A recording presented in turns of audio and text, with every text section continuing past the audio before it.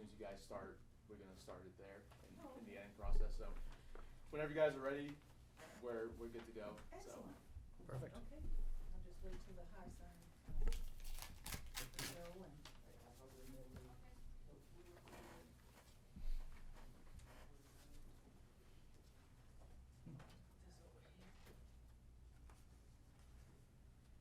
Let me know when you guys are ready.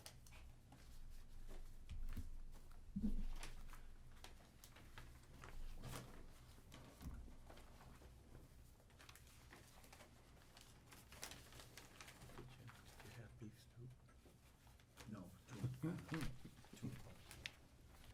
Yeah. Well, I bet. Oh, man, about half of it. I'm going there for lunch today. Okay.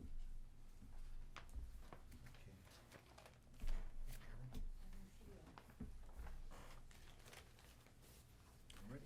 You ready? How about you, Scott? Yeah, go ahead. Lou? Yeah.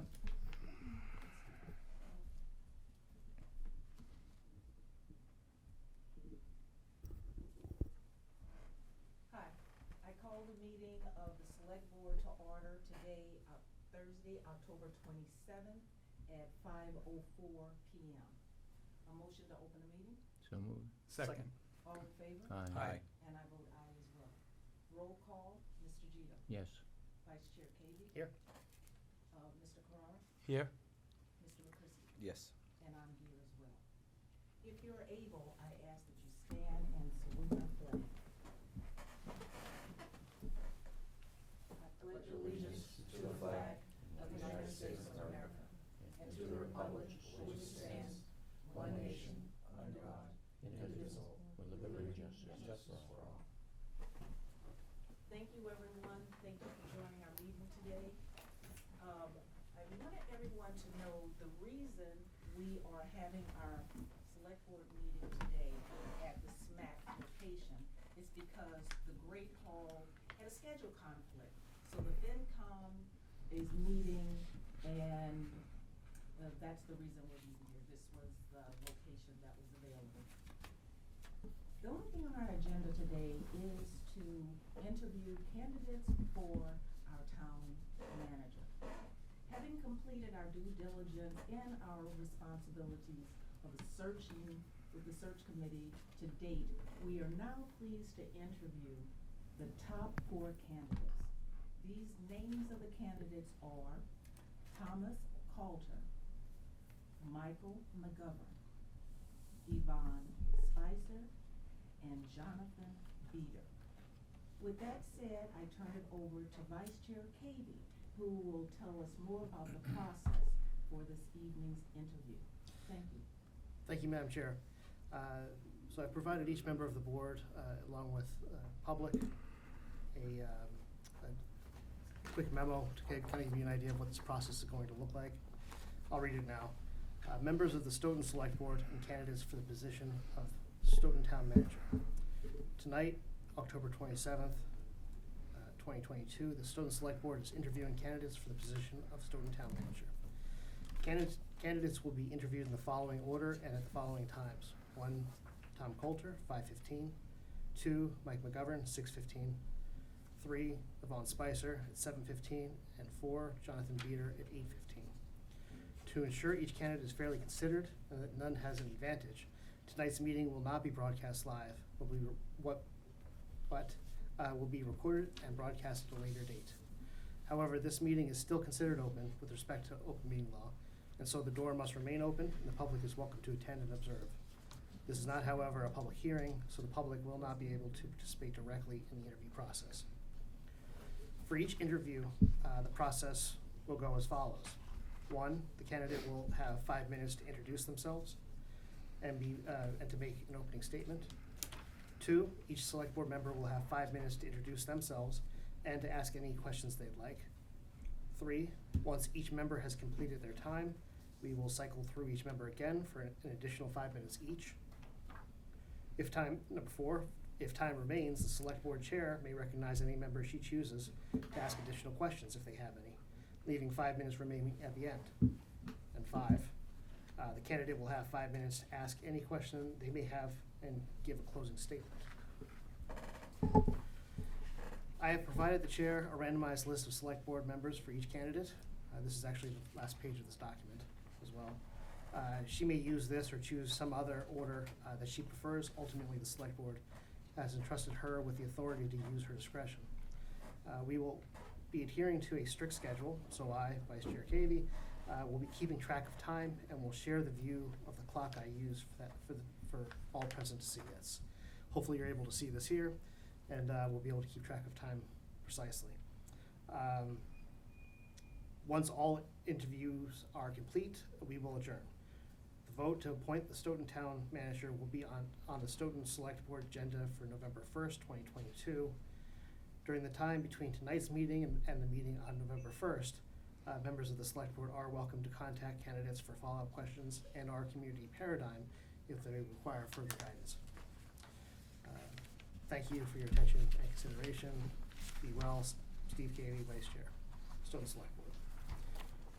As I mentioned, I did create a randomized list for the candidates, so everybody, not the same person as the starting or ending or whatever it might be for every person, but that is up to the chair's discretion. So our first candidate is Tom Coulter, who starts at 5:15. And how are we doing? We got 5 minutes. So we can take this time to ask if there are any discussion points about the process, or we could suspend it until 5:15. I can state to the board and everybody that's listening that I did acquire a ruling from town council that I can sit in and vote. Oh, great. I wasn't happy with what the lawyer of the day said, because you can't get anything in writing from them, and it bothered me, so I was gonna stay out, and then I spoke to Brian, and he pointed it out, and I got a letter, and I'll be, formally bringing that to the board. Excellent. Mr. McCrisky. Madam Chair, on the same light, just full disclosure that my son is a member of the Stoughton Police Department, and I had a ruling some time ago on the limitations of my involvement. This has no limitations to it, as we are choosing a town manager. There's not a town manager now.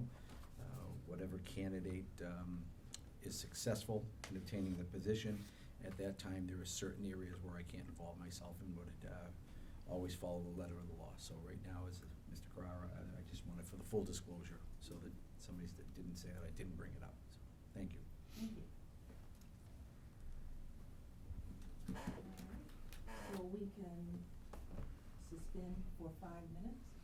Oh, Mr. Gio.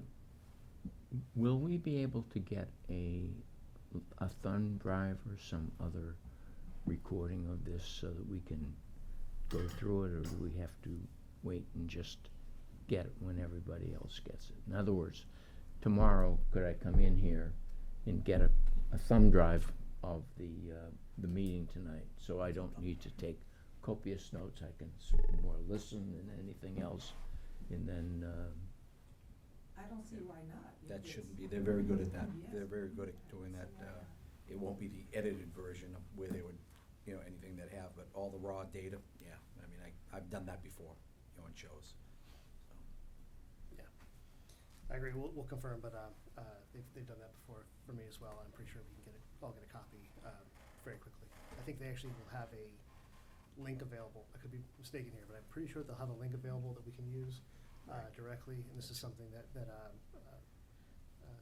the lady who normally takes our minutes, who does it remotely, they could be providing that to her as well. So Yeah, Dolores Rob. Scadden? Yeah. correct. Rob's the guy that does all that here. I know that. That's where, when I've needed something, he's the one that's got it for me, so we can just ask him when he goes back in.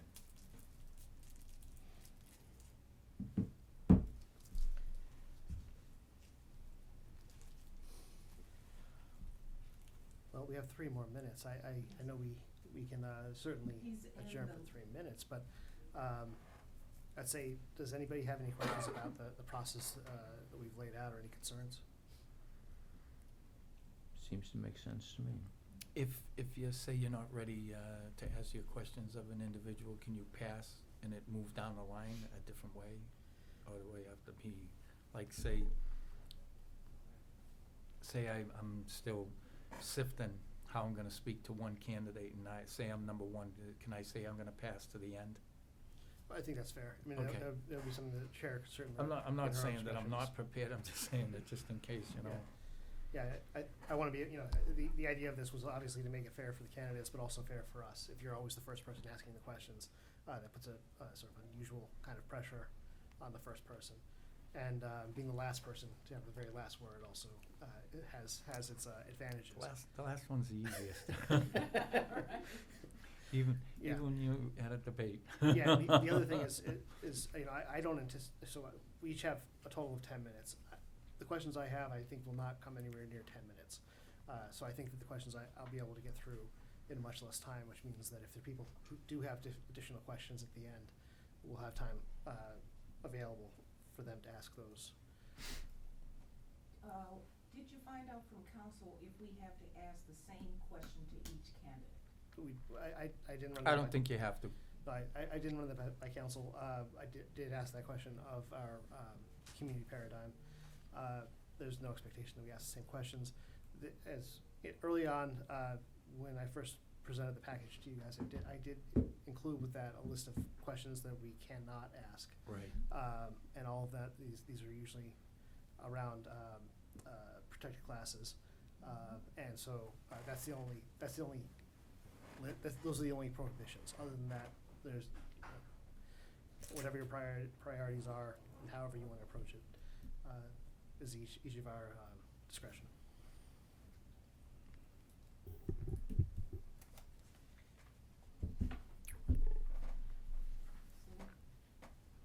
So, at 5:15, you leave first up, right? Vice Chair Casey. Yeah, Followed by let's Mr. see how well I Borland, do. and then Mr. Vito, and then I'm next. And Chris Spears. And it's 5:15, so we can get started. Let's get our first candidate. So I believe Anna. Yes, Anna, thank you for volunteering to tell me that is our first candidate.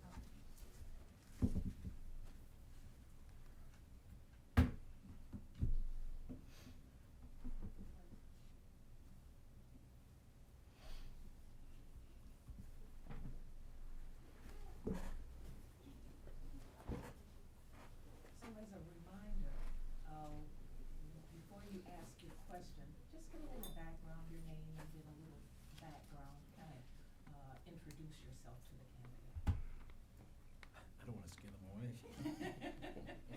Oh, Mr. Friendly? Right. Yeah, if they've done their homework, they already know. You already know. Good evening. Good evening. Good evening. I was concerned that roll or vibration was my nerves. Right here. Yes, please have a seat at the chair. Is it okay if my wife sits? Of course, wherever she'd like. Thank you. Sit in the reserve chairs or? Yeah. Far enough away so she can't kick me. Before we get started, Mr. Coulter, would you like a cup of water? I believe Anna offered you water. She did. outside. They were very gracious. Thank you, Deborah. I'm okay.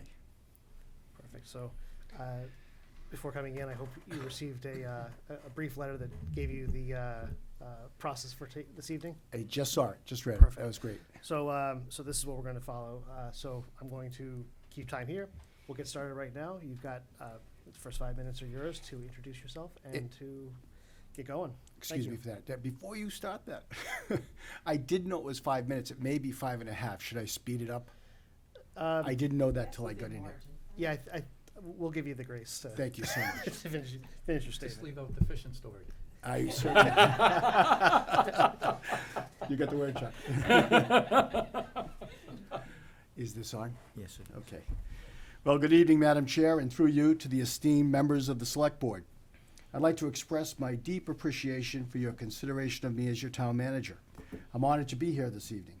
Before we begin our discussion about my core values, experience, management style, and fit within the organization, I would like to share with you a bit about myself, my business career, and my extensive experience in local and state government. I was raised in Avon, which, as you know, was part of Stoughton until it was incorporated in 1888. I came from a large extended family of public servants, including 3 priests who served as Army chaplains for multiple tours of duty in Vietnam. I met my wife Patty in first grade. I'm proud to say that we have 3 extraordinary children, all, by the way, born in Stoughton. Ryan is a police sergeant in Kingston. Kerry is an inspector of DPH Radiation Control Program. And Patrick is a lieutenant with Boston EMS, where he leads their peer support unit. Patty and I moved our young family from Brockton to Kingston when I became the 10th employee of Clean Harbors. During our 30 years in Kingston, I served as the vice chairman of the Finance Committee, a member of the Regional School Committee, its state representative, and as its town administrator through COVID and the most significant economic expansion period in Kingston's recent history. I am very familiar with the town of Stoughton. During my 8 years of high school and college, I was employed by a Stoughton company. Upon graduation, I joined that company. I often waited at the Old Town Spar in Stoughton Center for my wife to return home on the train. It was during those years that I developed lasting friendships with dozens of Stoughton residents. As my resume shows, I have enjoyed a successful business career. I served as the senior vice president of a $200 million publicly held corporation, the president of one of the fastest growing companies in Massachusetts, and the owner of a consulting firm that has provided management and leadership training to hundreds of business and municipal managers. As a senior executive and business owner, I acquired and reorganized failing companies, prepared operating and capital budgets, recruited and trained hundreds of employees, negotiated labor contracts, which, Lou, you will be happy to know, included performance standards, managed large projects, and led emergency response teams across the country. The most important quality I brought to every one of those challenges was leadership. To me, leadership requires a high level of core competency, a vision for success, a commitment to transactional honesty, the ability to inspire others and to build great teams. Those leadership qualities were built on a strong core values I learned from my blue-collar Christian family. Based on my deep understanding of Stoughton, I sincerely believe that my character, integrity, and vast experience will allow me to support the Select Board, inspire the town's 1,330 employees, and to serve Stoughton's 30,000 citizens with dignity. During my 12 years as state representative, I learned how to advocate for the state funding and services that are available to all Massachusetts communities, but accessed by so few.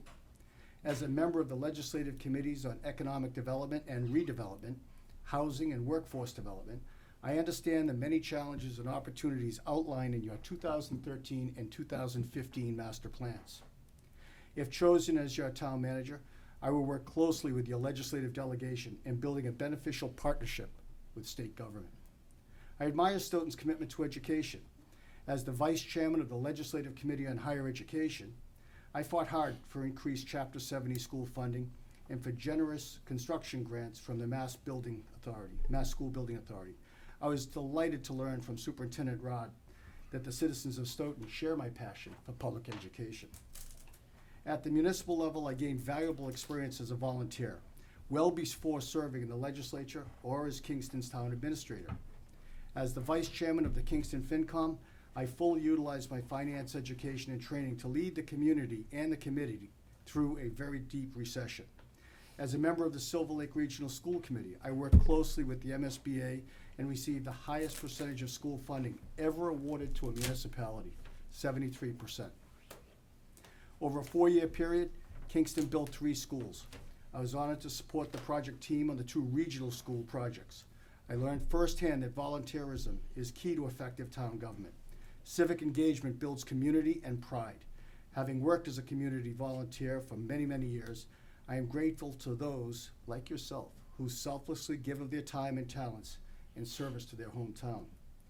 We know that towns often face extraordinary challenges caused by winter storms, flooding, and power outages. With 30 years of experience as a crisis management professional, I will add significant value working in support of Chief Carroll in response to unforeseen crisis. For example, in 2015, I opened the Kingston Elementary School to house and feed over 300 seniors for a 4-day period when power was lost at the height of the winter period. I work closely with senior executives from Eversource to coordinate priority repairs. Within the first 12 hours, I used my contacts in state government to get the National Guard to provide 300 cots and bedding. I convinced the president of Cisco to donate 3 square meals a day to our residents at the shelter. We mobilized 40 volunteers to assist our fire department in transporting seniors to the shelter. When the power was restored to the houses and everything was warmed up, I woke one of our senior guests. I told her the power was on and it was ready to go. She told me she'd like to stay a couple more nights. Out of that crisis came a heightened sense of community and friendship, something that we can bring to Stoughton, community and friendship. As the Kingston Town Administrator, I was honored to be part of the team that prepared and executed the town's response to COVID, which included daily updates on the town's website. While under daily attacks from a small yet vocal anti-government group who opposed all proactive COVID measures and who were in fact conducting a recall election at the time, we managed to substantially expand our commercial tax base and reduce the town's tax rate. How did we accomplish that, you may ask? By proactively recruiting target businesses to town and by collaborating with all department heads to address barriers to development. Not a single town employee left our employment during that very difficult period.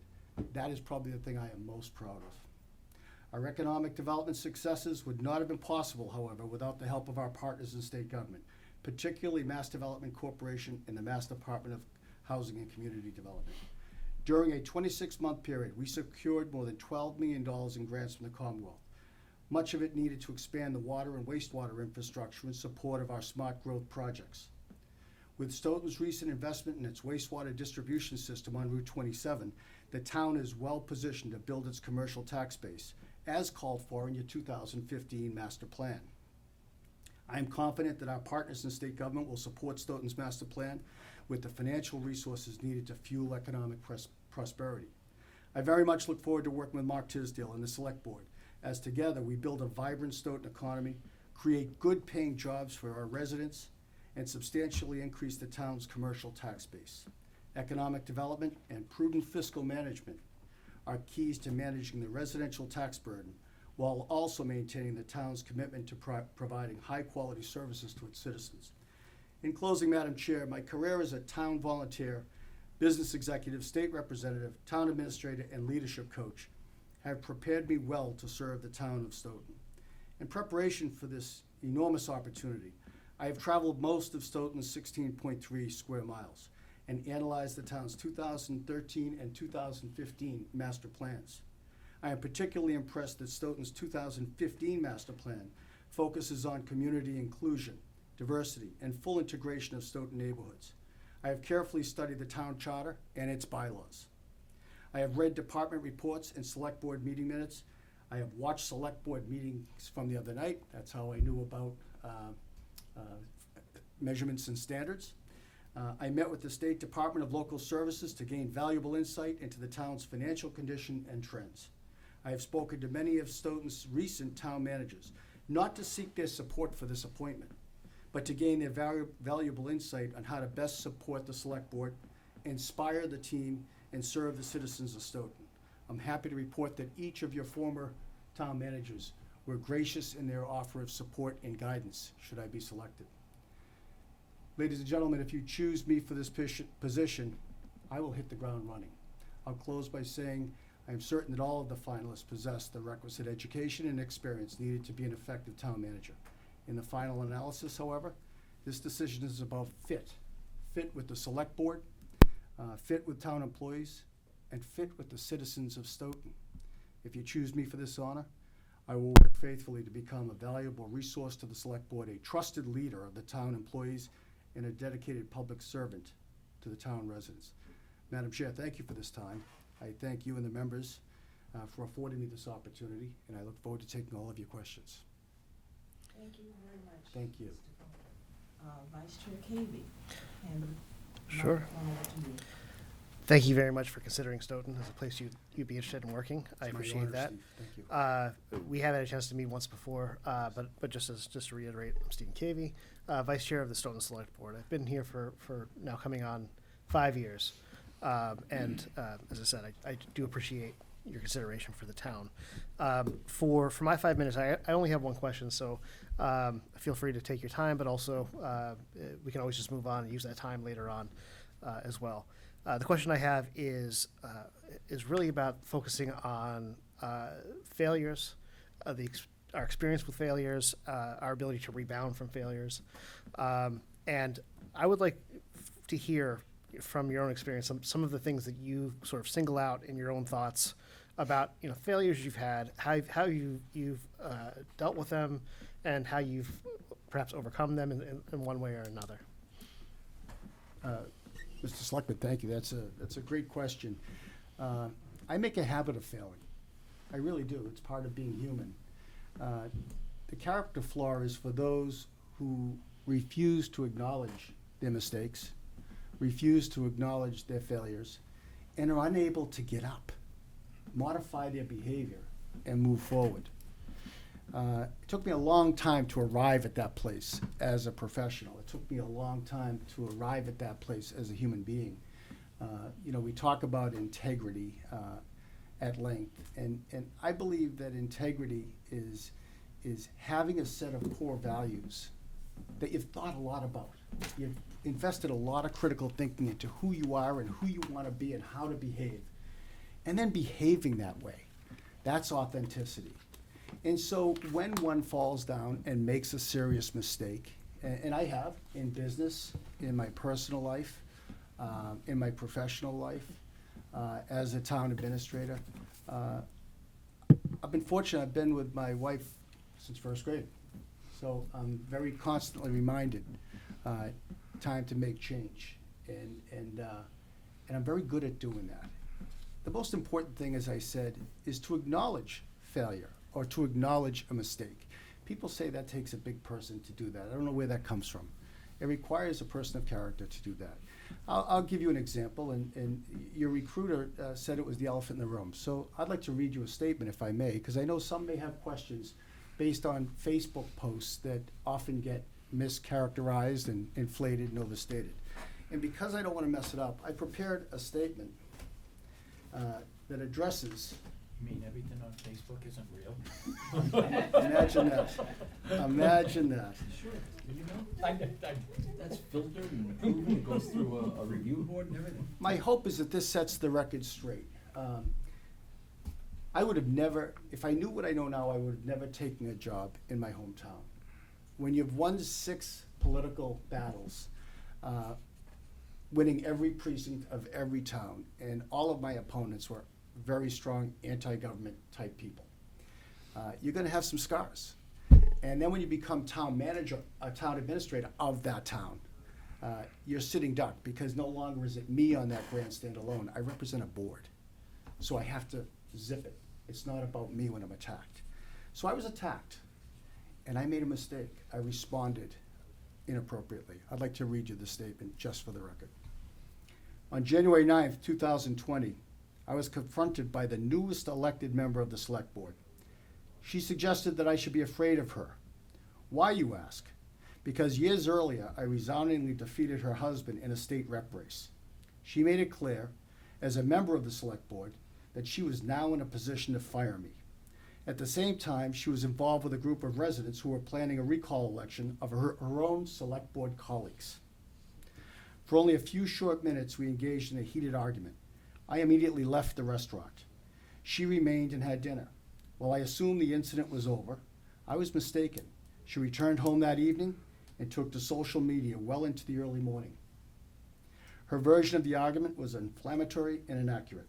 She posted each night and early morning for more than a week following the argument, until finally town council directed her to stop.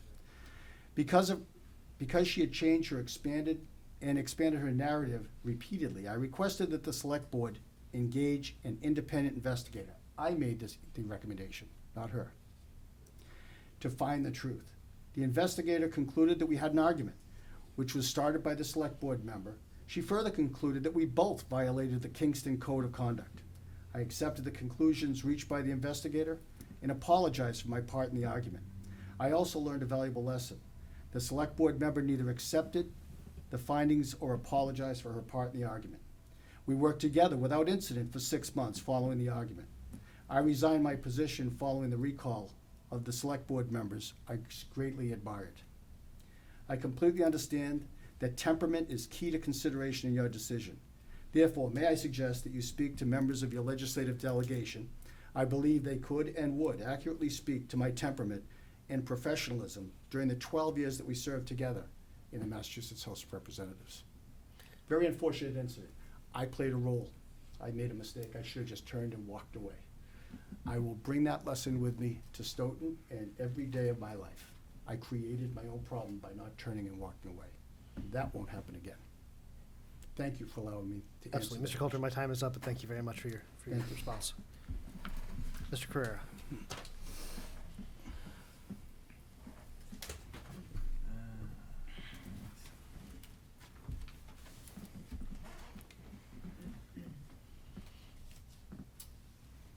Mr. Cole, Yes, sir.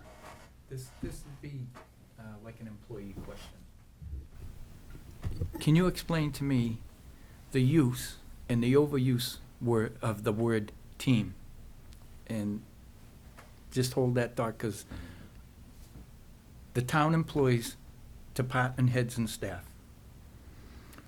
When we do the budget, we refer to them in the budget as FTEs. And you know what that is, Mhm. full-time employees. Mhm. We don't recognize them in the budget as full-time team players. I've looked it up. The word team is a finite group of individuals that either work towards a direction they can win or lose. I look at the town manager as he is the one who's overseeing everything. There has to be a division between who's the boss and who is hired to do and fulfill what their job skills are. I don't say everybody else, but I have a problem with the word team. Everything is team in this world, and it bothers me. I don't use it. I'm a businessman. Certain people have certain jobs. And some people feel left out when they're not part of the team. Mhm. So if you can just talk to that and how you, Well, Scott, thank you for that question. That is exactly what I do for a career right now. I teach leadership and management training, and this issue comes up every single day. And I would agree with you to the point that if a leader is not able to build a team, he or she should not use the word team. The challenge is to build an effective team. You're right, it's misused as much as the word love, and as much as the word friend, as much as the word integrity. But very seldom do people take the time and say, what does that mean? To me, a team that is a group of people that's all embracing common core values and clear objectives. That's what brings a team together. That's what gives a group of people the right to refer to themselves as a team, is that you could ask any one of them, what are our core values for this organization? And they'll all say the same thing. You can ask them, what are the objectives we as a group are working towards? And they'd all say the same thing. They'd say, what part of that objective are you responsible for delivering, for achieving? And they'll give you crisp, clear answers. I would suggest that that's the closest thing you're going to come to a true team.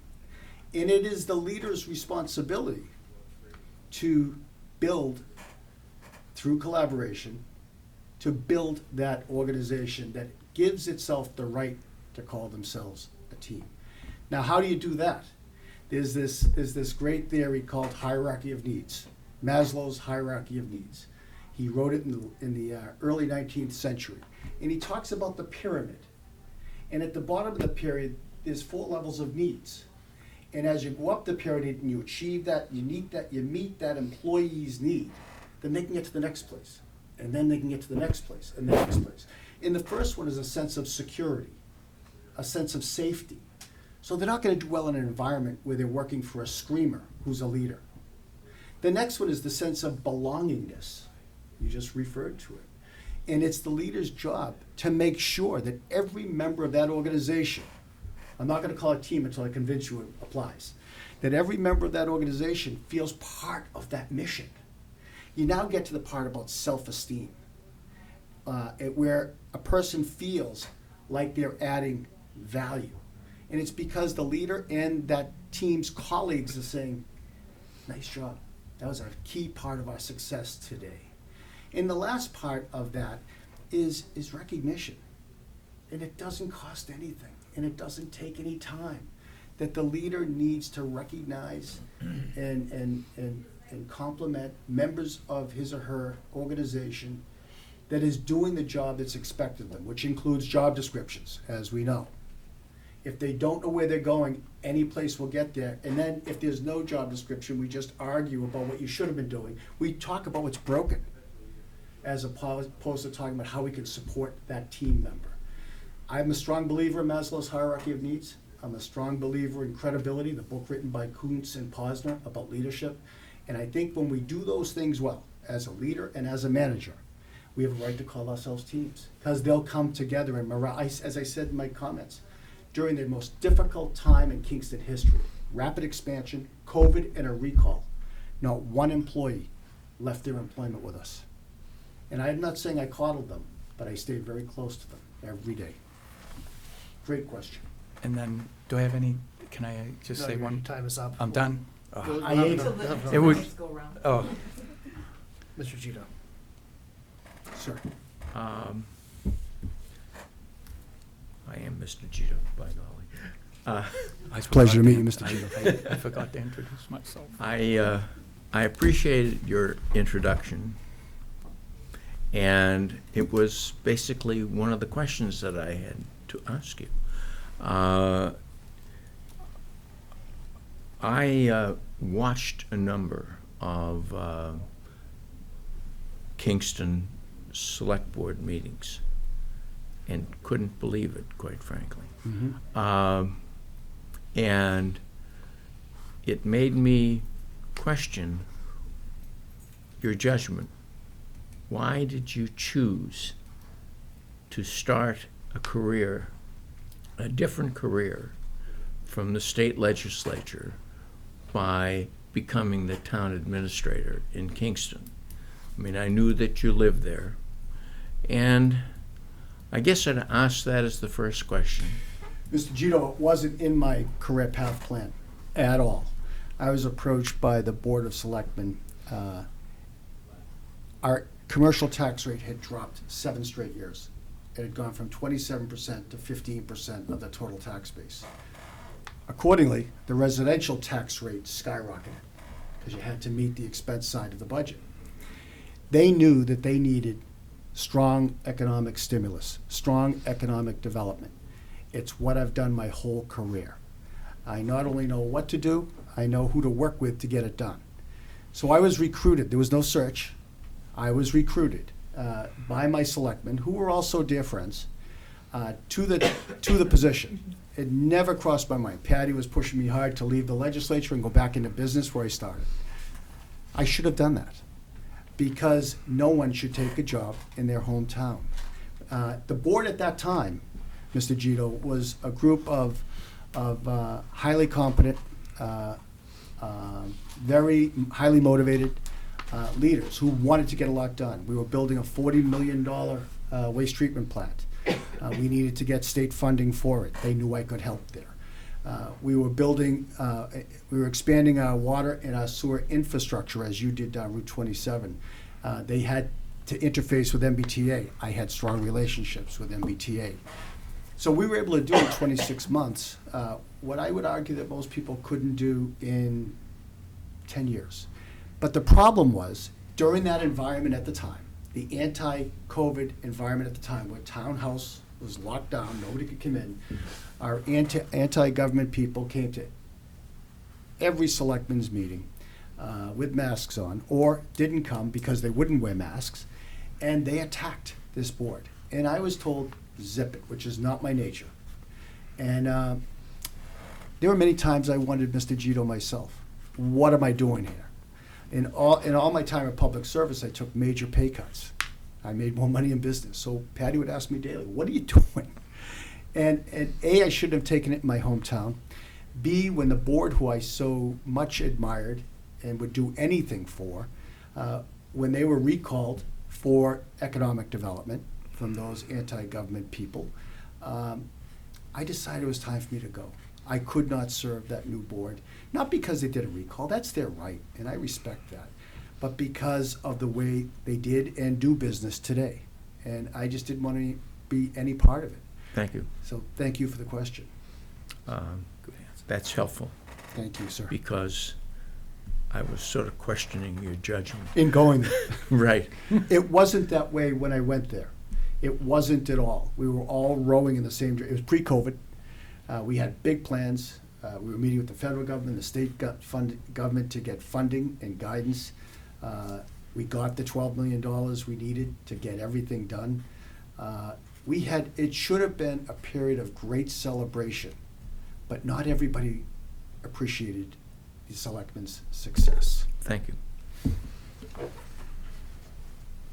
I had 32 seconds left. Goodness. That's unbelievable. Lou, it would take you and I 10 minutes to shake hands, then my 32 seconds. So you've done your due diligence, haven't you? I've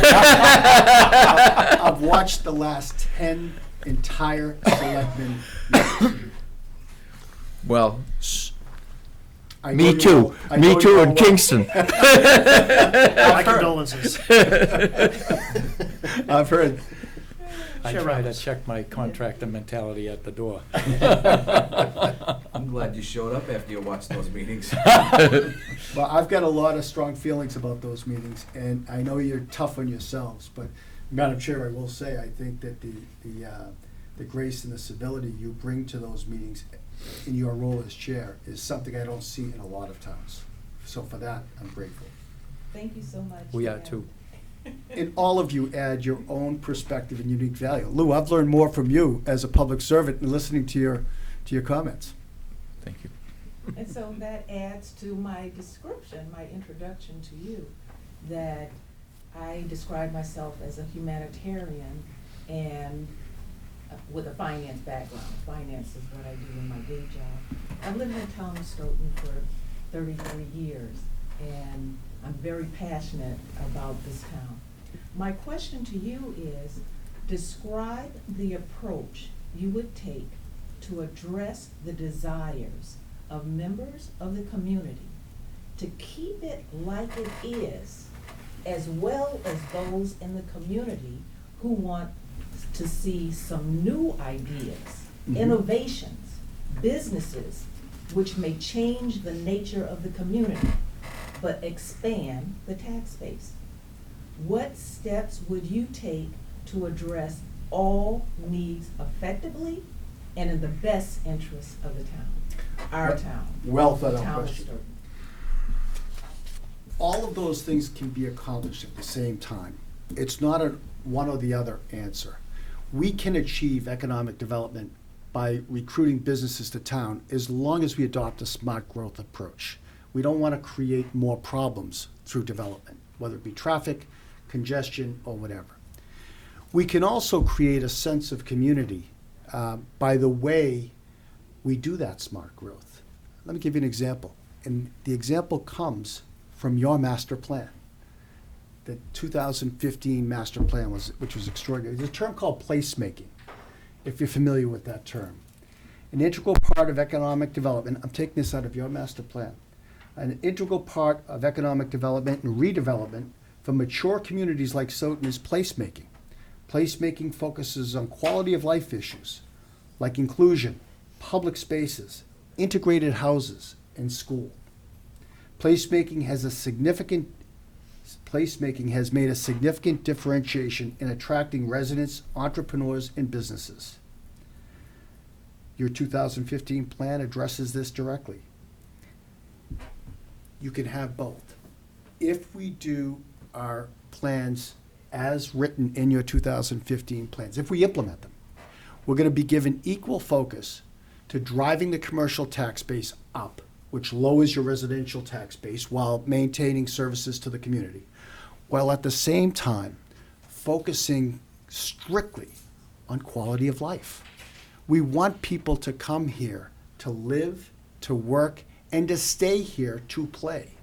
If you go to the town of Norwood, you'll see what they did in their downtown.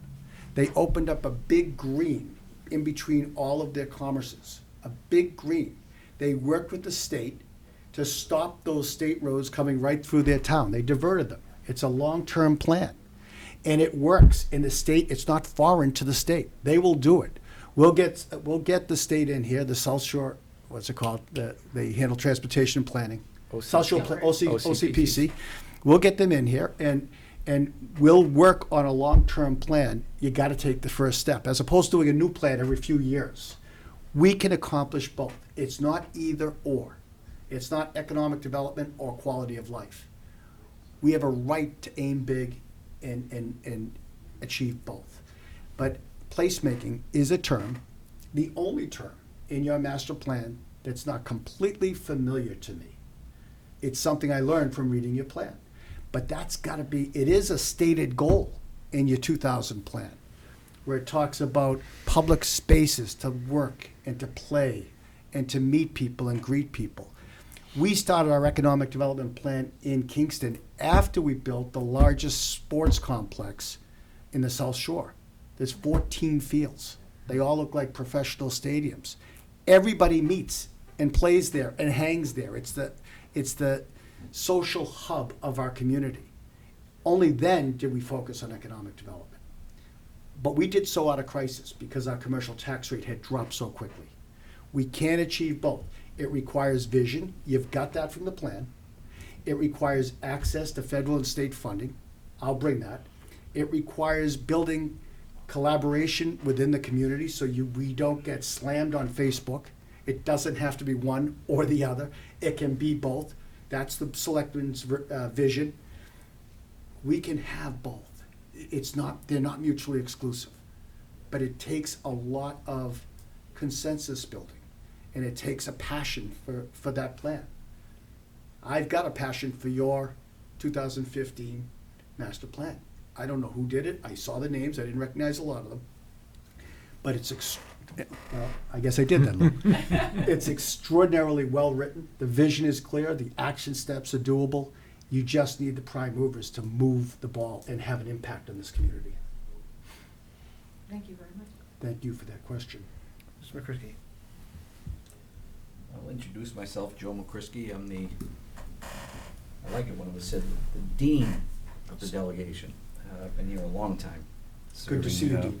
And it's fun, but I would agree with you. You know, sometimes being involved with your own town, you know, it's interesting. So, just wanted to go on town finance. I'm going to hit you with a couple of questions, and all these questions are what I'm jotting down based on your comments, and I'd like just further. Myself and Select Board Member Cavey were, you know, blessed to have that first thing where you came out basically just talking about the finances of the town, which was enlightening that you did that. So give me an idea. I don't know if that was all you did on that, if you've looked in further. I'd like to get your, you know, looking at our budgets right now, DLS and DOR information that you had brought up previously, if you wanted to just very quickly give me a follow-up to that. Sure. It's the analysis that's done by Department of Local Services, which is a division of the Department of Revenue, where I've gained a pretty clear insight and perspective, not only of your current financials, but of 4-year, 5-year trends. And there are some red flags, but they're easily fixable. The first red flag is that your revenue by source, not including enterprise funds and CPA funds, have been flat since 2019. You need to build the revenue stream, and that can be done quickly. And your fire department's doing an extraordinary job of building its revenue stream. It's the primary focus, the primary component to your free cash. The second thing is, since 19, revenues have grown at a slower per capita rate than expenses. That's a second red flag. I met with the DLS inspector for several hours, and I pointed that out to her, and she hadn't noticed it yet. These are all early indicators of the need to generate tax revenue. And again, it's not either or. It doesn't mean by raising taxes. It means by working, as they say in the 70s, wicked smart. We need to find ways to generate commercial revenue, tax revenue, without impacting the residential tax base.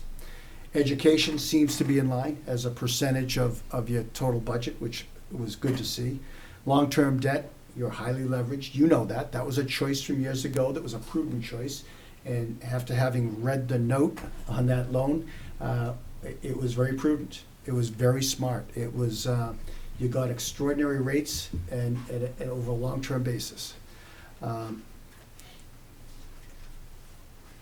We're going to see in the next few years increased state and federal funding to cities and towns, to municipalities. You saw you just received substantial funding in this past year.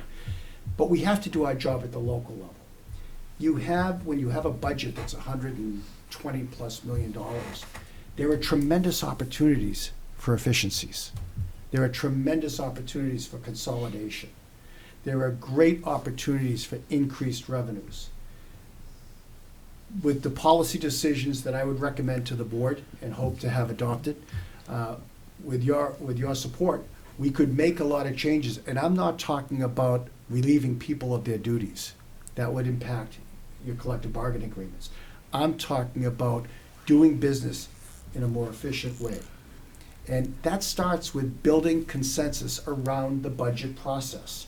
The budget process, to me, is the most exciting time of the year. I know that says a lot about me. It's the most exciting time of year. It's the period where we get every stakeholder involved with achieving the policy decisions as set out by the select board. If you say that we want to have 1 year where we're not using free cash to balance our budget, then we can do a plan with those guidelines that allows us to store our free cash, increase our stabilization fund, or use it for small capital investments, but not use it in our operating. I have never used free cash in an operating budget. And I would like to be able to show you. Free cash ain't free. Exactly. I would like to be able to show you how to build an operating budget and build consensus around that budget without using free cash. One last point. I think we're over, but I do want to make this point, if I may. During COVID, remember, we initially thought our budgets were going to be gutted. We weren't going to get any state aid. We weren't going to get any help from the federal government. We weren't going to get meals tax. We weren't going to get anything, right? And there was, if you recall, that was right around March. So our budgets were done. When teams are led by the use of common objectives, consensus around common objectives, they will do anything to support the town they work for. We went back to every union and said to them, we've got a choice. We need your input. In order for us to submit a balanced budget to town meeting, we have to cut $2.1 million. On a $40 million budget, that's 20%. We can either do it by just chopping the lowest people on the totem pole, which I don't recommend. They're human beings. Or we can do it through consolidation, efficiency, getting rid of outsourcing, doing it internally with our own resources to cut all the fat out of town government. And it starts with everybody taking a wage freeze. We're going to suspend the labor increases. We got 100% support from all 5 unions. They suspended their increases. I wouldn't have done it if they didn't agree. We did no layoffs. We did a couple layoffs. Forgive me. We still had to do a couple of layoffs, 2 or 3. We balanced our budget, and then right before the town meeting, we got money from the state and didn't have to do it. And we brought those people back. But you can achieve anything when everybody shares the same interpretation of the problem. And when they understood that to freeze their wages means nobody has to lose their job, they were part of the solution, not part of the problem. Budgeting is, to me, is the time of year. It's a 6-month period, starting with policymaking at the board, where the town manager's job is to build consensus in the community. With the FinCom, build consensus. They're an advisory group. We should ask for it and listen to their advice. But you make the decisions. And if we can't reach a decision, I introduced in Kingston a process that we use in the State House. It's called conference committee. If we still have 5 line items where the selectmen and the FinCom don't agree and they're going to disagree with it at town meeting, I asked the chair to bring 2 representatives from the select board and the chair for 2 representatives from the finance committee, and we work it out in conference committee. And we emerge from that, not with smoke coming out the chimney, but we emerge from that with a budget that both bodies agree they will support the conference committee recommendation. And it works. We don't want to go to town meeting arguing over 4 line items. Mr. Coulter, my time is back on. We are running a little bit late, but thankfully I don't actually have a question here, but I do want to have, actually, it's a very brief question. I just say that after this meeting, probably first thing in the morning, I'll be sending each of the candidates an email with a sort of a case study, a sample of, we'll say something along the lines of, Mr. Town Manager, this is a problem that we're having. Can you tell me how you would prioritize this Oh, problem? terrific. So you'll get that in the morning. It'll also be CC'd all the members of the board, and ultimately would be a public document, just as a heads up. We won't need that until, say, I'll give you a deadline in the email when to get it back by, but it would be after the weekend. Would there be a word limitation on it? Not necessarily, no. Okay. But just really, I just want to make sure that you're aware that, like, what I'm looking for is not like a solution, like everything should sort of be as part of the document, but more of how you prioritize the problem and sort of break it down into its pieces. The question I have, though, is as it says in the document that you saw when you came in, I did invite members of the select board to reach out to you if they have any follow-up questions. I just want to make sure that you're comfortable with that. Certainly. Would you like my phone number and email address? Yeah, we can grab that on the, or get it from Community Paradigm. I'd be delighted to hear from you. Perfect. So that was my only question, so I'll just pass this along to Mr. Carrera. Thank you. I apologize for not introducing myself. Scott, I know who you are.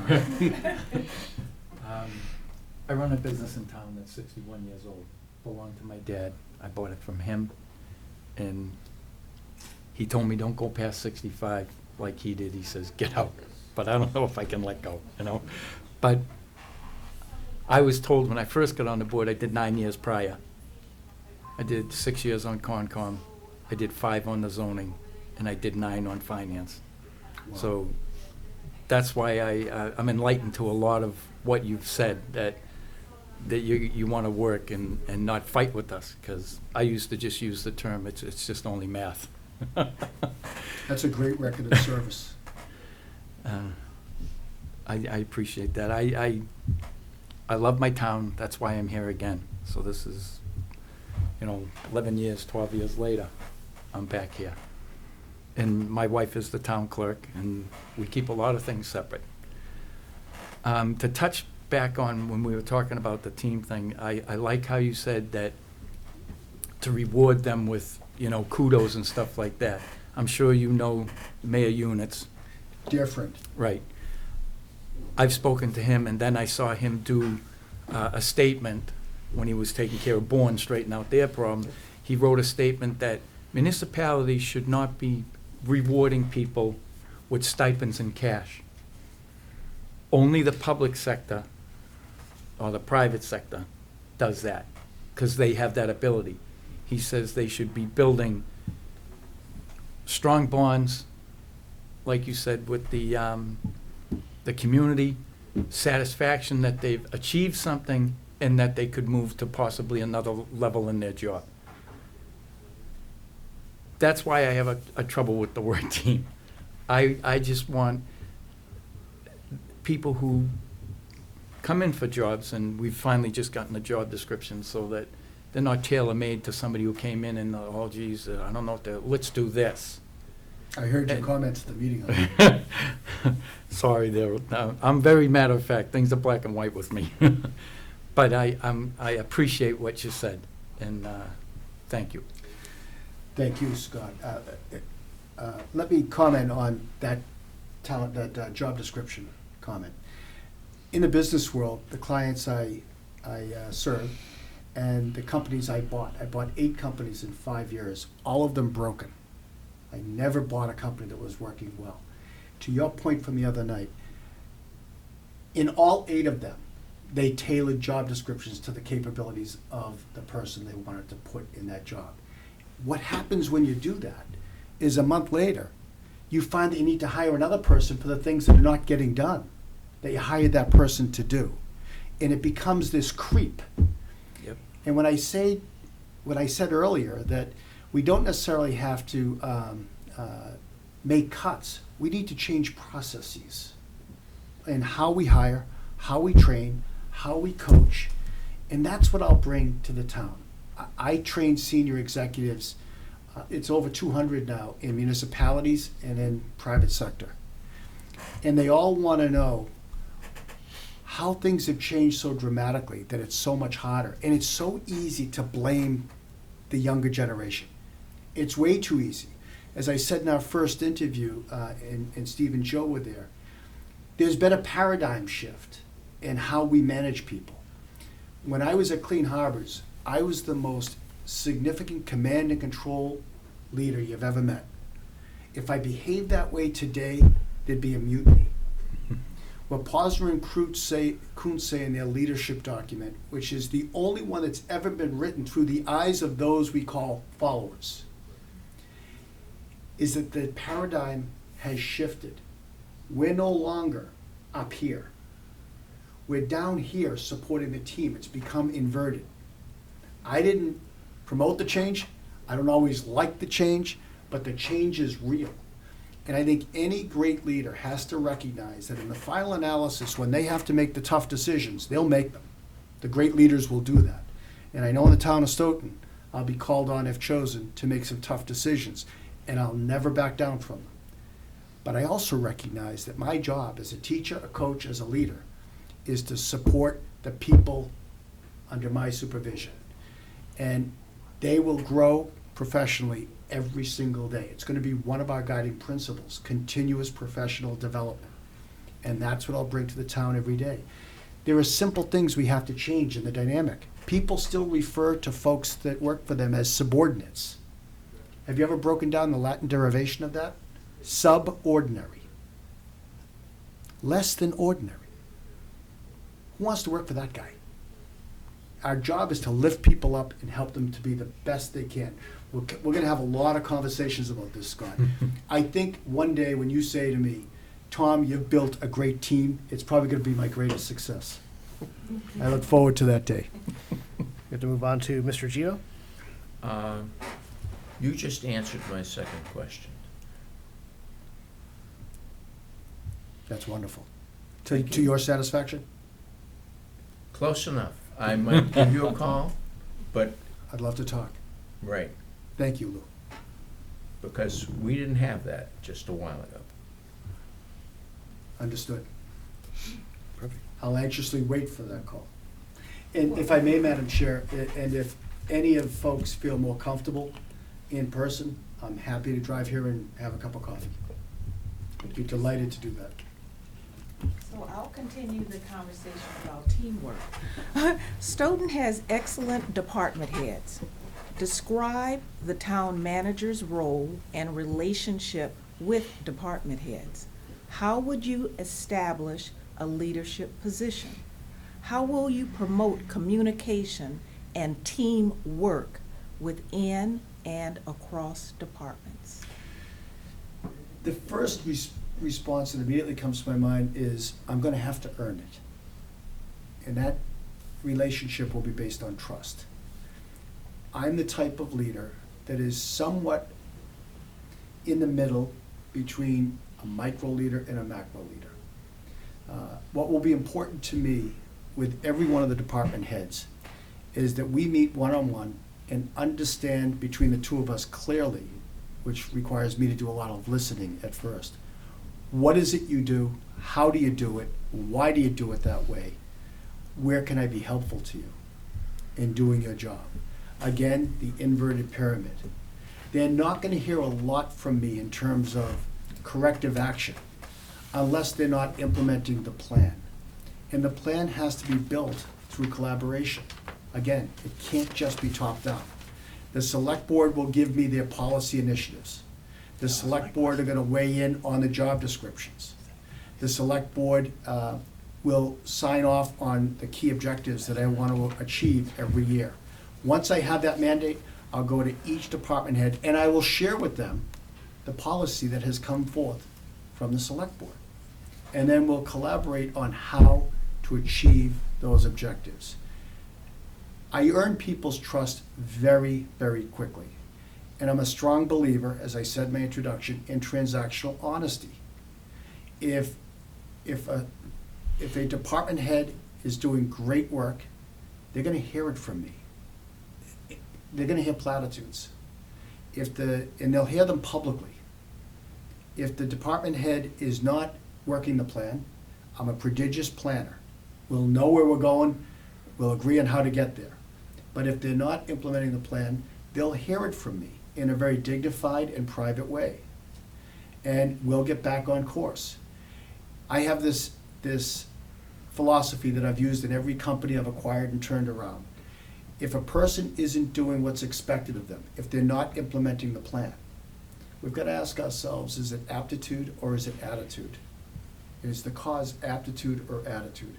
If the cause is aptitude, that's my responsibility, to teach, coach, train them. On the other hand, if it's attitude, they know exactly what to do. They just choose not to do it. That's a different problem. And it's something I'll deal with very directly, but again, in a dignified way. There's a great theory. You give praise by shouting out the window. You place blame by looking in the mirror. The most important thing I'll do for my department heads is I'll have their back. It doesn't mean I'll cover up for them, but I'll work hard to make them successful. And over time, and I'm talking a very short period of time, when you've got experience turning companies around that are broken. And in every case, we turned it around without changing people. We turned it around by inspiring them to do better and to focus on a plan, to build a team. Thank you. Thank you. You have additional time? Are you done then? I'm done. Thank you very Perfect. much. Mr. McCrisky? It's amazing, Deborah, I wrote down, how would you approach staff meetings or department head meetings, and would you do it one-on-one, and it come right out of the gate, You're right. that was good. May I comment on that, though, if you still have time? I'm a big staff meeting person, but not as a free-flowing town meeting.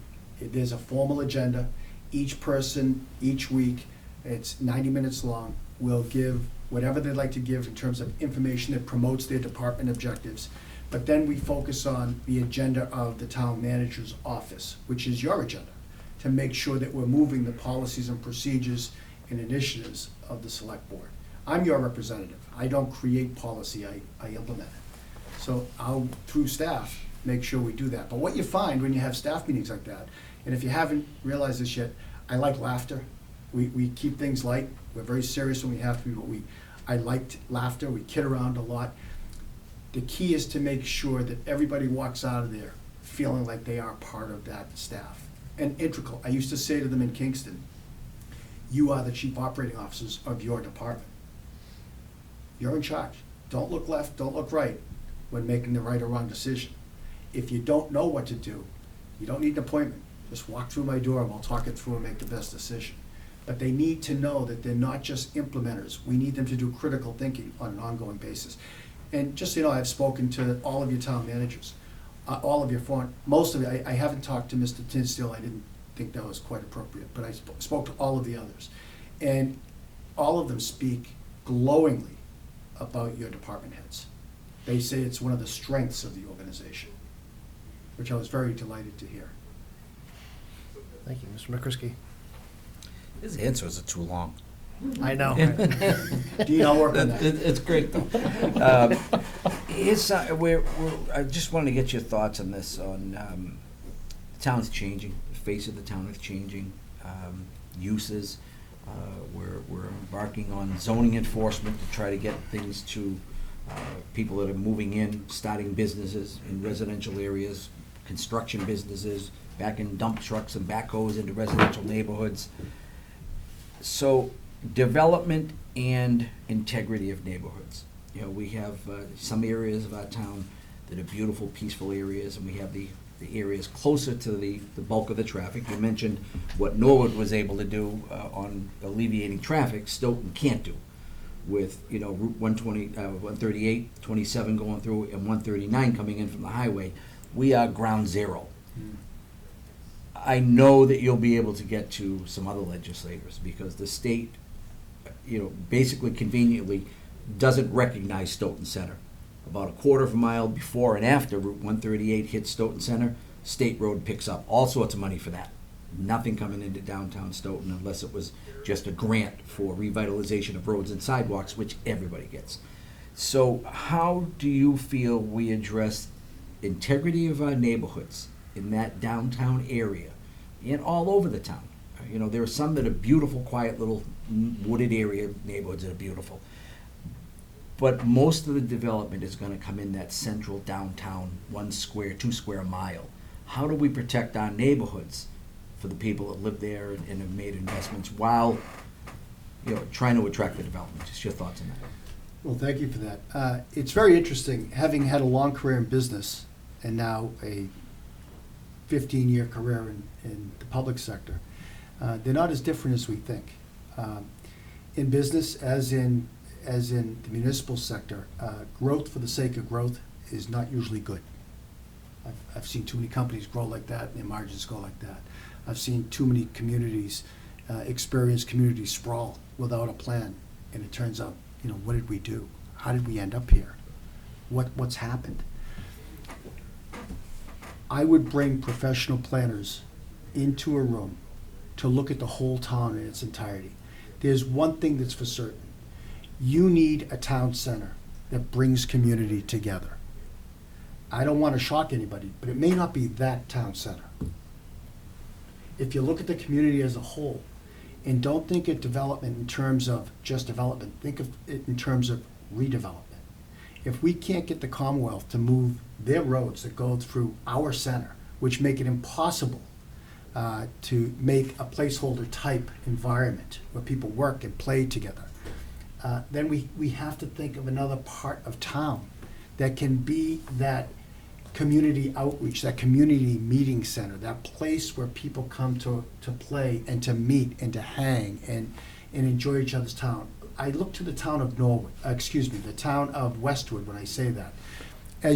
They had the same problem where there were too many state roads that went through their center. So what they did is they brought in a private sector developer.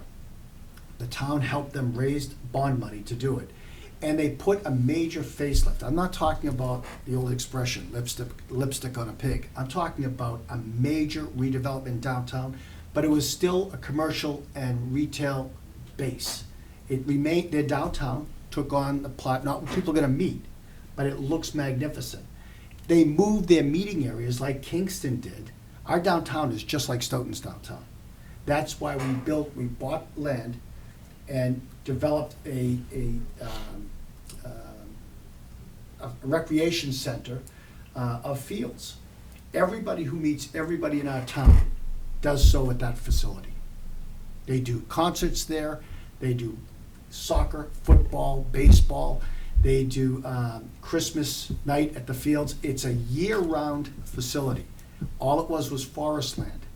And if we didn't buy forest land, we would have redeveloped old broken down properties and built a center that's not in the center, but it's the meeting place. The key is not where it is. The key is what is it? So you can dress up downtown. I'm not saying this is the plan. I'm saying there are options to think about. And my role as your town manager will be to facilitate discussion on all the multiple options, your ideas, everybody's idea, and come up with a plan that works. But don't look at I'm sorry I said it that way. I would suggest you not look at just the land that's available. Look at where dilapidated, broken down enterprises are, and then imagine what they can be. The center doesn't have to necessarily be the center that's been in place for 200 years, almost 300 years. I'm not suggesting we move the center, that may be blasphemous, but at least think outside the box about where could our community meeting place be. I've looked at a lot of towns to get ideas on Kingston, and that's how we came up with our plan. Mr. Coulter, you have 5 minutes if you have any questions for us, or if you would like to give a closing statement. I didn't prepare a closing statement, but let me say this to you. 2 years ago, I retired from the public sector when I left Kingston. I said I'd never serve again, never. That I was going back into business, make a fortune, and work half his amount of time. And it's bothered me since that day. So although I get my retirement now, if you choose me and I take this job, I have to freeze that retirement. I'll be freezing a $50,000 a year salary and lifetime health insurance. And I'll be putting myself at risk that I will not get that health insurance back after I retire again. And I'm okay with that. This is the only job I'm applying for. It's the only job I want. It's the only job I'll take. I know Stoughton because I lived next door. You were my big brother. You were my close-knit cousins. I worked here. My children were born here. We lived right on the Stoughton-Brockton line where we had all three of our children. I love this town. This isn't a job for me. I wouldn't come out of retirement for a job. I'd come out of a retirement for this job. I've studied hard. I bet I've put 50 hours of preparation time in here. I'm a hard worker. I believe in results. I respect the authority of the board, and that the board members have each been elected by the citizens of Stoughton as a former elected official. For that reason alone, you will get my utmost respect, support, and loyalty. One thing I will say to you in closing is I will not involve myself in the political process. As the town manager, I'm here to run, should you choose me, I'm here to run the affairs, the business affairs of the town, to help build relationships with staff, to build their professional capabilities, to communicate with citizens, to collaborate, to build consensus. My days in politics are behind me. And I found out from the town of Kingston, your consultant Bernie said to me, Tom, you are like the 6th selectman. I won't be the 6th selectman. I work for you. There'll be a very clear delineation between your authority and my responsibilities. I really appreciate this time. I've enjoyed getting to know all of you over the past month and a half. There's something in each one of you that I find very appealing, and it would be my great honor to work with you and for you. So I thank you for your time, Madam Chair. Thank you very much. I'd like to ask you Yes. a one-word answer. How that many overtime? years would you commit to the town? Huh? I would Time. love, Thought I had time. I would love to stay here for at least 7 to 8 years. Thank you. That's enough. Okay. Sending, Steve? Steve, next case. We're gonna do this a lot. I thought I had time left. I thought he was out of time. Was it? Yeah. Your time had ended. Thank you very much. Folks, what I have done, because it's customary in the legislature, I've prepared my opening remarks, and I have copies for each of you. Thank you very much. Thank Tom. Please take them. Thank you. Thank you so much. Thank you so much. Thank you. Joining us. I really appreciate it. coming. Since first grade, that's an accomplishment. That is. We met in Thank you, first grade. Steve. Should I take one and pass it around? She's a Oh, very there, forgiving there. woman. Her parents raised me. Oh, I wasn't quite a foster child, but her parents took me in when we were 12. We've been together ever since. that is so wonderful. I Bless you. call her every day to remind her how crazy she is about me. Thanks, folks. Bye-bye now. Bye-bye. Thank you, sir. Thank you, Dean. Take care. Thank you. Pleasure to Thank meet you. Good for you. We don't have enough of that. Steve, thank you so much. Thank you. It's great seeing you in person. Lou, thank you. You're God welcome. bless. Oh, phone number, 508-930-5700. My email is thomas.calter, C-A-L-T-E-R, @gmail.com. I hate talking on the phone. I'm worse on text, but I'd be delighted to come over and talk. Perfect. Thank you, folks. Bye-bye now. God bless. God bless. Can- I didn't write down the email. Well, I did. Thomas.culture.gmail. I did Uh, try it. How much time do we have before the next candidate? We have to bring them right in. We're about 7 minutes over. 7 minutes over? That's Let pretty me good, take 2 Steve. minutes, just That's so I pretty can, good. mine. You're pretty close. Horseshoes and hand grenades. Only way. It's the only time close matters. That's funny that he said that I had it written down about how Yeah. how he was gonna handle the staff, and I didn't know if I'd get a chance to ask it, but he brought it right out. That was, I liked his word, his breakdown of subordinates. I'd never heard it that way before. That's, What? when he mentioned subordinates, subordinary, I've never heard it like that. And I've gone to some leadership trainings myself, never heard it that way. It does, kinda strikes a note.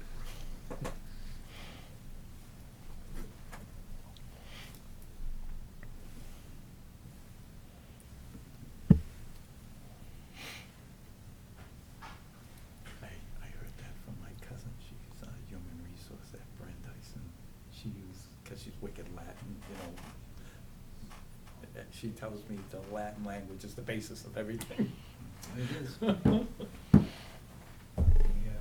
tell you, I've gone to some trainings and,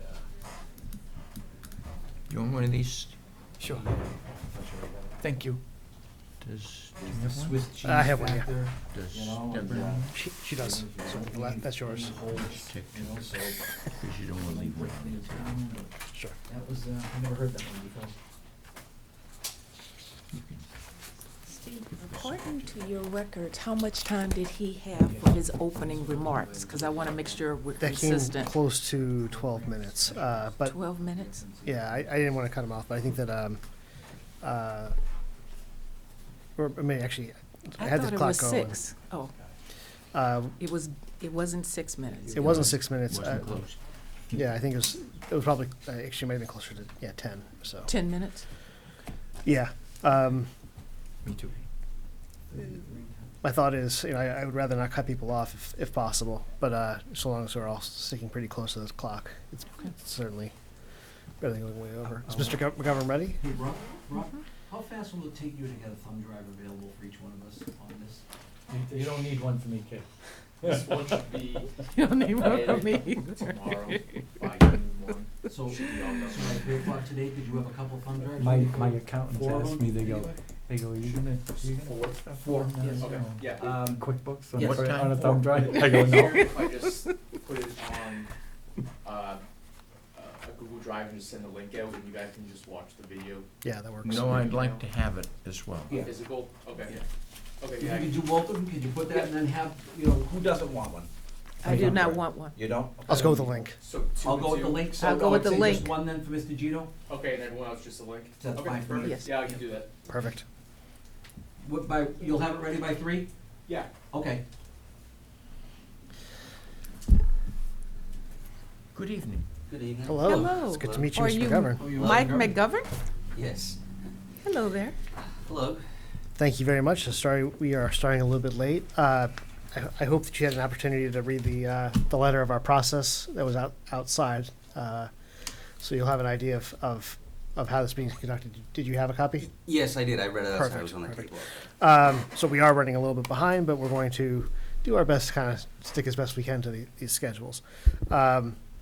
So we'll begin with, actually, you have 5 minutes to introduce yourself. If there's an opening statement you'd like to give, feel free. Sure, You should I'll be be able to quick. save time here. I think most of you have my resume and sure you've looked it over. So I'm very excited about being here. I mentioned that in the screening committee. I have been looking at Stoughton since it was first posted. I think it's an excellent fit for me. Just to give you quickly a little background, I started out working for Paul Songas for president back in the early 90s. My next door neighbor worked for him for 10 years while she was in both the House and Senate, so I really couldn't live on the street any longer if I didn't go to work for him. Wasn't sure what I was going to do after that. Ended up going to work for a city council in Boston, and I spent a handful of years working in the city council. Then went on to work at the State House for a state representative out of Lowell who just left, believe it or not, from '94 up until I think last April. I became the city manager in Lowell. From there, I ended up doing some anti-tobacco work with the city of Lowell and with the UMass Lowell, University of Lowell at the time. And from there, I worked at Greater Lowell Tech. I worked directly for the superintendent as the chief of staff de facto, coordinator of school information, and I developed the school foundation as well. And at that point, I became, in 2014, I was there at Gray Lowell Tech for about 11 years, and in 2014 became the assistant city manager in Lowell, and then off to Shirley, and I've been to at Shirley as the town administrator for the last 4.5 years. Thank you very much. So, Mr. Carrera, you're up. Figures, right out of the gate.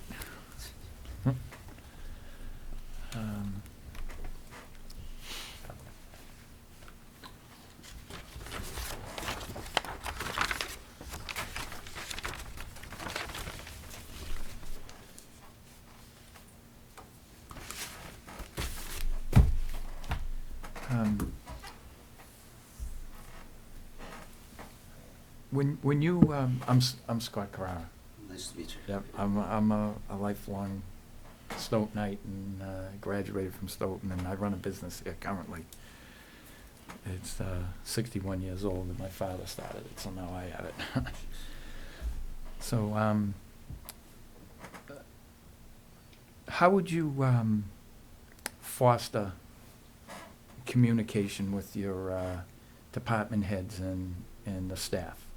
When you come in, would you meet with department heads separately, or would you bring them all in one group and lay it out? You tell me. So I assume that you mean, when if I was Right, fortunate if enough you're to get the fortunate, job, sure, right? sure. So, no, that's an excellent question, and so for me, what I would do is, initially, and I was there on Monday talking to a lot of the staff and just to introduce myself and everything. I love the building, it's what I'm really comfortable with. And so what I would do is, in the first day or two, I would actually be walking around the building and introducing myself and meeting the staff and, getting a chance to talk to them and let them see who I am, right? Because obviously over the first couple of days, there's going to be a lot of speculation of who this new person is, what is he or she like, and all those questions. And I think really just to kind of nip that in the bud, I'd actually walk around for the first couple of days, introduce people, and then I would call that larger kind of classic department head meeting, and really give each person a chance to kind of talk about who they are, where they've come from, what are some of their goals, but one of the bigger things out of that meeting would be to ask the department heads to go back and write down what they're working on, what priorities they have in the immediate future, over the next month or so, also over the next 3 months, also over the next 6 months. Give that a couple days or so, and then I actually go back to their office and sit with them and discuss what they have. And that will give me an opportunity to understand what they're working on, what their priorities are, and how I can be of assistance. Every place I've been, whether it was at Greater Lowell Tech, it was at the City of Lowell, or even Shirley, which is a very small building, a lot of the times I'll actually go to the departments. I'm not really that comfortable with, hey, can you come up to my office to the Ivory Tower? I prefer to actually take that walk, go down and sit with the staff and, and whatever issues they have or whatever, and work with them that way. I mean, obviously there are times, right, that people are coming up to your office and, you need to have meetings and that type of thing. I think the biggest thing really, like I said, is introducing myself right away to the staff, getting an idea of what they're working on and what their priorities are. And, the other thing too is it's not really, I'm sure throughout all of these types of processes and, probably during the screening committee and tonight you'll hear about listening, right, and learning.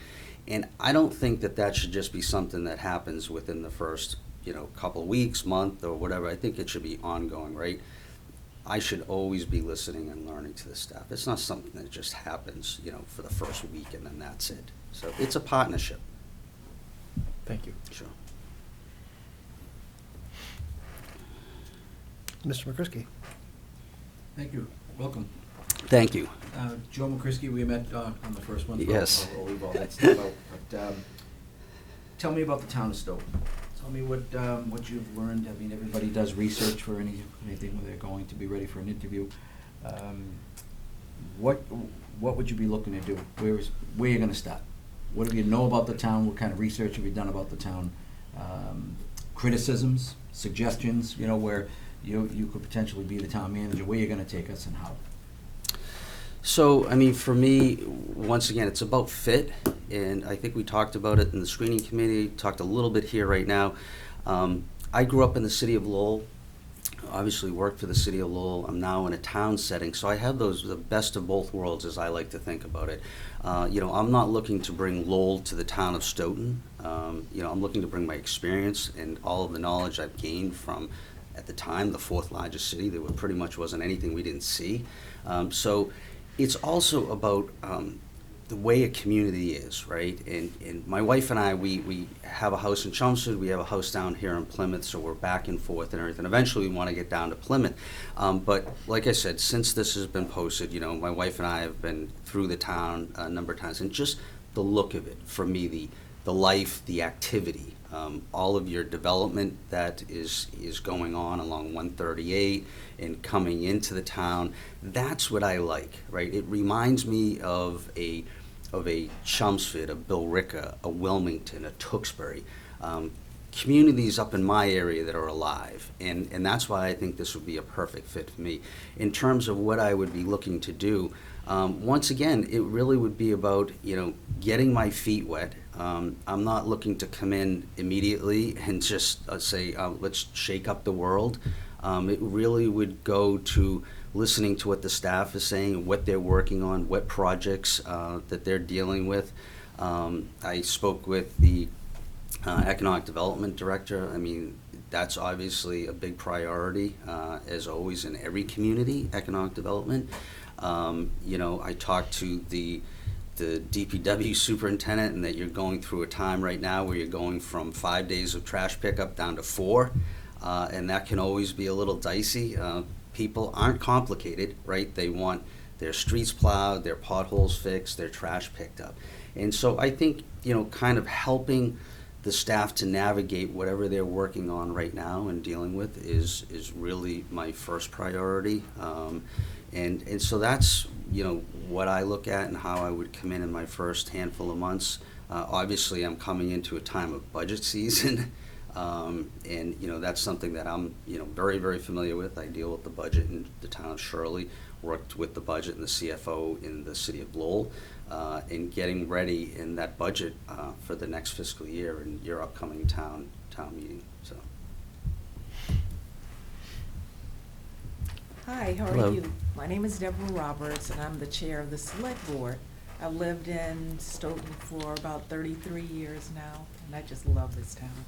My question is, please describe your experience in creating budgets and managing finances, as well as your financial management strategies for ensuring organizational sustainability. Please share an experience that illustrates your approach to capital budgeting. Stoughton's goal is to maintain its excellent credit rating while also keeping taxes to a minimum.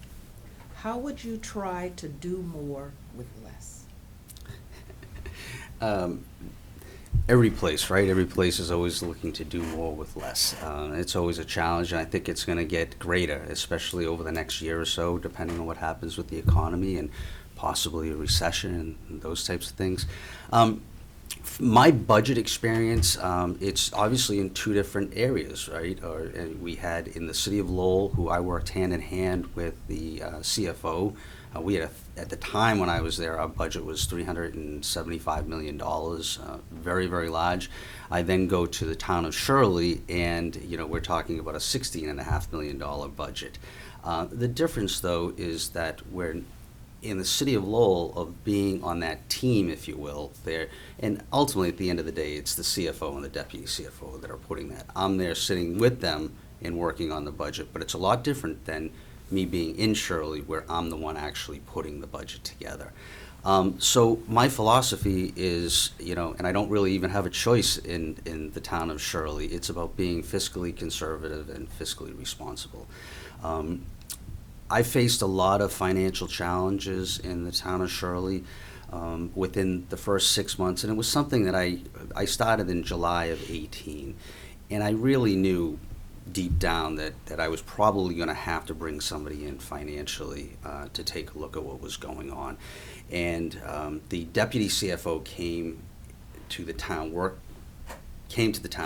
as the town accountant in December or so, and she was actually filling out a number of the state reports, the recap sheet, and the Schedule A, and the balance sheet, and she said to me, I'm not signing any of these. She said, none of the numbers match up, and I'm just not doing it. I said, we need to bring somebody in, don't we? And she said, yes. So that started a 3-year-long relationship with Clifton Larson Allen. I knew that we had to go outside professionally, and it turns out that our books had not been, cash and receivables had not been reconciled for about 4 years. It was a disaster. And then on top of it, you had I walked into a time when there had been a recall with the select board, and many of the boards were kind of fractured in those relationships between staff, boards, the select board. Really, it was tenuous at best, and so I had to rebuild that trust with the FinCom. And what I realized at the very beginning was that they weren't looking to micromanage my budget. All they wanted was information, right? And that's all they wanted. And we have a fantastic relationship with FinCom now at this point. A longtime member, 26 years. I'm sure if he wants to watch this, I'm not saying anything out of school, he'll tell you, a little curmudgeonly. He asked not to be reappointed in June because he felt that the town was in the best place financially that it had been in a long time, and he felt comfortable walking away at that point. In terms of, what we had to deal with, my philosophy, though, is it's really about being inclusive. We did it in Lowell. We brought in the department heads, and we had that sit down with them. We do it in Shirley, obviously a lot smaller, but we bring the department heads in, ask them what they need for their operational expenses for the upcoming year, if there are any increases, ask them what they need for their capital requests, and we build that as a team. And then I keep the FinCom in the loop. Obviously, during the process, we meet twice a week for about 3 months, every Tuesday and Thursday. The select board is fantastic. I have a great relationship with them. I keep them in the loop of what's going on financially. It's really about being inclusive and about being upfront and honest. As I say to residents, I say, come on in. Come on into my office. I'll show you the budget. It's not my money. It's your money. I'll sit with you if you want to talk about where your finances are. In terms of, some of the procedures, like in the city of Lowell, for example, what we implemented in our first year there back in 14 was in that last quarter of the fiscal year, we implemented both a hiring review committee and a spending freeze. And I sat in on both of those. And the spending freeze, what it was is that anything over a $5,000 PO, we use Munis in the city of Lowell, and anything over $5,000 had to be approved by the CFO and by me. And the hiring review committee, it was the director of HR, it was the CFO, deputy CFO, and me as well. And, if there was a vacancy within that time period, we weren't going to say, no, you can't hire somebody. But the department head would come to us and explain why they needed to fill that position right away. And, and if they could make the case and if it was justified, then we would okay it, or we would wait until the next fiscal year, the start of the next fiscal year. So, that's where we're at in terms of my, right now, we have not used any one-time monies in Shirley since I've been there to balance our budget. We're starting to see the light at the end of the tunnel. We're being proactive instead of being reactive at this point. I have DOR in there right now, and they're reviewing all of my financial policies and procedures with us. I have a community compact grant. We're working with the Collins Center to actually do 5-year budget forecasting. And one thing that we've done, we ended up receiving about you ask about the capital piece of it, right? Yes. $2.3 million in opera funds. And, Now, the rules have changed. We received less than $10 million, so now at this point, you can use it anyway. But initially, it was those buckets that you had to use it in, unless you could prove out revenue loss. Well, Clifton Lawson proved out revenue loss of about 1.3, which meant I could use it really for anything. And so what I started to do was I paid for my FY22 capital plan with free cash. And then the last capital plan, I am using I used opera funds, $363,000. So I'm trying to not take on any debt. That was one of my goals over the last 2 years, is really reduce the town's debt. In terms of, we have doubled our stabilization since I've gotten there. It was, once again, not large, right? But it was about $700,000 in our general stabilization. We're up to a little over 1.7 million. Our cap stabilization was at about 300. It's just a tad under $1 million. And at last town meeting, we actually created a third stabilization, a special purpose stabilization fund, to address two needs that I have: an old iconic center town hall, and to deal with some of our culvert issues that we have. But our center town hall is, if you Google Shirley, that's probably the image that's going to come up. It looks like Sturbridge Village in the center of town. The building really is decaying. It's and the committee came to the select board about a year ago, and they said, "Can we have some money to do some painting and some other things?" And I looked at the photos and I said, this is a far bigger project than some paint. And if we're going to do it, let's do it right. So I actually used some opera money and hired an architectural engineering company, historical architectural engineering company. And they came out and did an entire assessment from the basement up to the chimney.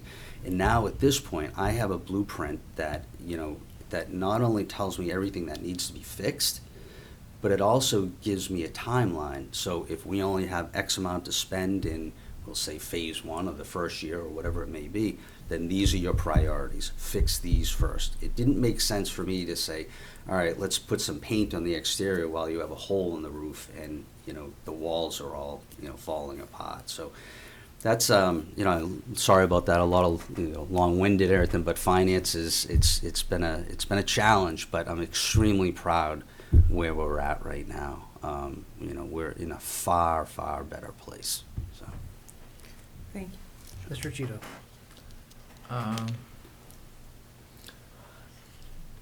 I'm interested in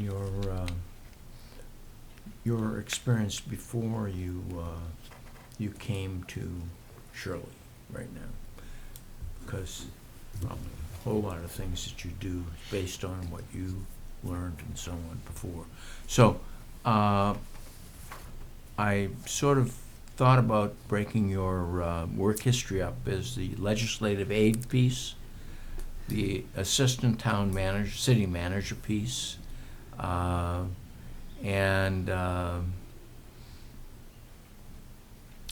so you were working as a city manager in a place that's about 3 times as big as Stoughton, and now you're working in a place that's about a quarter of the size of Stoughton.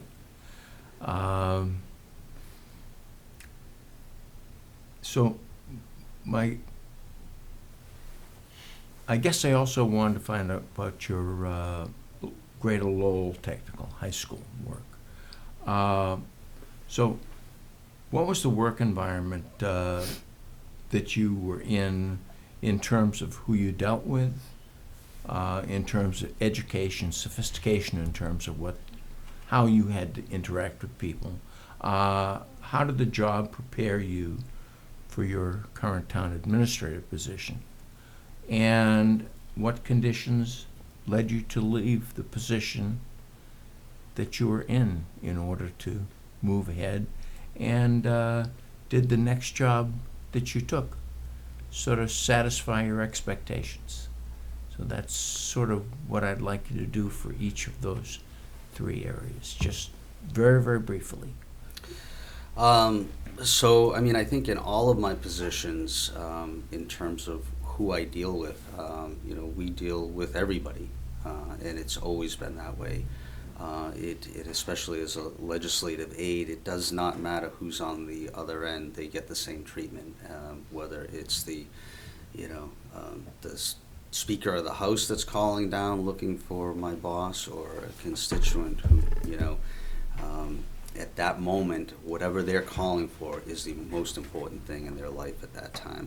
I think a lot of it has to how I work and how I operate. A lot of it has to do with how I was brought up. I didn't come from much. My dad was the head of the custodians in school buildings in Lowell. Very, very intelligent man. But he didn't go to Harvard or anything like that. Right. And my mom, she grew up in Somerville, one of 12. They didn't come from much by any stretch. And so I think it's really, it was instilled in me of how you treat people. And that's what it comes down to. It's just about being respectful. In terms of, my time at Greater Lowell Tech, once again, at Greater Lowell Tech, there were 80% of, and just quickly, every place I've left is because I was looking for new challenges and looking for something different, Okay. right? But, in terms of Greater Lowell Tech, 80% of our students came from the city of Lowell, then Drake at Tingsboro and Dunstable. A lot of our students didn't come from much in the city of Lowell. It really opened my eyes to the educational process up there and how inclusive it was. The issue of interacting with people and what their backgrounds were was basically not the people you service, but the people you basically communicated with on a day-to-day basis. So it may be. And so I didn't want you to think that I was. Oh, no. I did not think that way at all. So for me, it's really, I guess, probably the simpler answer maybe for you, and I'm more than happy to answer more questions Yeah. from you, is really kind of my management style and who I am and how I interact with staff. And, for me, really, wherever I've been. I guess I was wondering what you learned in each of those areas that allowed you to get to the point where you're doing okay. what you're doing now. Okay. I mean, from the State House, it's really about how to interact people, to get jobs done. Moving on to Greater Lowell Tech, I had to wear many hats, which was great training, and gave me a lot of experience in the educational side of government. It gave me an opportunity to really, you're dealing with a community of 2,000 people between staff and students.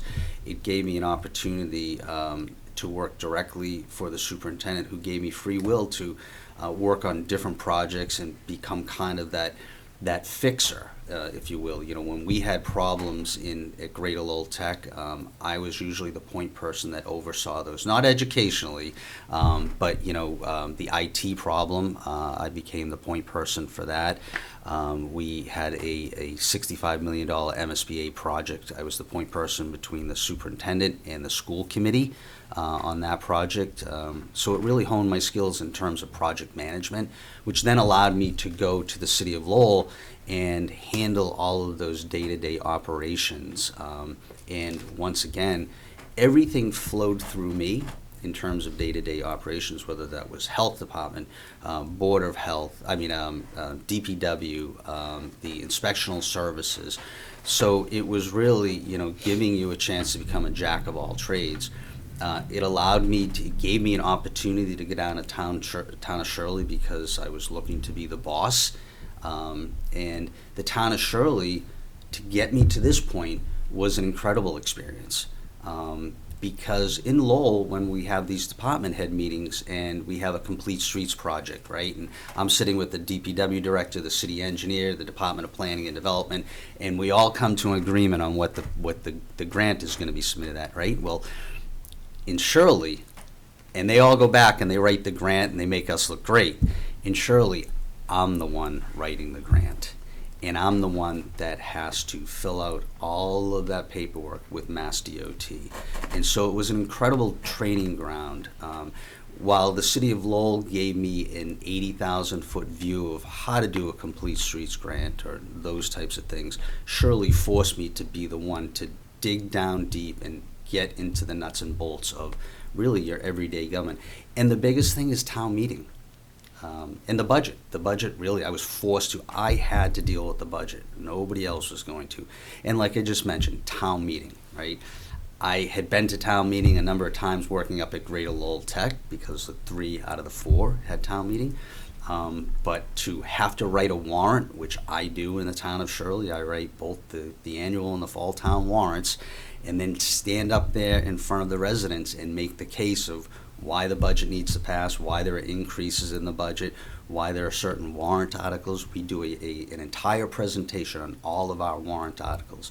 Even if it's the acceptance of Chapter 90 money, we still do a little slide on that and explain to residents. You've answered my question. The reason that I asked the question is that a town manager's job is to do the things that you just talked about. And some people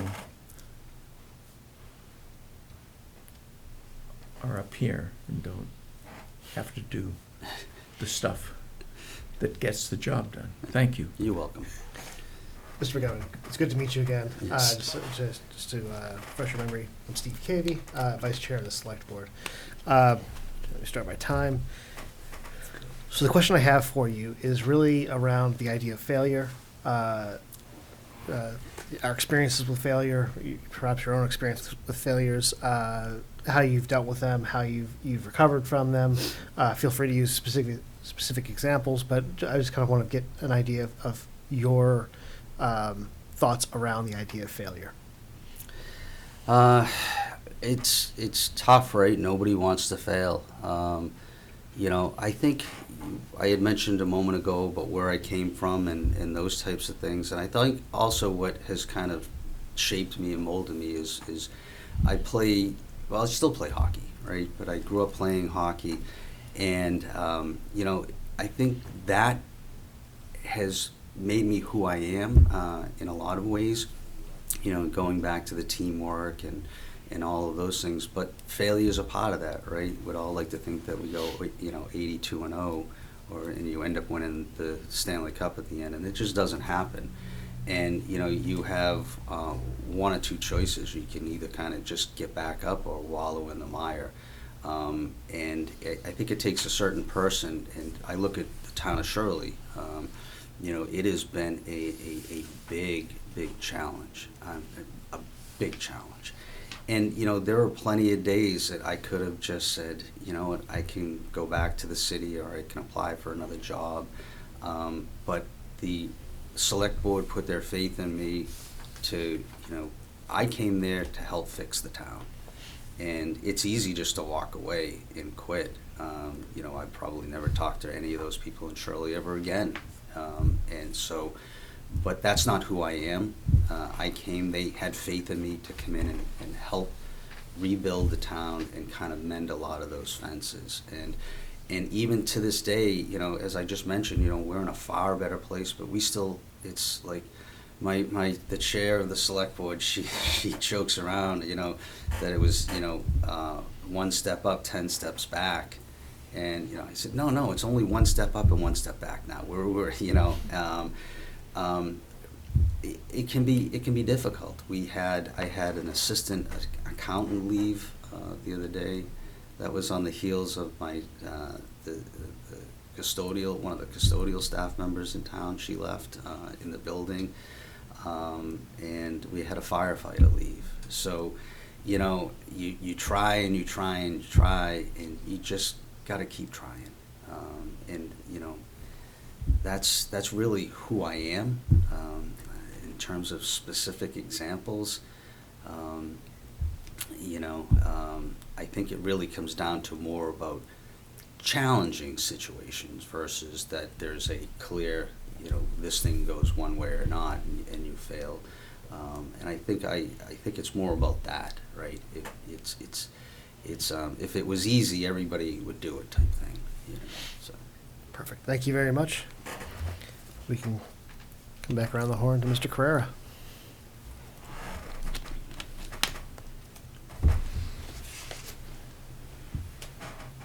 Mike, you were the Human Resource Director in Shirley? Yes. You had that role too? Yes. We have our own department here. Yes, I know.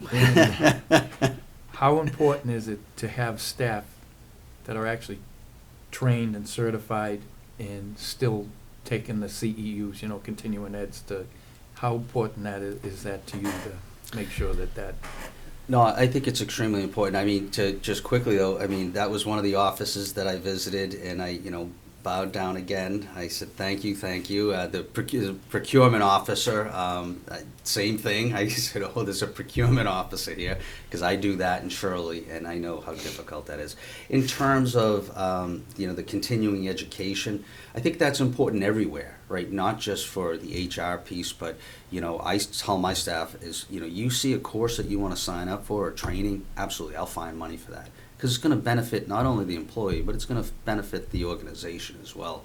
I'm going to Middlesex County Retirement, that's who we have up there. I'm going to a training on benefits next Wednesday. My assistant administrator, she went yesterday. And so I'm going, I think it's extremely important because things are always changing. Exactly. And, so I think you have to, I don't think it's, that you should, I think that you have to stay up on that. It's extremely critical. And especially because in this day and age, right, if you make a wrong decision about somebody's benefits or something like that, you could really put the town in jeopardy, so you don't want to mess around with people's paychecks or their benefits.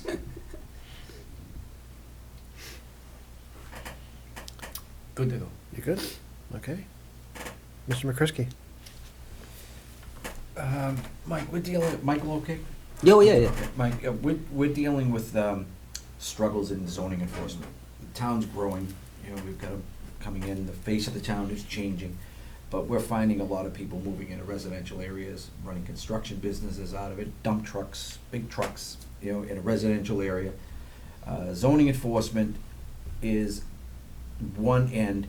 Integrity of our neighborhoods is very important because we have now cars moving into houses with a small driveway, they park on the street. So we're on our way faster than I would like, than looking more as a city and less of a small town. Yet, which we talk about economic development, we talk about bringing new businesses into town. Just your thoughts on how you would manage that. So it's tough. We used to deal with that in Lowell, and I deal with it in Shirley as well, with people, running businesses out of their home and everything, and it's always a challenge, because, you want to have some empathy because, they're just trying to make a living type thing, but at the end of the day, if there's, like you said, a big, dump truck that's, or, pickup truck that's in the driveway and it's blocking your view and all of those type of things, or they're loading up the trucks at 6 o'clock in the morning. It's definitely a challenge. We always in the city tried to work with the individuals and see if we could find some type of solution and help them understand that while we feel bad, the regulations are the regulations, and there is specific zoning for a reason. It's not zoned industrial or business or those types of things. So you have to be, once again, going back to, you have to be fair, consistent, and honest, and and if somebody's doing that, then it needs to be addressed. We had for me, it's about looking at a situation, right, and then being able to come up with a plan and developing a plan and then executing that plan. And for example, in Lowell, we had a lot of absentee landlords, and everything under the sun would happen in this. So what we did was we identified the top 5 absentee landlords that our inspectional services department dealt with all the time. And so I created this NEED, it was called the NEED, Neighborhood Expedited Enforcement Division.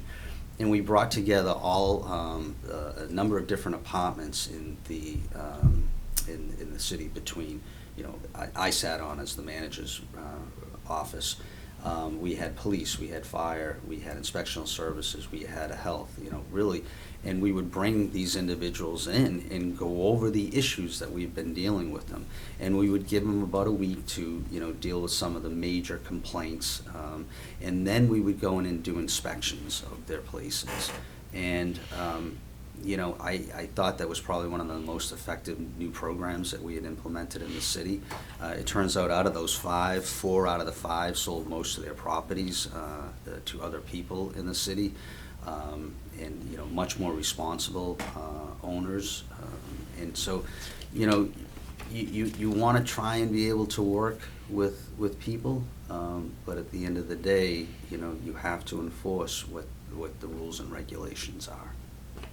And just to follow up on the attraction of new development and protecting neighborhoods, your thought on that?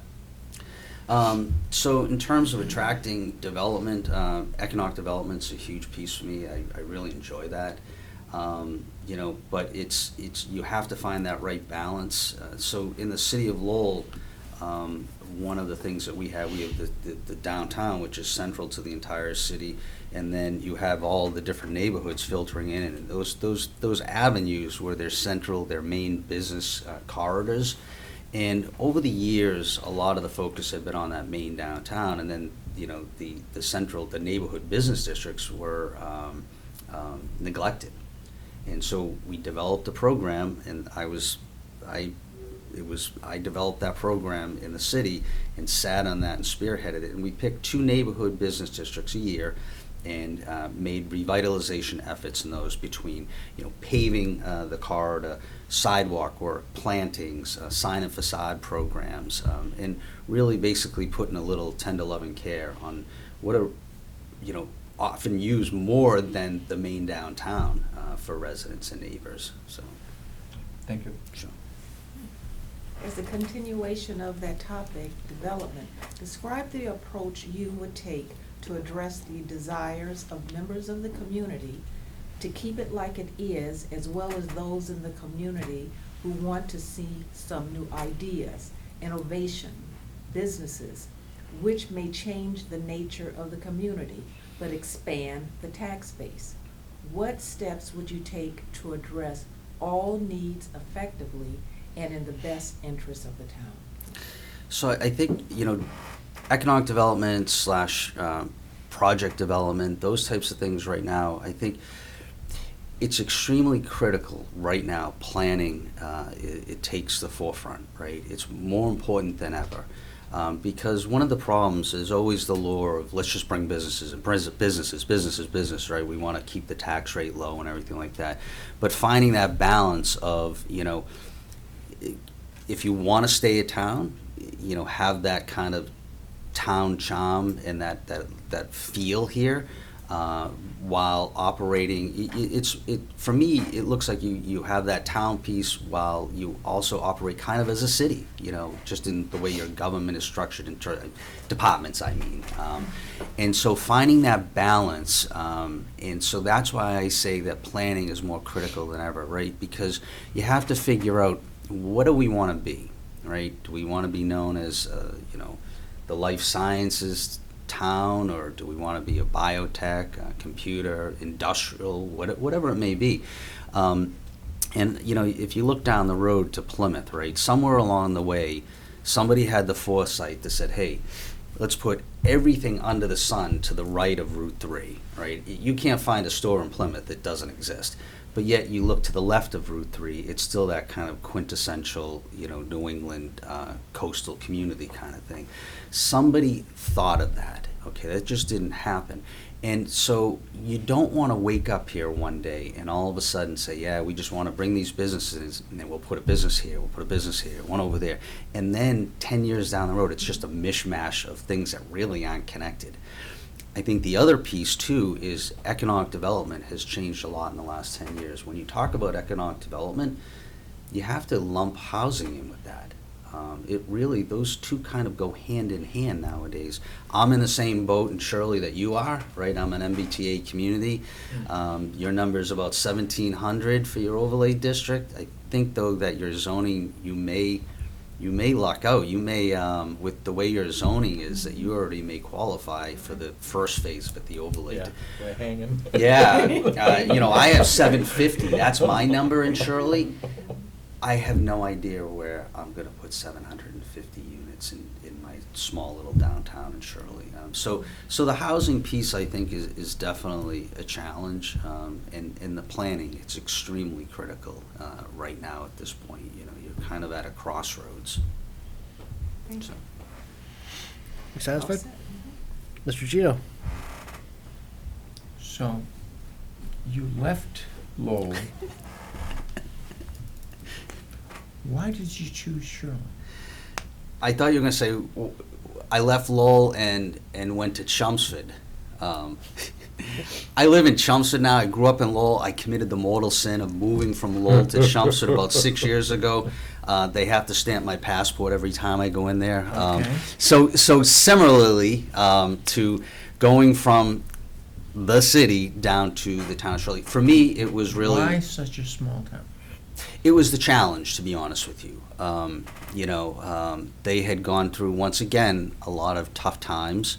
And I think it was a match for both, right? It benefited the town of Shirley, and I benefited by the town of Shirley. And what I mean by that is they were really fractured. They'd gone through the recall. The staff, I'd go see the staff, and they'd have their heads down. They wouldn't look up, they looked up, but they had been in a very difficult situation as well. Did you read about that in the paper? Is that why you Almost. chose to be? Almost. Oh, really? So the Neshoba Valley Voice, which covers the town of Shirley, the Lowell Sun, or Media One, the Lowell Sun was the parent company. So every day the CFO, the deputy CFO, the executive assistants, the city manager, and a financial consultant that was working with us. He was Bob Healy, the former city manager in Cambridge for 32 yes. years. Retired, came with us for 4.5 years. We all ate breakfast together. We also ate lunch together every day. And we would read about Shirley and another community right beside that. And we got to a point where we got confused of which one they were talking about always. But yeah, for well over a year, we would read it and go, oh, jeepers, another thing. And so when the opportunity came up, my former boss, he decided to retire. The new city manager that came in, I had a very good relationship with her. I had done a lot of political work on the side during my life, and I had done some work. She was a former state senator, but it was time for me to move on, and I thought that Shirley was going to be a good opportunity.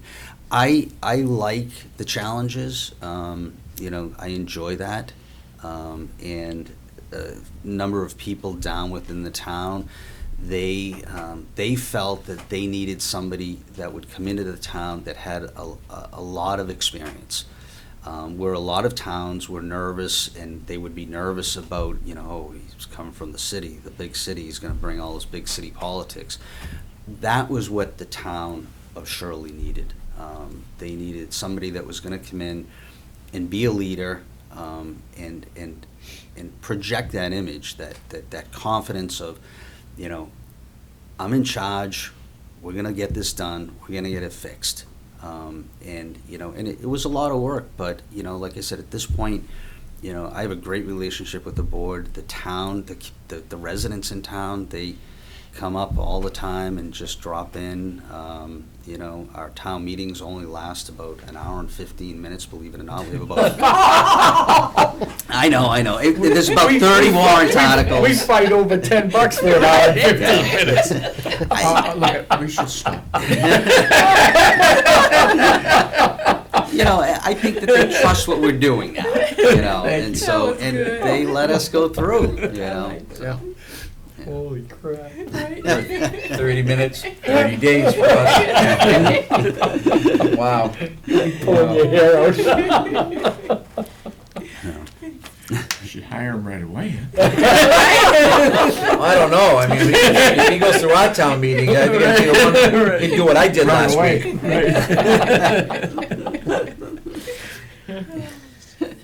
Thank you. It wasn't always that easy when I first got there, trust me. It was, they weren't an hour couple and hours? 15 minutes. It was a couple Yeah, hours? it's about 4 hours. We don't get through the introductions in 2 hours.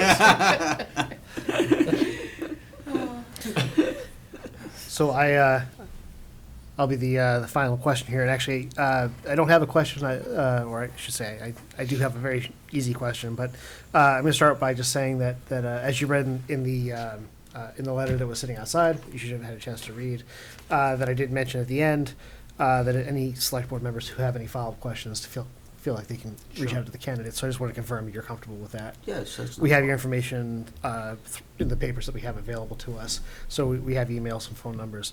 So the question I had was if you're comfortable with that. Also, I'm going to send each one of the candidates a short email. It's a case study, and it'll kind of give you a problem. You'll say, Mr. Town Manager, like, here's a problem that we're having. What I'm looking for is really just for like you to prioritize the problem. Kind of, you can sort of see like, hey, we'll do step 1, step 2, step 3. You don't have to necessarily solve the problem as much as just sort of come up with a game plan for how we're going to approach this. There's no right or wrong. It's really just about understanding how you break down a problem, how you think through and prioritize information. So that, as I said, there's certainly no wrong way to do it. But I just want to see, to get understanding of you as a fit for the way we operate, just to see, where the strengths and weaknesses are, how we do it. So I will end with that, but I'll then just say you have additional 5 minutes. Any questions you have of us, if there's any, if you want to give a closing statement, the time is yours. So I think for me, really, one of my skills is being able to identify a problem and coming up with that solution, and, to kind of piggyback on what you just mentioned here about that solution. And, wherever I've been, whether it was the tobacco programs and figuring out how we were going to be the first city in the Commonwealth to go restaurant smoke-free, at Greater Lowell Tech, seeing an issue with a lot of our students not being able to afford college, and coming up with the school foundation. By the time I left, we had raised over $500,000. And then going from the city of Lowell, where we had a number of problems between the neighborhood business districts, and coming up with a plan to deal with that, the absentee landlord issue that we had, and really kind of then the next step into the small town of Shirley, which has, sometimes I've encountered more problems. And having that ability to look at a problem, for example, we had a trash problem that right away in my first couple months realized it was going to cost the general fund about $200,000 in year 2 of me being there, and that might as well be $20 million for us. Had to figure out what we were going to do, and developed a trash toter system, and had to get it passed through town meeting, which everybody said we wouldn't do.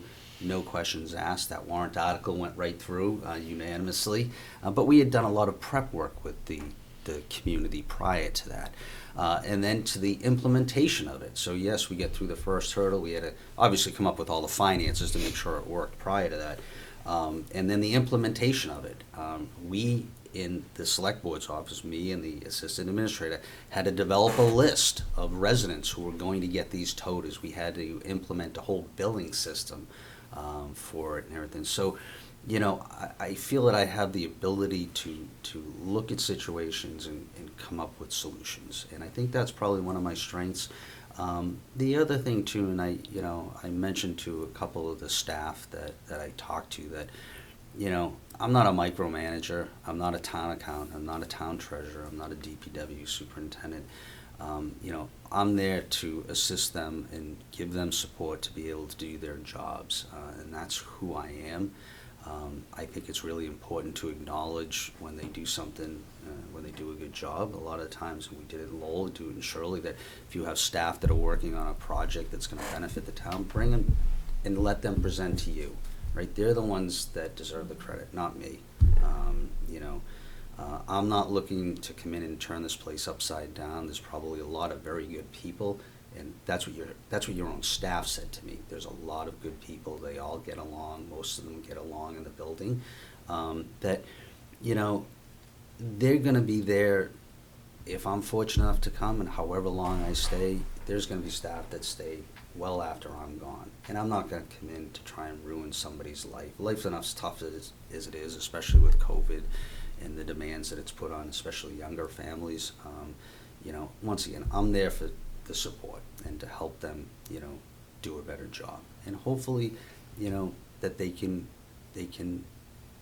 benefit by, you know, improving themselves, you know, more training, you know, courses that they can take, and take up to that next step. If your accountant leaves, that the assistant accountant is ready to step in. It's good for employees to be able to see that, hey, if I work hard, and I can professionally advance in this organization. And it's good for the organization, i.e. the town, that, you know, it's almost impossible to find, you know, staff, especially treasurers and accountants and some of those other planners. And you know, if you already have a built-in farm system, I mean, it's just seamless transition. So I do really, I look at this area and I say, there's activity. I joke around with the people in Shirley. I say, boy, you guys have a lot of trees here. There's a lot of trees. And really, you know, it's about a fit for me. You know, my wife and I, like I said, I come home every day. I'm thinking she's going to put a for sale sign in the house in Chelmsford. She works up at Lowell General. She's ready to retire tomorrow. And we're looking to get down here to Plymouth. And I think it would be an excellent fit for me. It's that tweener between the city and the town. So thank you very much for having me. And, you know, yeah, if you feel free to call me. That's my phone. You know, we receive the 911 texts all night long in the city of Lowell. So, you know, a phone call here or there really doesn't bother me. You know, I think my wife liked the 911 texts, you know, more than I did, actually. What's going on? What's going on? So. Thank you very Anyways, much. well, all set. All right, thank you. I don't know. Thank you so do we much. shake? Yeah, all right, all right. I Feel wasn't free sure to. if we I'm shake not hands in afraid. this day and age. It's so difficult. You know. Right. Thank It's you hard very to tell. much. Right. Thank you. Thank you. Thanks very much, sir. Thank you. Appreciate it. Are you comfortable or? Yes. Okay. All right. Thank you very Thank much. you very much. Take care. Take care.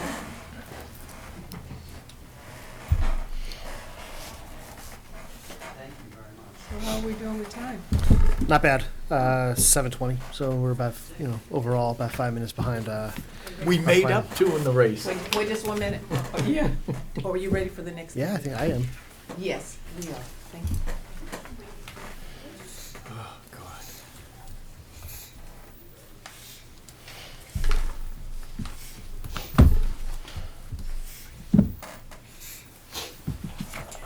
Dry in here.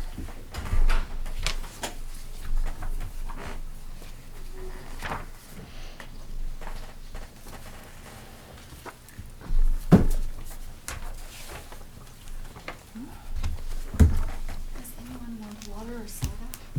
No, thank you. I'm good. Actually, I'll take a water, please. All right. Yeah, thank you so much. You're welcome.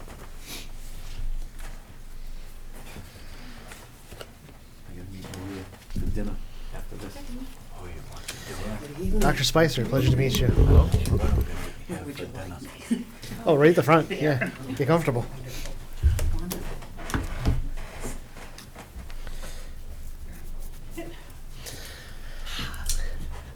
Good to see you, and to see some of you up close and personal. Yeah, pleasure to meet you in person. Pleasure, absolute pleasure.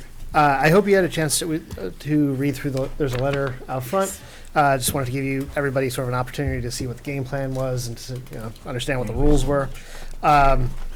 So, yeah, we'll be starting right away, but thank you very much for considering Stoughton as a place you'd be interested in working, and very much a pleasure to meet you. Mr. McCrisky. Oh, actually, I should start with, so the rules were you have 5 minutes to introduce yourself and any sort of opening statements you might have. So, Well, thank you very much. Thank you for including me in this process. And one of the things that I hope that in the short time that we have together, face to face, that I'll give you an opportunity to see a glimpse of who Yvonne Spicer is, what she brings to the table, and what she's consistently done throughout her professional career. And one of the things that I look at is what makes me want to do this, and this is about service. It's about being able to raise the bar for a community, and I'm happy to say every step in my professional career, no matter where I've been, I've raised the bar and changed, made a significant change in that community. And that's what I'm hoping to do in Stoughton, and that's why it's so appealing to me to be considered for this role. What do I bring to the table?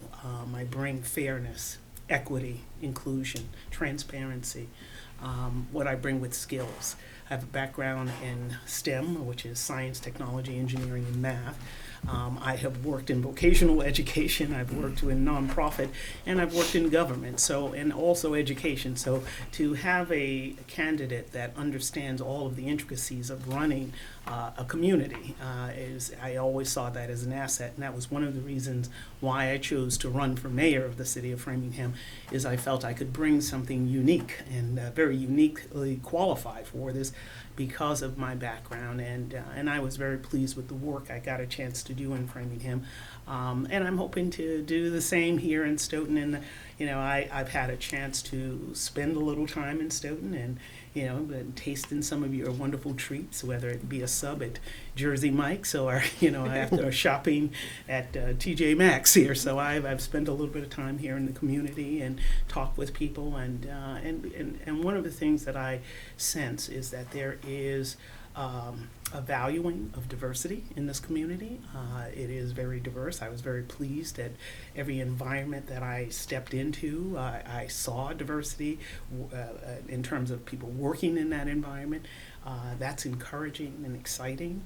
But I also see, and I've read about some of the challenges that you have in your community and that you want to address. And like everyone else, we all have come through the storm of COVID. And we're still standing, and some of us, have learned a lot, and particularly me as a leader in a city. I've learned a tremendous amount about myself, about my team, how I can lead a team, and leading a team under fire. And I'm pretty proud of that work, and we certainly can delve a little bit further into it. So as I sit here with you this evening, and knowing that I've done a little homework on your community, I'm sure you've done a little homework on me, and I'm hoping we can have a really wonderful dialogue with each other to look at, what are those nitty-gritty details that you need to still know to make a decision to inspire you to say yes to Yvonne Spicer, and yes, we see her as our next leader in the town of Stoughton. So that's one of the things, and I still got a little more time, and I will just leave you with one story, and this is the story of an experience I just had, and I had the pleasure of debating, the political debates at JFK just a few days ago, and one young man said to me, he said, I've always been very on the fence about political involvement and leadership, but just listening to you, you gave me hope that there's possibilities. You inspired me to think very differently and gave me some ideas on what I could do differently as I think about a career going forward. And you know what? I just might consider politics and municipal government. So I said, kudos. That in itself was worth the time and energy to be there, is to inspire. And that's one of the things that I look at as a leader. I've been able to do that consistently throughout my professional career, is inspire teams to grow and to be better, and that is encouraging, because we need some inspiration right now. So I thank you for giving me a little bit of time to glimpse into me, tell you a little bit about me, and I look forward to some of your conversations and questions. So thank you. Perfect. Thank you very much. Now, Mr. McCrisky, you're up. I'm writing notes so much. Keep up. It's a pleasure to meet you. And Pleasure to meet you in person. Exactly. Well, I hope, if you look at videos, you hope you don't judge it by what you see on the videos. But it was great reading your resume, followed you. I'm a political nut. I've been around, on this board dating back to 1992 with a couple stints on and off. And like you, I ran when I wasn't supposed to win. So on your makeup to get elected, to overcome what you had against you with that election, kudos.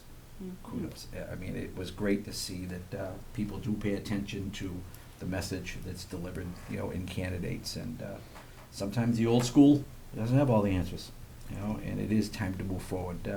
I quote one of the greatest leaders I think I've ever seen is Walt Disney. And he said, it's always changing. It's always changing. If you're not open to change, you're a part of the problem, not the solution. So my question is right up front. We're trying to, and I think, you know, similar to some areas in Framingham, is that protecting our neighborhoods, the integrity of our neighborhoods, while the town is changing to people just moving in and their property is their property, but then we have dump trucks and driveways, and we have businesses, construction companies being run out of backyards. That's an insult to zoning. It does take the town down the wrong rabbit hole, yet we also need to attract development. We need to raise revenues that value our neighborhoods and protect our residential tax rate versus, you know, setting it too high for business. So I'd really like to get your opinion of what you've learned about the town of Stoughton. What makes you the best person that can identify these areas? And, you know, just for presentation, I'm not looking you to come up with a solution tonight. Right. We can't even come up with that right now. But if you're our town manager, give me your ideas. Well, first of all, having a chance to look at what you've done already. What have you invested time and resources into doing plans and you know, working with consultants. So, you know, you're right on target. The downtown redevelopment, I think I talked about that. I mean, when I drove downtown, I said, wow, this is a gold mine waiting to happen. And it's just being able to attract the right businesses to drive that traffic downtown. So, and certainly looking at some of the requirements from the state of doing transit-oriented development in the downtown areas, especially those of us on MBTA routes. And I shared a little bit about what we were able to do in Framingham with 900 units of brand new housing in downtown that is completely occupied. And there was a question, would that happen? And so what is that if you build it, they will come, and they have come. Now, the counterpart to that is also giving them a reason to stay in the downtown so they're not in vehicles clogging the traffic ways, because that's the biggest issue I always hear is, you know, traffic, too much traffic. So we have to create that. We have to build that buzz. And how do you do that? You connect with those business people and giving them incentive to come to Stoughton. You know, why do I want to be here? What is that I want to do? And that's one of the things I think I've been very successful in Framingham. Life sciences. We've attracted and brought in life sciences in Framingham to an industrial area which was pretty run down and dilapidated. It is now the mecca of life sciences. New York Avenue is owned by life sciences right now. And not to mention nice tax base for Framingham as well, too, adding to the tax base. It's a win-win, and it's really about the relationships. It's building those relationships. I can honestly say the Chamber of Commerce, I have participated in a number of events and made sure I was available to them. How do we attract new businesses? Working closely with the Economic Development Director. That's a pivotal role there. And also looking at ways in which you can leverage the statewide organization. You know, I was a part of in my other life before mayor, the Mass Business Roundtable, and I still maintain those relationships. So how do I re-energize those folks to say, you know what, think about Stoughton. How do we get here? I hear you loud and clear when you're talking about the trucks, and it's in our community as well. And one of the things I see is you have contractors, painters, trucks, and everything going on in the neighborhoods and driveways, clogging up all of the parking in the public areas. And we've tried to handle that in a very delicate way with, you know, a couple of ordinances that, you know, if you have a commercial vehicle, you can't have it in the residential neighborhood. So, you know, those are the places that I think with development and growth in a community, I see potential. I see some vacant storefronts. I see some opportunities for that to change and shift. And so I'm excited to think about some of the things I've been able to be successful at and continue that here in Stoughton. Thank you. Mr. Gito. Hi. Hi. I met you when I was on the MMPC committee, and I really enjoyed chatting with you at that Yes. time. I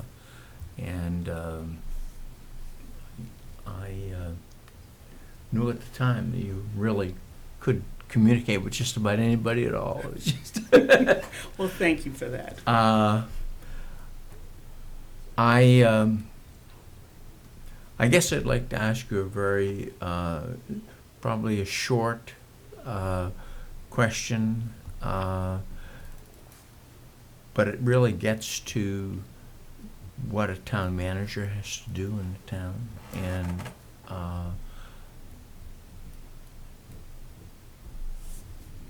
your experience sort of in education, in working for the museum, science museum, in your Department of Education work, always sort of dealing with the educational side of things. And I guess I'm wondering how that sets you up to be able to deal with the operations as a mayor, which probably you were not dealing with, you know, negotiating contracts or something like that, because you probably had a staff to do that. But what are the things that would allow you to do the day-to-day work as a town manager? Because there's an awful lot more roll up your sleeves things. Yes. And I'm sure that Well, just so you do know, I did have to roll up my sleeves and negotiate contracts, and I Good for did, you. and I Good for you. negotiated. I was at the negotiating table for most of our contracts, particularly police, fire, DPW. So Thank I you. was at the table, and especially on some of the more contentious ones sometimes, and at every negotiating session. And the day-to-day operations, I think I had the benefit of of having a COO that helped in that process, but we shared those responsibilities, those team meetings, in issues that we needed to deal with on a day-to-day basis, whether it's disciplining someone or, those were the kinds of things I did get very much involved in, the roll up your sleeves and, new hires. I had to sign off on every new hire, the purchases and so forth. And, I delegated some of that to our COO, but I did some as well. And, so I have always been a very much hands-on kind of leader, but also knowing when to take hands off and allow leaders to lead. And that's why you have a leadership team, but also being very much available to be an integral part of the day-to-day operation. And I think especially in these last 4 years as the first mayor of a brand new city, it was, I appreciate you referencing my background in education. I used it every single day because as a teacher, as an administrator, you have to be able to move on a dime and pivot when you need to. You need to also be very resourceful of your materials and financial resources. And these are all things that I experienced as an educator working in the nonprofit world, the Museum of Science. I mean, it drives on donations from the most benevolent of folks that wanted to support our mission.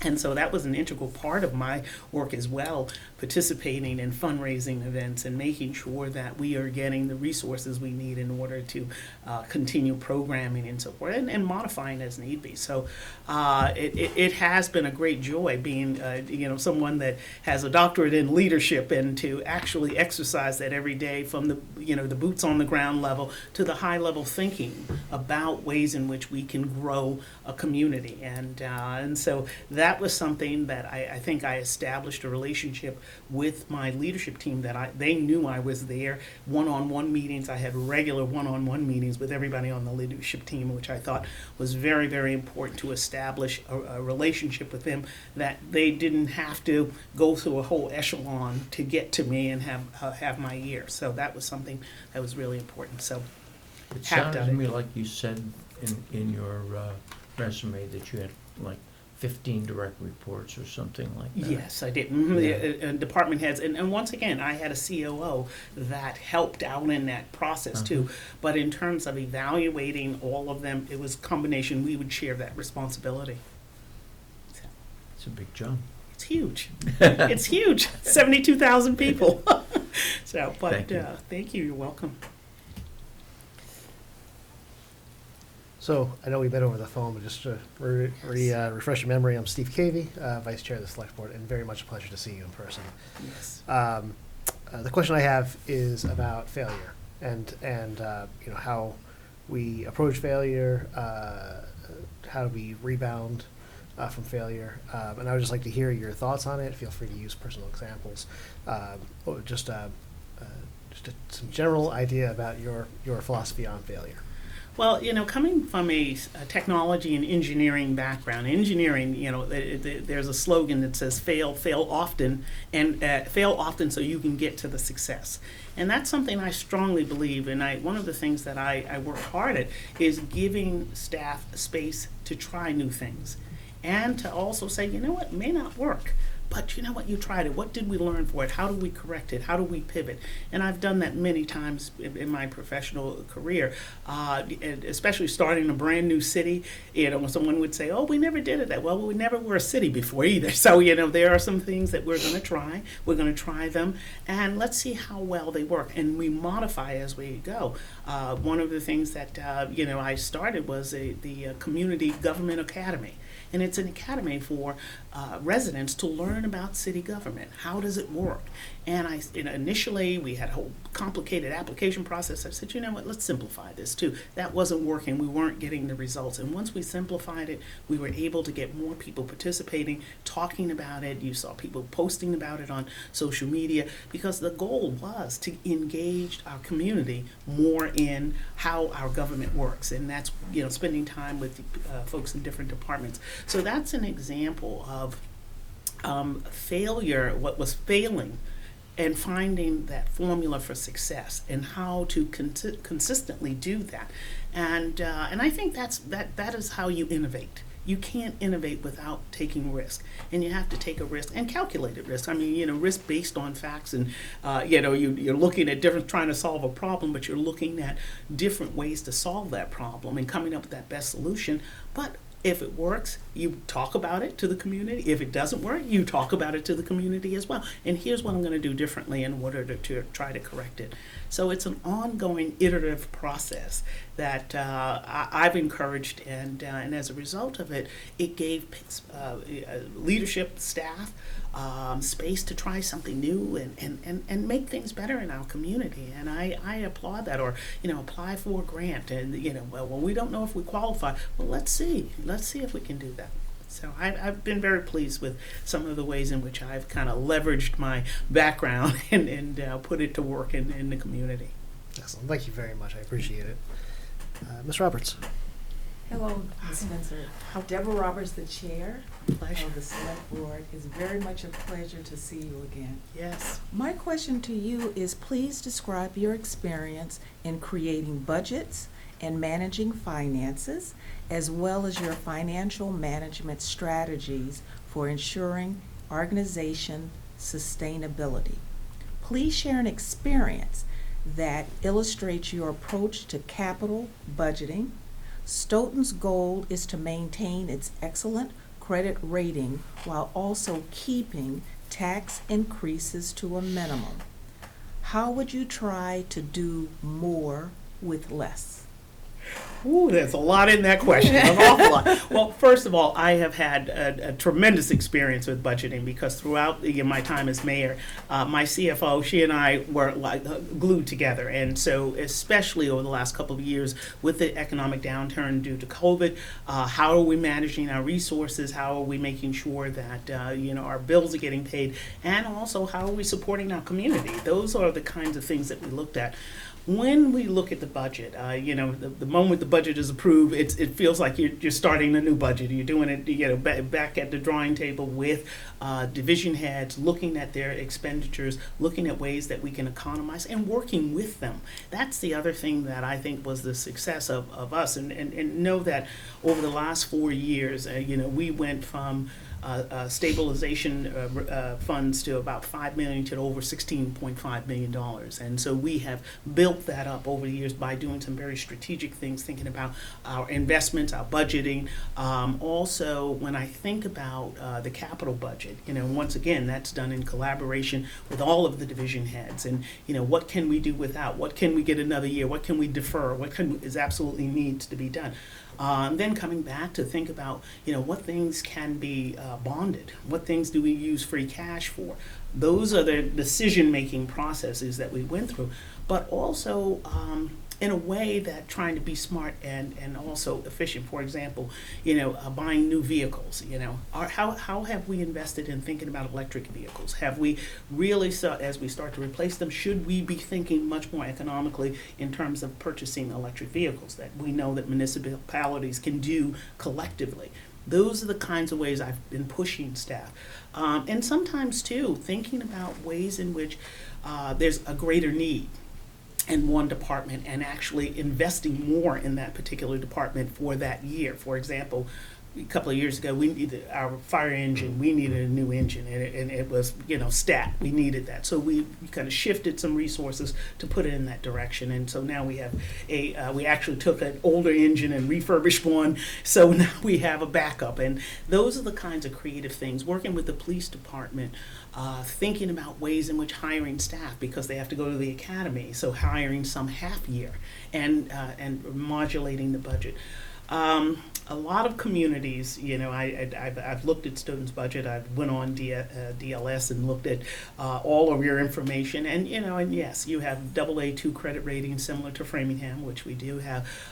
You look at what your value, total value, almost $5 billion.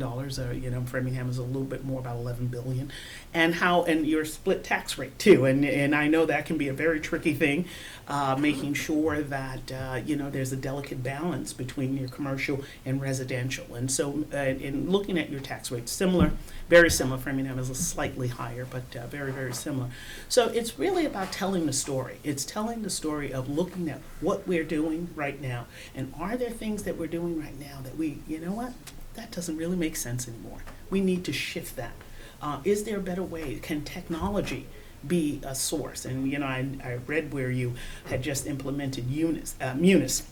We've been using Munis for a while, and that saved a lot of time and paperwork and energy, because then you're making people much more accountable for putting information in using the software. So those are the kinds of things, and things like payroll software, all of the ways in which we've made adjustments in order to save money and also human capital. That's probably, like any other community, your biggest investment is your human capital. And like everyone else, I also know that it's tough trying to find workers today. And everyone's having to say, and everybody's looking for the same workers. So how do we still get that work done? That work still needs to get done, but how do we do it differently? What do we need to change? So that's the kind of thing. Sorry. So I can get very passionate. We're not going to cut you off, so feel free to okay. Finish your answers if you I just with so much packed into that question, have you done it? Can you do it? And do you do it with other people? And absolutely. And do you revisit it? Capital budgeting, thinking about it in 5 year. We usually do a 5-year capital budget, and planning for it too. And really just keep revisiting it too. Some things may fall off. I also looked at how you creatively use your CPA money, and this is something Stoughton has done that Framingham just started, was getting actually approving CPA. So I see some of the creative projects that you've been able to do there. Wonderful, Well done. thank you. Mr. Carrera. Hi. I'm meeting you for the first time. Yes. I did read your resume. I'm Scott Ferrara. Nice to meet you. I'm a lifelong resident here and a business owner in town. Awesome. When you saw the downtown, Mhm. what do you think was the key point that was missing in the downtown?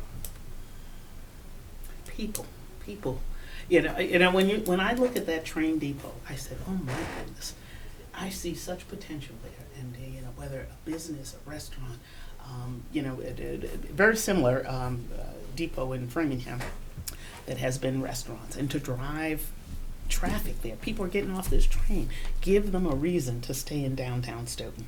You know what? I'm going to stop and have dinner there. I'm coming out of Boston or Providence. I'm just going to stop in downtown and have dinner. People that live, I see new housing in downtown. I live downtown. There should be some shopping. Do I have to drive all the way down the other side of 27 to get to Stop and Shop? Or so how do we create those reasons for people to stay in the downtown? The one thing that I see missing, and I've been trying to foster this. I was on the board before for 9 years, and I came back after I did 9 years on finance. So we did this big thing, downtown revitalization, and the only one piece, and you can tell me if this is true or false, because you see open storefronts, Mhm. and we have to, because we have the train, now we have to put more apartments and you know, means more cars or whatever. The one thing that that's gonna bring that square back is a parking garage. Mhm. And the state has funds, you know, grant money for it, and I say again, you can bring anything you want, you can beg businesses to come, and we watch good people come in, put their life into a place, and they last maybe Mm. 6 months to a year, and then they're gone. But if we could just work on that end of it, because the depot's a nice place, but it only has 6 parking spaces legally for it. Right. Then you get another lady that put her life and soul into a bar on Wyman Street, and she's already finding out that it's tough because the people that are in the apartments park in front of her place, they park on the other side, so now it's limiting her, and people don't wanna leave their nice car way over there and walk way over here. So, we own a piece in the square, we use it as a rec center. That's the perfect place for the parking garage. That's what's gonna bring Stoughton back, and I can guarantee it. That's what we need. We can build whatever we want, but if you can't park, people are gonna still drive by. You know, and I think there's a way to do this in combination of parking garage and retail, you know, so underneath and having parking garage. You know, I think Quincy actually did some of this work, and I've seen, you know, you even start to think about, like I look at Framingham, we have a parking garage that is ill repair, and that's been a long-going conversation. But I also think where it's located is still not as convenient to the train. You know, it really needs to be across the street from the train. But having mixed retail down below and parking above, yeah, absolutely. And also trying to think about how long will it take to pay for itself, and could that be another source of revenue for the city, for the town to be able to have, is at a park, they own a parking garage, and, you know, and so I look at some of the things that have been done in places like Newburyport and, you know, and other communities of my colleagues that I, you know, of course, engage, oh, how'd you do that? And so you start to think about what will it take to do it, and to create a parking garage, as if we already own the land and we own the space. If we own it, that right there, that's half the battle. That's half the You battle, know? that's right. And then figuring out what will be the return on the investment to build that garage, and how long will we be able to, you know, to recoup that money to actually be a profitable thing. And then what are the resources too, the redevelopment resources. You know, I particularly look at right now the money that is floating into communities for infrastructure rebuilding, and, you know, with Chapter 90 money, MassWorks grant, you know, and I know we were able to get a few of them for some redevelopment in Framingham. Yeah, So we got one for a yeah. big sewer project. Mhm. Yeah, so, and these are the kinds of things that I think are so critically important, and that's the thinking out of the box, as I was saying, and taking a risk and saying, you know what, if we move this rec center, if we lose that, because of course I'm sure people will be, oh no, not the rec center, we need that. So are there other alternatives that we could use, you know, for a rec center? Because, you know, similar, unfortunately in Framingham, we don't have as many unused buildings, you know, so we don't, and especially in the downtown area, we don't have many. But, you know, it's really trying to think outside and saying, what are those things that are needed? And you're right, if people can't come to downtown, if there's no place to park, then you know what, now I'm gonna go down 27 and shop down there, or I'm going to, you know, go to along the main drag and go to eateries there. So I understand completely, and that's one of the things that, you know, getting to the meeting of the minds on, and getting someone to say, you know what, will you go and invest, you know, the public-private partnerships. That's the other thing. That's another key to it. And, you know, a number of my colleagues who've gone on to work in other capacities, one working at Mass Development, you know, at being able to, you know, collaborate with him. You know, Dan Revere is a good friend. And how do we attack and actually get some of those resources that we need in order to do this? And, you know, and I don't take no very easily. Thank you. Thank you, sir. Appreciate that. Mr. McCrisky. How do you know Dan? Oh, Dan Revere, he was the mayor of Lawrence, you know, of Very course. good, very good friend. Yeah, so when you know what, that's one of the things that I will say, when you have colleagues that are doing the same, whether mayors or town managers or town administrators, I will tell you, if over the last 2 years, it didn't matter, we all were in it together and we all were working together. So from the time I became mayor, you know, Dan and I share a history of being native New Yorkers. So, Okay. yeah, so and he's always been very helpful, and even when he left office to go and work at Mass Development, you know, he's like, you know, Yvonne, anything I can do for you? I know it's like, I know Framingham's not a gateway city, but you know, we gateway-ish. You know? We have gateway quality. He had a very tough challenge up there, but he knocked it. Yeah. He did a great job up there, and moving out, you know, for a better job was a better thing there, you know, with all the challenges. But he, for what he had up there, and you know, and the problems that the city has, and they've been well televised, you know, we've been subject to that as well. But that's thinking outside the box. That guy really came in and just didn't take no for an answer. So, what would he say if I called him and said, "What do you think, everyone?" What would he He'd say, Yeah. Thank you. she's good people. All I can see are good people just by your Yeah. presentation. Main thing, you're smiling the whole time. I don't know how you can do that when you're here. It's all good, you know. It's the joy in your heart here, and so. Oh, wonderful. Anything I'm further? good. I'm good. No, thank you. Perfect. Mr. Gito?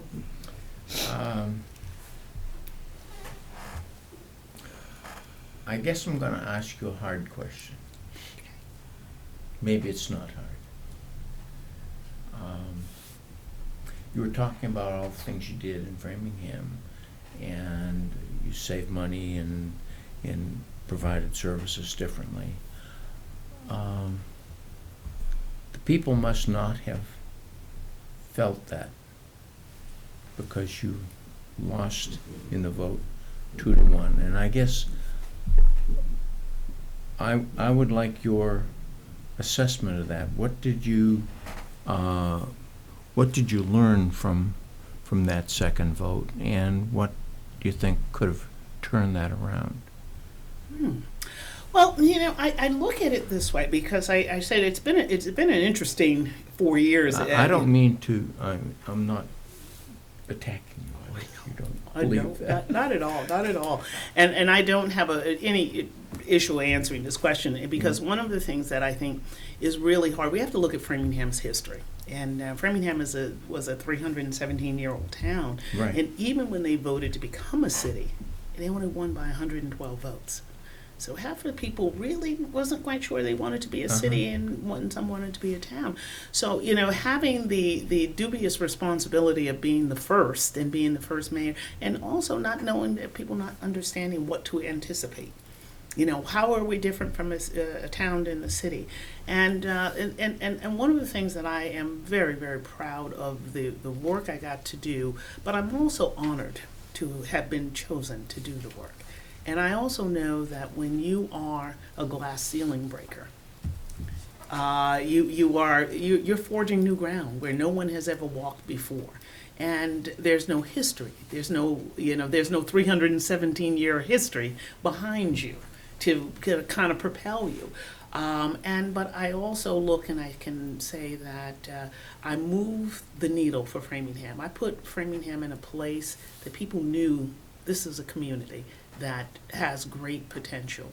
And I raised the bar for it, and I'm pretty happy about it. And I sometimes look at, when you're in these political seats, it's like a road race. And, you know, I had the baton, and I'm passing the baton, and I hope I've laid the groundwork to continue great work in Framingham. And that's what I hope.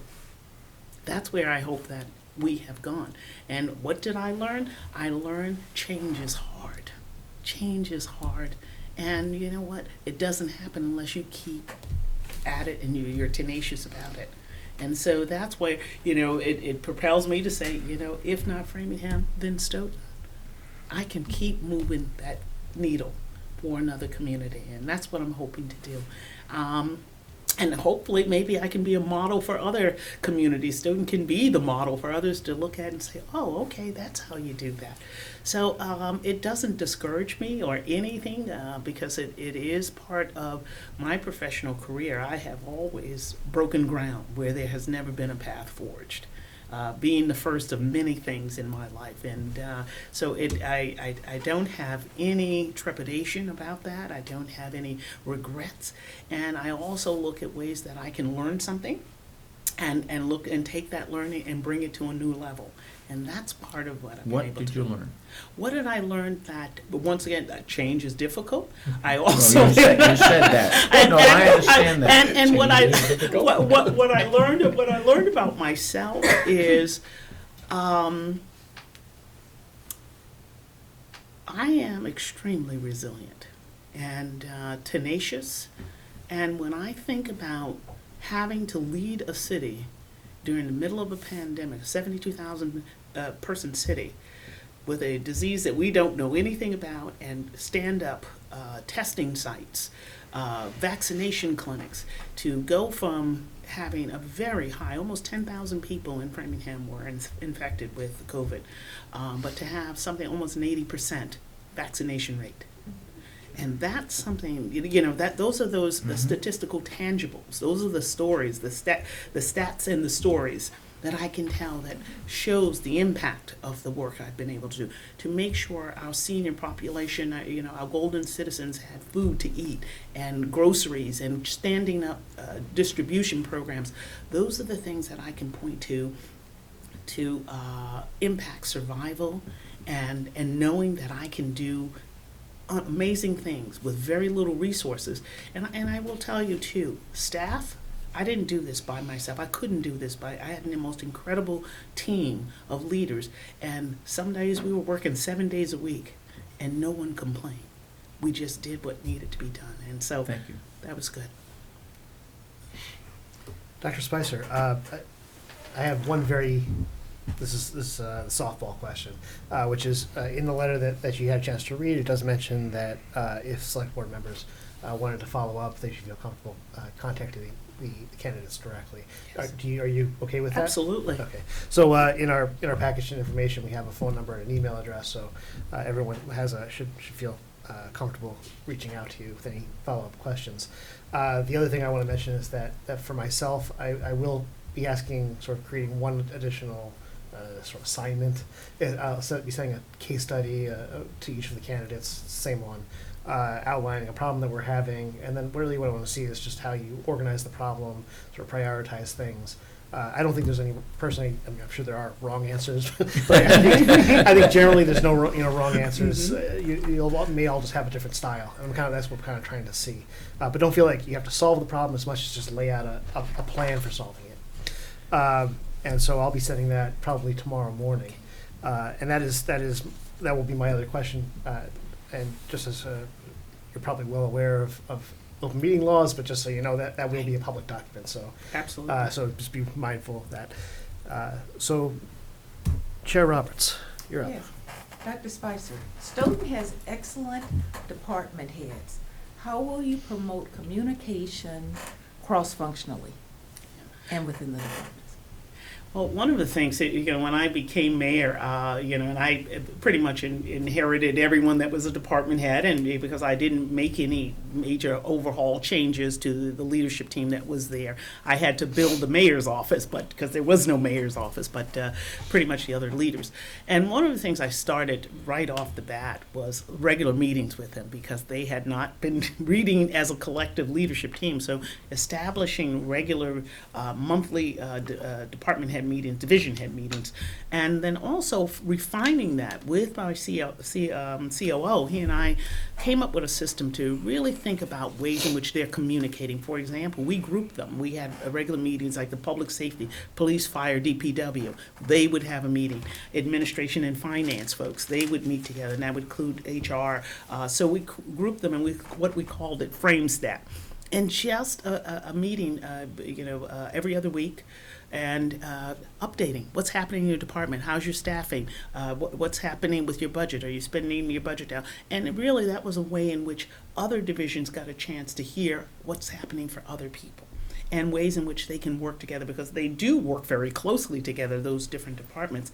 And I encourage them not only to meet outside of those meetings and work on projects, which they did, and oftentimes you would find particularly fire and police work very closely together, and sometimes DPW and police, and making sure that they also knew they had a line of communication directly to me, and did not have to go through the COO to talk to me or anything. And that was something that goes back to my one-on-one meetings with them, and that I would schedule periodically. Typically, like Fridays, I used to like to have those meetings on Fridays, and I would schedule, to have a half an hour meeting, check in, and then once in a while, it got to a point where it was like 15 minutes or something.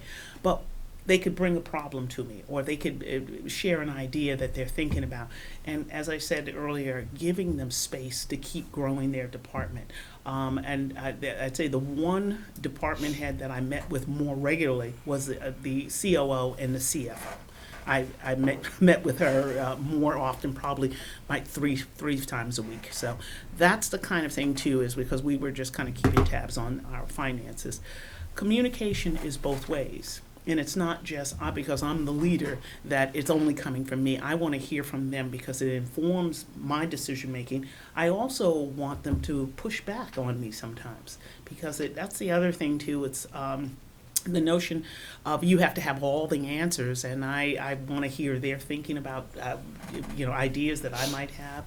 And that's been a very successful formula for me. And first of all, it creates an atmosphere of collaboration and collegiality that transcends, you're the leader, so none of us really have an opinion, and we just go along with whatever you say. And that's clearly not. I'm very much a collaborative leader, and want to hear. But I also, with that being said too, and when I've had to deal with challenges and sometimes with leaders, I've had to have that one-on-one conversation, and sometimes it's a difficult conversation that requires corrective action, and I have no problem doing that also. So, and it's a give and take, and realizing that it may be a corrective action, and once that's corrected, I acknowledge that and say, what, we move on here, and we don't need to revisit that again. We can keep moving on too. So that's the other thing too.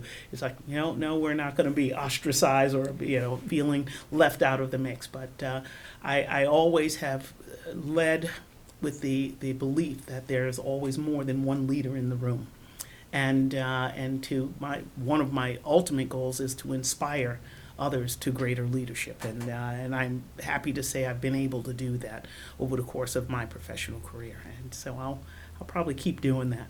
It works. Thank you for your question. You're welcome. How am I doing? About 23 seconds. Mr. Kerr, are you done? Yeah, I was just, if I had some other time, I just wanted to. You can have my time Okay. if you need it, because she answered a question that I was gonna ask, so if you need my time to answer something, you can have it. Oh, thank you so much, Mr. Kerr. No, I was just gonna use my time so you could ask us questions. Yes. If you have any questions of us. I do, and one of the things that I looked at, and I've listened to, a couple of you during my first interview, but I also, and I when you read the profile, you get a sense of what skill sets, and that's very clear. But I also want to know from you, as my bosses, what will success look like to you in 30, 60, 90 days? What will that look like to you, for me? If I'm hired in this job, what will it look like? So I'll take a swing at the pitch. It's a very difficult question. I like realize that. as we- Swing at the pitch. But no, it's a thoughtful question.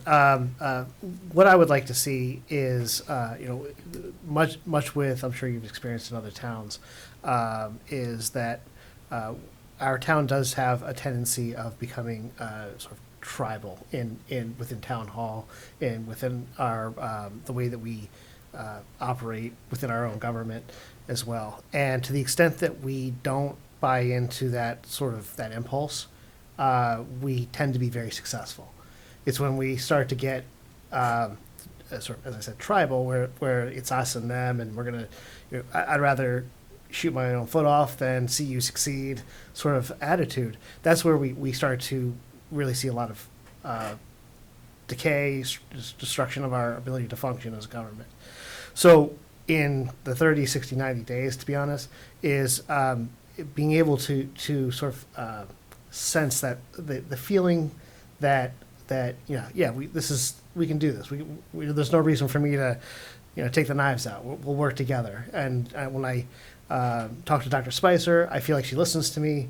I feel like there's that when I start to get feedback that they bring a problem to you and you respect where they're coming from and you're actively helping them. That's ultimately all I ask of really anybody is an effort to treat everybody with respect and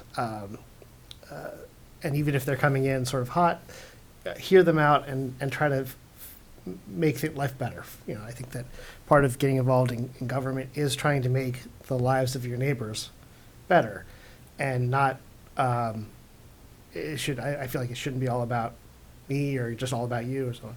So what I would like to be able to do is go into town hall and just feel that ease when I talk to people. There's no drama or very little.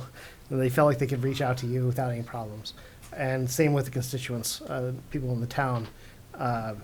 We've seen that. I've seen that with other town managers, and I've also seen the opposite with other town managers, where they felt like there was us and them, and they weren't part of us. They felt like I can't talk to that town manager. They won't take my calls. So that's my answer. I'll pass it along to other members. Yes. I agree. I might put a different time frame on the how long it takes to do that, but that's very important. We need to develop a budget.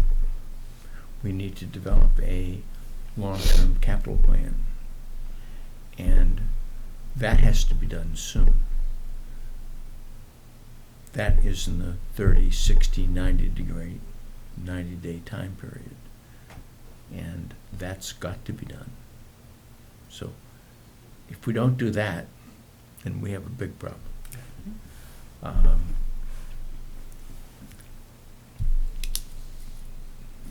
Scott, did you have to add? I think she has the experience to realize where she should be, and I'm in a spot where we set things, policies for her to follow if it was need, but I'm probably a bad example of somebody who, because I'm a boss in the private sector and I know what I want, and it's unfortunate that I don't like the word team. I'm going to tell you that right now. I wrote it down. I'm not a big person on the team because it's a finite group of people. It doesn't involve everybody, but I like how you say I like to meet with this department and this one instead of having the big melee and nothing really gets done. I think you'd have to meet with, each department, see where they're at, then you can bring in, if there's something ongoing over in Steve's department, he might need a little more attention from you. Lou's all set, he's rolling along. But to bring them all in and just have them sitting there like this and then, you know what I mean? I don't think it's needed, but you'll know that. But I don't believe in rewarding people because we finally got job descriptions that I've been screaming about.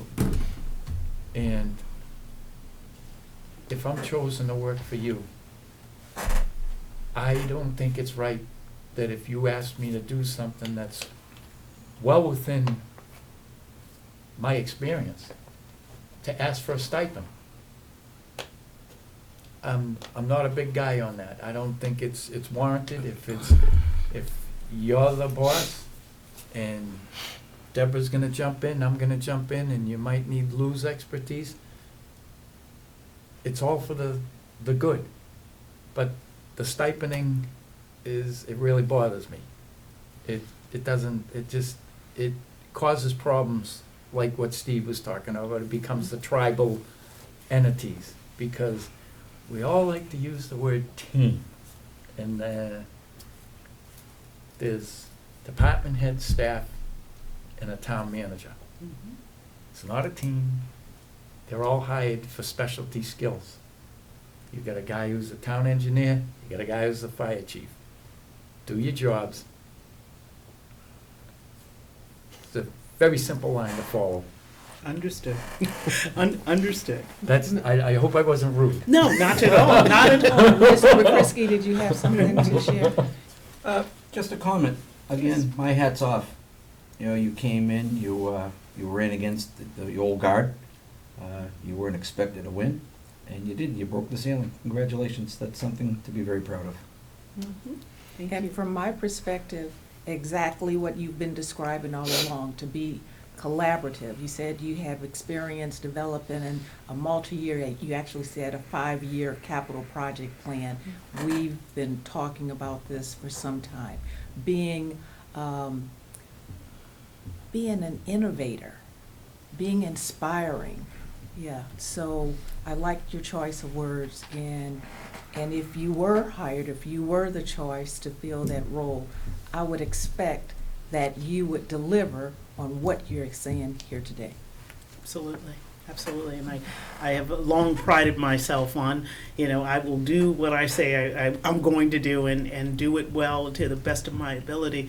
And once again, I do thank you for that, because it gave me a bit of insight too, and yeah, we need to step it up. Budget time is coming, and it's due. It's going to be due into January here, and so those are the kinds of things that I'm sure staff know what needs to get done, and they've been working. I will say, I would certainly the interim town manager would want to pick his brain and what he's been in, because I know he's done this role a couple of times, and and he brings probably a wealth of knowledge about the community and being able to collaborate with him. I'd be a very good second for you. Yeah, He's a and very so good just gentleman. being able, and I hear you loud and clear as well too.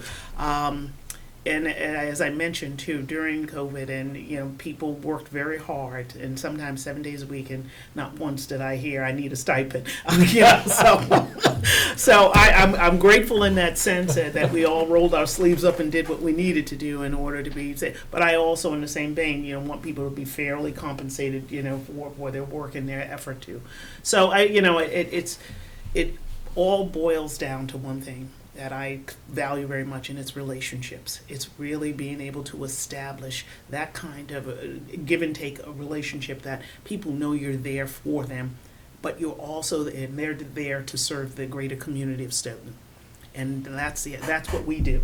That's what we do. That's our business in municipal government, is to serve the people. How are we serving them? And are our efforts matching what we say we value in this community? And if not, then we need to be making adjustments and do them respectfully, as I agree wholeheartely, and consistently. That is critically important to do that.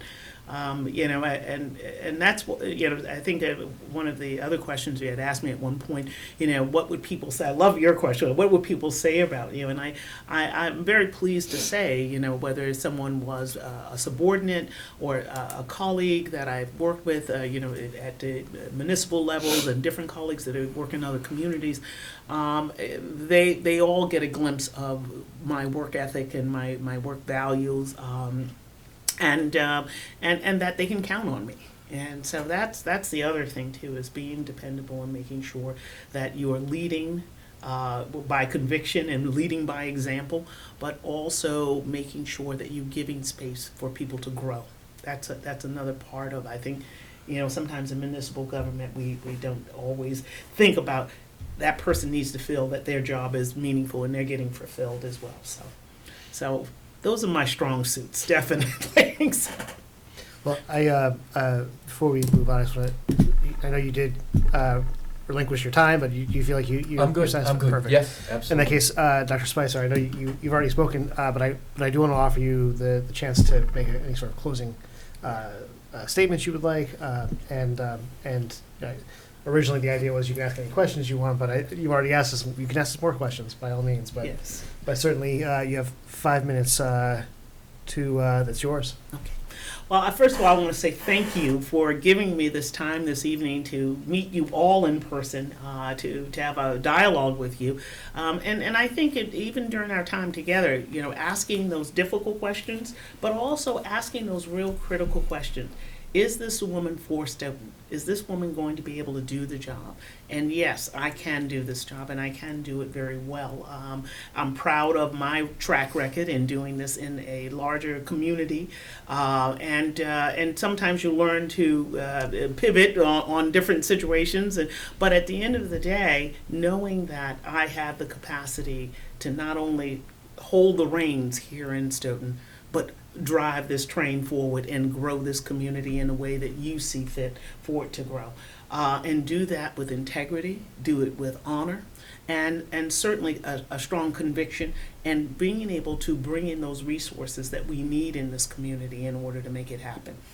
I will once again reiterate to you, Stoughton appeals greatly to me because of what I've seen as I've driven through this community, as I've spent time, walking through the stores and talking with people in the community.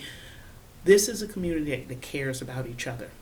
It's a community that values all of its people and its rich diversity, whether you're talking your Brazilian restaurants that I passed and smelling good stuff coming from them, and making sure that young people are engaged too. Every time I go into a store, I see young people working and having a part-time job, and I said that is building credibility. So once again, being here in Stoughton is not just a position for me, it's an investment. It's an investment of my time, it's an investment into this community, and hopefully I'm making a valuable investment for the greater Stoughton community, and that's what I hope to bring to this job. I've learned a lot in over 30 years of leadership experience, and I've been fortunate to do a lot of different things, and I think it adds to my repertoire of talent, of skill sets, of ability to navigate, whether I'm talking to someone that is sweeping the floor, or somebody that is in the C-suite of a major corporation. I can do both, and I can navigate in all of those different worlds. I also have the capacity to make everyone feel like they belong at the table. There's a seat at the table for them too, and whether the angry resident that's mad that his trash didn't get picked up to the person that is really lauding something that has been done in the community. And so that's where you come to look at this as not just a management kind of position, but really a leadership kind of position, a leadership that is working closely with my partners. All 5 of you are my partners in this work. And also looking to think that as you give direction, we can have a dialogue, an ebb and flow. And here's why I think this is a good idea, and here's why I think if we did it this way, would you be amenable?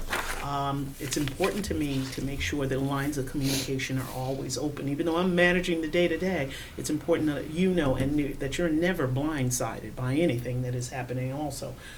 Even as mayor, I had regular meetings with the chair and vice chair of the council, and I'm happy to do that with the whole select board. So that's one of the things too, that making sure that we're all on the same page.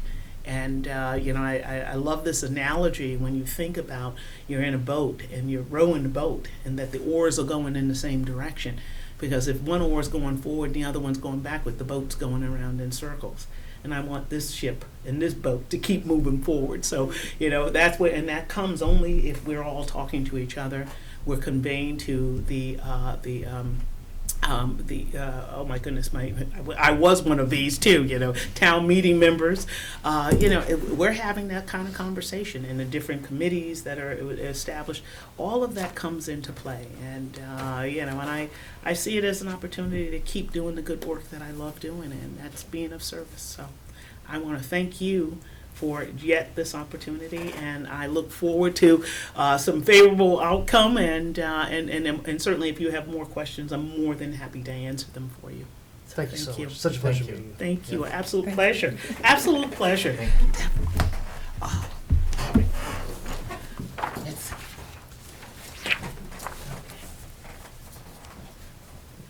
Good things are happening in this building. It's a nice construction. Thank you. Thank you. Bye-bye. Thank you all.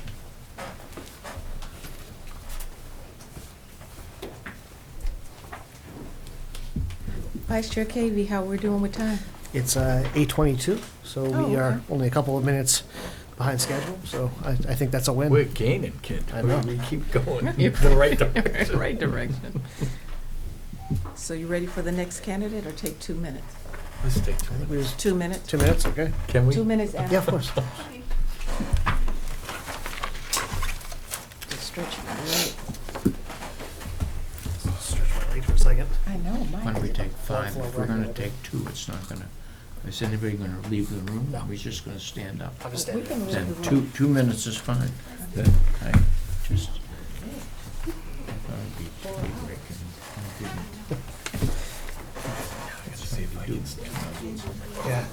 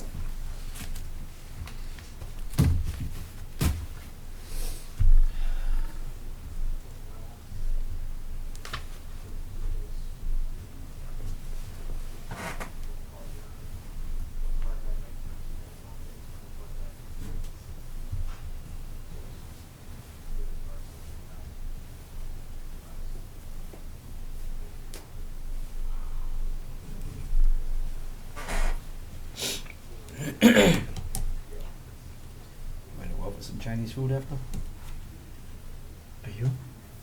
Yeah, I'm going to meet Maria. Oh, you're gonna, I don't know what the hell Steph's doing. Yeah, we go to a little place up in 28 in Randolph. She wanted to go up there, so, 28.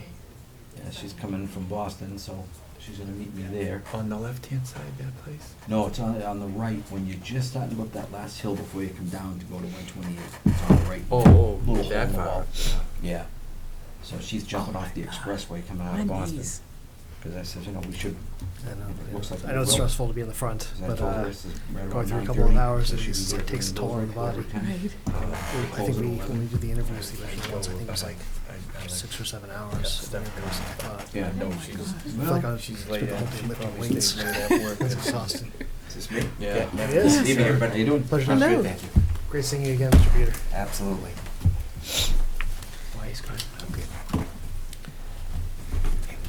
I'm good. So before we get started, I hope you had a chance to read through a little letter that you kind of went through the ground rules for tonight. Just make sure that everyone is more or less aware of the process and that it's also consistent with everybody. Just want to make sure you had a chance to see that. I did, yes. Great, so we can just get started. Let me start by saying that I'd like to personally thank you for taking the opportunity to apply for this position to serve potentially as the town manager for the town of Stoughton, and to consider Stoughton as a place you would want to work. And so thank you very much for considering us. You have 5 minutes for opening statements, and then we'll get the ball rolling. Thank you very much. Sure. Do you want this on? It's on. It's already on on. already? Okay. All by itself. Again, thank you very much. My name is Jonathan Beater, and I just wanted to start by saying it's a pleasure to be here, and thank you for the opportunity. So, Madam Chair, members of the board, you have a copy of my resume, and I live in the town of Stoughton. I live on 209 Highland Street. I went through Stoughton schools, graduated in 1990. I went to Wentworth Institute of Technology. I received a Bachelor's of Science in Construction Management. From there, I worked for Fleet Bank and then Modern Continental, and then I wound up working for the town of Stoughton in 97. I held, I think, every position in the Stoughton Engineering Department. Junior engineer, senior engineer, assistant town engineer, and I was acting town engineer for a while, for several years. Then I went over to DPW, and I became the operations superintendent, assistant superintendent. So I was there for a couple of years before I went to the town of Plymouth. And I went there in March of 2011, and I am still there today as the Director of Public Works. And the DPW in Plymouth is a fairly large organization, if you would. We have 13 different divisions. What's unique about the Plymouth DPW is not just the size and complexity of the town, but just the workforce, and there are responsibilities. We have a cemetery, a crematory, highway division, water sewer. I have an engineering staff of 5, so it's a fairly complex. We have about 130 employees, budget of approximately 20 million. Water's enterprise, sewer's enterprise. We're in discussion now to actually take over the airport as well. We do have an airport. So it's been a very interesting job. I really enjoy municipal work. It's really one of my favorite things to do. I have a passion for the start to finish. I have a lot of experience with town meeting. The structure in Plymouth is very similar to Stoughton, where it's a 5-member board. It's a strong TM. We have 2 town meetings a year. The spring town meeting is more of the budget capital requests, and the fall is more housekeeping. So if there's any emergency, unforeseen capital requests, we'll go to fall town meeting. Spring is generally the bigger lift, if you would. We're already building budgets now. Our capital, our budgets, and we actually have to do a little bit different in terms of introduction, in terms of each of our divisions. That's all due next week. So it's pretty busy. It's been great. Some of the bigger projects I've done in Plymouth, you see in my resume and my cover letter, is we really redid the trash program, a lot of sewer projects, road paving, really a lot of maintenance on the cemetery side, parks and forestry. We do a lot with water and sewer work, a lot of open space, a lot of planning and development work with zoning and the planning boards, direct communication, constant involvement with the town manager's office in terms of financial planning, the budget process, and how we really move our capital. The difficult thing in Plymouth has been really advancing all our capital projects because DPW competes with itself. But again, I'm a resident of Stoughton. I have been for a long time. I have 3 boys. My wife is the nurse at the high school. It's a passion of mine. I'm looking to kind of take that next step, that next chapter in my life. I have a strong desire to do it. I have a wealth of experience, a lot of first-hand knowledge of this town. I still live in this town. I'm very familiar with a lot of the projects you have going on now and up and coming. And I think I would be a tremendous asset to you. I would like to give back to this town. I've lived here for a long time. My 3 boys are still here. My youngest is a senior this year, and I think it would be a great team. So thank you. Thank you very much. So we'll start off with Mr. Gito.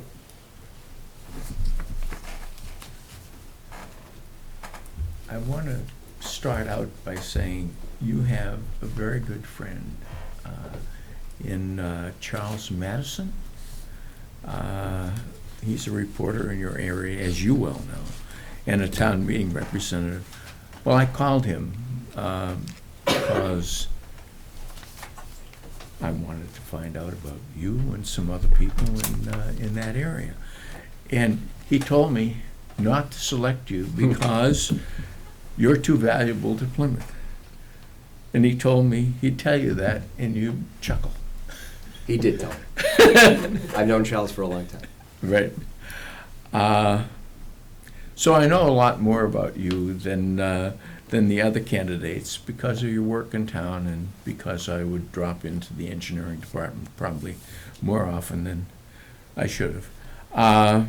And your and your wife's friendship with my daughter. So my questions of you might not be the same as I might ask other people. And you haven't managed a town, but you've managed a large department in a large town. I mean, it's about 8 times the size of Stoughton. It's twice the population, at least, I think. It is. And you know, so you're not. It's not that you don't know how to manage this for sure. But size isn't the only thing. There are a whole lot of other relationships that need to be considered when you move from one kind of job to another. And I sent an email to all of the town meeting representatives asking them what the characteristics and skills of a new town manager would be. And I think one of the top things was they wanted a person with town manager experience. So I'm wondering, how has your work experience allowed you to be chosen as sort of a first-time town manager in a community that may want to have somebody with a lot of experience? And I guess another sort of a drawback on your being a town manager in the town that you live in is what, I don't mean that you necessarily this is going to happen, but you know, people would just say, oh, I know him, and he knows somebody or another, and the decision that he made is, you know, there's something behind that. And so how do you deal with all of that? Because that's reality. It's a great first question. It's a perfect intro for I this hated evening. to ask it, but No, at the same time, it's something that needs to be asked. Yes, so as far as how can you take a DPW director in the town of Plymouth and take that person, who's me, into the manager's role in Stoughton, there's a number of areas I can go into, but first and foremost, I'll say Plymouth is unique. Plymouth is extremely unique. So Stoughton has really provided me with a solid base. I had great teachers, tremendous experience, and I went to Plymouth and really, you know, I was young when I went to Plymouth, and it's been such a great experience in what I've learned. Very strong union environment. The projects are unbelievably complex. Very strong finance committee, board of selectmen in terms of the outreach that is necessary to get your projects to go. I've done well over $200 million of capital. They have a very strong delegation. The reps, Terry Murray, Senator Vinnie DiMacedo, just the whole legislative process has been wonderful. Working with Mass DOT and DEP. And it's very unlike a typical DPW director in the Commonwealth. I don't think there's any DPW director in this state that has done nearly the amount of work, the volume of work, and the type of projects. We have 37 miles of coast, 365 ponds, 400 miles of road, and again, 130 staff, 3 different unions. So every day, it was different. It was never the same, and we just didn't do maintenance. We do construction. We do major projects. And those projects aren't just typical, you need a Conservation Commission approval. These projects require MEPA, CZM, Division of Marine Fisheries. We went through Article 97 processes because of state-owned property, where I had to go into the State House and testify. Very unusual for a DPW director. So I think that volume and the technical part of it, bringing things through town meeting, setting water source solid waste rates, something I've done multiple times, working, getting involved with the charter in terms of the roles and responsibility, shutting off water, development, land development. Plymouth has been and continues to be the fastest growing town in the Commonwealth. Very unusual for a DPW director to be dealing with those types of projects. Multiple apartment projects, 40Bs, multiple hotels, big projects, which is unusual. Having to provide services and sustain those services since implementation is definitely unique. We have a wastewater treatment plant. I oversee the operation and maintenance agreement, so we contract that out. That's a little bit different. Again, like I said, we have an airport, we have a hospital, multiple healthcare facilities. So it's always different. And that's one of the reasons why I've been there for quite some time, because it has never been stagnant. The people there are wonderful. I've been able to earn the respect of town meeting. But what I learned early on was it's about outreach. It's about being proactive. It's about getting ahead of these projects to earn the respect of town meeting and to know that people understand the job you do and how you do it. But to really sum it up, to go from the DPW director in Plymouth to the town manager in Stoughton, I have no reservations. I don't have any fears. I'm not nervous. I know I would do a good job. These are my neighbors. It would be extremely important to me to be successful in this role. I wouldn't even be applying for this job if I didn't think I could do it. You also use the word drawback as far as being the town manager in the town I live in. That's been a conversation that a lot of towns have in terms of residency requirements and living in town, leaving at the end of the day, coming back. I look at being the town manager as far more than a job. It would be a lifestyle for me. It's a 24/7 job. As DPW director, one of my things that I think that have really pushed me ahead of most is my access, my involvement. And it would be far easier in Stoughton. I'm here, my wife's here, my kids are still here, and my interaction, my community involvement would be off the charts, if you would, just because of my ability to work with people, my personality. I enjoy, getting down and dirty with folks on projects. So I don't see my residency here as a drawback. I look at it the exact opposite. My history, my knowledge of the town, the people that I know, I think it's an incredible opportunity. A lot of the consultants that the town uses on the projects, MAPC, OCPC, people in the state, DEP, Mass DOT. I have a lot of extremely strong contacts that I think would be a benefit as opposed to a drawback. So thank you. Thank you. Mr. Carrera. Who are you, Jonathan? Great. I don't have to tell them who I am.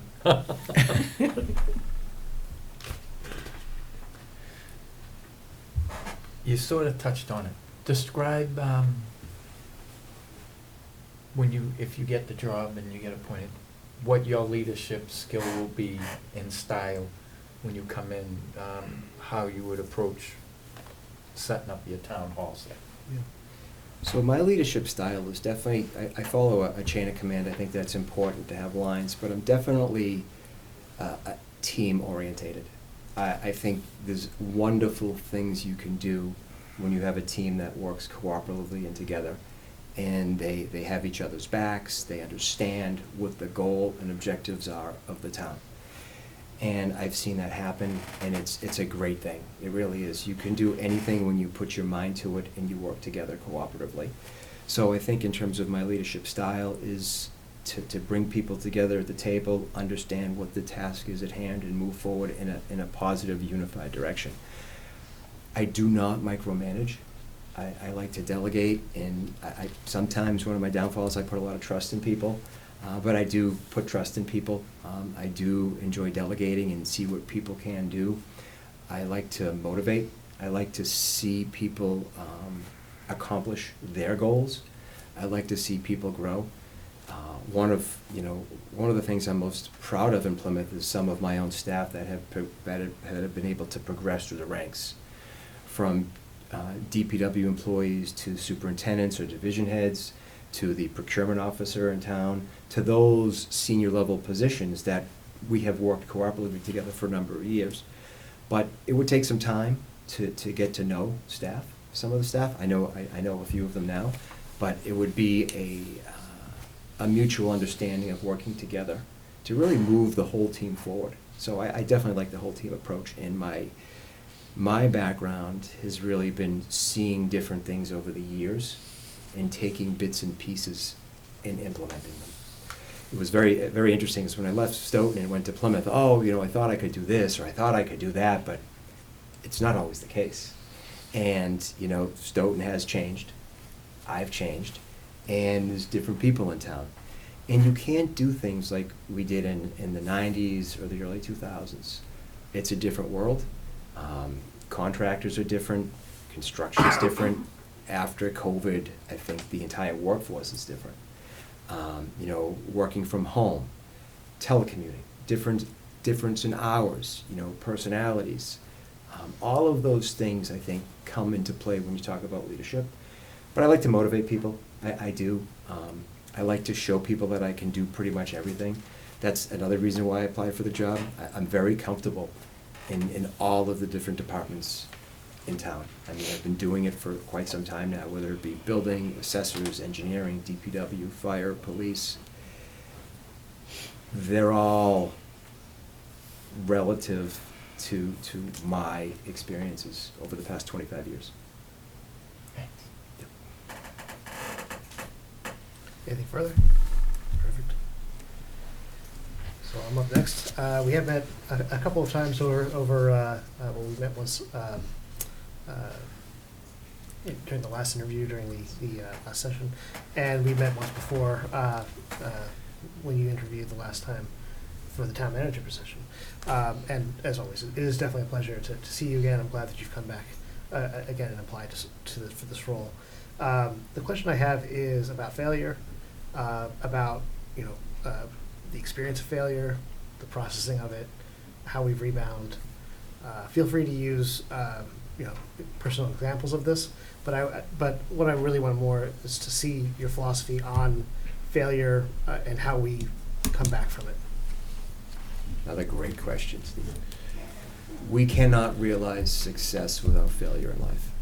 I think we have all been there and done that, and it makes us stronger as individuals. I read a great thing online about Michael Jordan the other day, about failure and success, missing 90,000 baskets over the course of his career, and not making championships, and just going through life.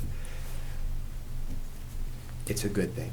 It really is. You need to be able to pick yourself up and move on. And I don't think it's relevant to go into little projects, but for me personally, I think a great example is me being back here again today. That's a great example of how one can be successful. And I don't have a concern about not getting the job. I'm very interested in the job. I would love to have the opportunity at the job, but it will not be a problem if I don't have the job, if I don't get the job. Successes are also looked at differently from everybody. What I see success, you may not. For me, success is, yes, going through town meeting and getting a vote, a strong vote for a project you put a lot of time into. That's a great success story. Seeing an employee accomplish their tasks, coming into work with a smile on their face, that's a success. Going home every day, watching my family grow, those are successes. You bring all those together, it's the roof over your head, it's the hierarchy. You know, it's Maslow's hierarchy. That's what we all, you know, strive for, which is great. But for me, I've been very successful, and I am extremely fortunate for that. I think it's who I surround myself with in life. I think it's my work ethic, it's my integrity, it's how I conduct business day to day. It's putting the time in to accomplish what you need to witness those successes, Steve. Thank you very much, I appreciate it. Chair Roberts. Yes. Mr. Peters? Yes. It's very much a pleasure to see you again. Thank you. My question is, describe the approach you would take to address the desires of members of the community, to keep it like it is, as well as those in the community who want to see some new ideas, innovating businesses which may change the nature of the community, but expand the tax base. What steps would you take to address all needs effectively and in the best interests of the town? There's multiple steps to answer your question, and in terms of to do that, and that's involvement. That's community involvement, outreach. It's not just the day-to-day operations of the town and the departments within. It's the FaceTime. It's getting out at night. It's getting out on the weekends, meeting the people. You know, again, you know, I'm out there now coaching sports. I've coached Stoyak, Little League, flag football, all of these things that I've done, and that's where you hear it. That's where you see it. You witness it firsthand. You get the feedback. You create the dialogue. People know who you are, and you understand the issues. I was at the library preparing for this, and I was at the diversity and inclusion. I stopped in to see them. It's like, just by listening for 5 minutes, it's worth its weight in gold as far as what people want to do in terms of asking questions, trying to understand how the town operates, what the goals of the select board are in terms of budgets. You mentioned taxes. You know, are we looking conservatively? How are their taxes going to be impacted when you go to the Council on Aging, when you're at the library, when I'm at a high school football game? All of those things, that's where it's at, and that's one of the things I'm most interested in, because I'm doing it now. It would be very easy for me to do, and I would love to take that to the next level and having that dialogue with the residents. And again, I don't see that as a negative or as a drawback because I live in town and I know a lot of people. I only see that as a positive. Me being in Stoughton, out and about, and bringing that information back to this board. I only see that as a powerful thing in terms of what we can do with that. I think that's the way it's supposed to be. I think that's what a town like Stoughton should be. I think that there's so many things we can do to improve different facets, different areas, whether it be the Veterans Day Parade, whether it be July 4th, whether it be Halloween, Touch a Truck, anything we do to bring the residents in, old, young, whatever that makeup may be. If I was town manager, that would be an automatic. Thank you. You're welcome. Mr. McCrisky. Here's a simple one. How has your experience positioned you to attract new growth and address protecting neighborhoods in the area that you see what I see? Parking in the streets, parking on lawns, commercial vehicles in driveways or on lawns in the residential areas. We're, in some ways, I've said in the past that it's like we're under assault, you know, to maintain the integrity of the town that you and I grew up in. I've got you by a few years, but I'm seeing things that I could never connect with Lou on when I was first elected, because I was saying, "Oh, change is coming. You gotta welcome change. You gotta work with it." But what I recognize in that, and this is a question really, it's geared to you because you're a Stoughton guy, is that now in my older age, I can understand what Lou was trying to get across to me at that younger age that I could not connect to because of the lack of the experience. You haven't lived through it. But you're seeing what I'm seeing. I'm doing my part, is sitting on this board trying to dictate policies, you know, work with people to make a difference, to protect our town, to get all what we all talk about over the years. So how has you, what can we expect you to perform as a town manager to attract new growth, bring in business, and then yet protect our neighborhoods? So that's, I'm really curious to hear your answer to this, because I know you see what we see.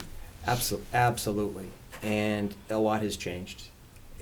Every town is changing, and you know the influx and the development has added a burden everywhere. And a lot of that can be addressed through planning and zoning, proper planning and zoning, and policy. And those are the things you need to monitor and watch in terms of how you regulate, you know, development. 40B is a tough law. You know, every town and community in the Commonwealth has experienced that, and, you know, we deal with it in terms of mitigation or whatever you can do to address impact on services. But I do think, you know, to slow it down or to control it really falls in, you know, planning board, zoning board, and what we can do as a town to make sure we have proper regulations and procedures in place to control that. As far as attracting new growth, Joe, it's about marketing the town. It's about working with those stakeholders, whether it be North Stoughton or on 138 corridor, in terms of what can we do through social media, the town's website, through this board in terms of policy to show and sell what this town has. I know this town has some very solid infrastructure in terms of water and sewer. That's a plus. We have great access to Route 24, which is a solid plus. Again, there's not much land left, but I think you're going to see redevelopment of land over time, and to see what matches with zoning. And your tax rate, you have a split tax rate, which is a plus. A lot of towns don't have that. I think it's 14 on the residential and maybe 22 on the commercial industrial side. So you have to make sure you're looking at that too, because you have to make sure that's affordable. One thing that's been great about Plymouth is some of the 40R, the TIF agreements, the district financing. Those are some great options to attract business. We're looking at biotech in Plymouth. We're looking at trying to get more of that commercial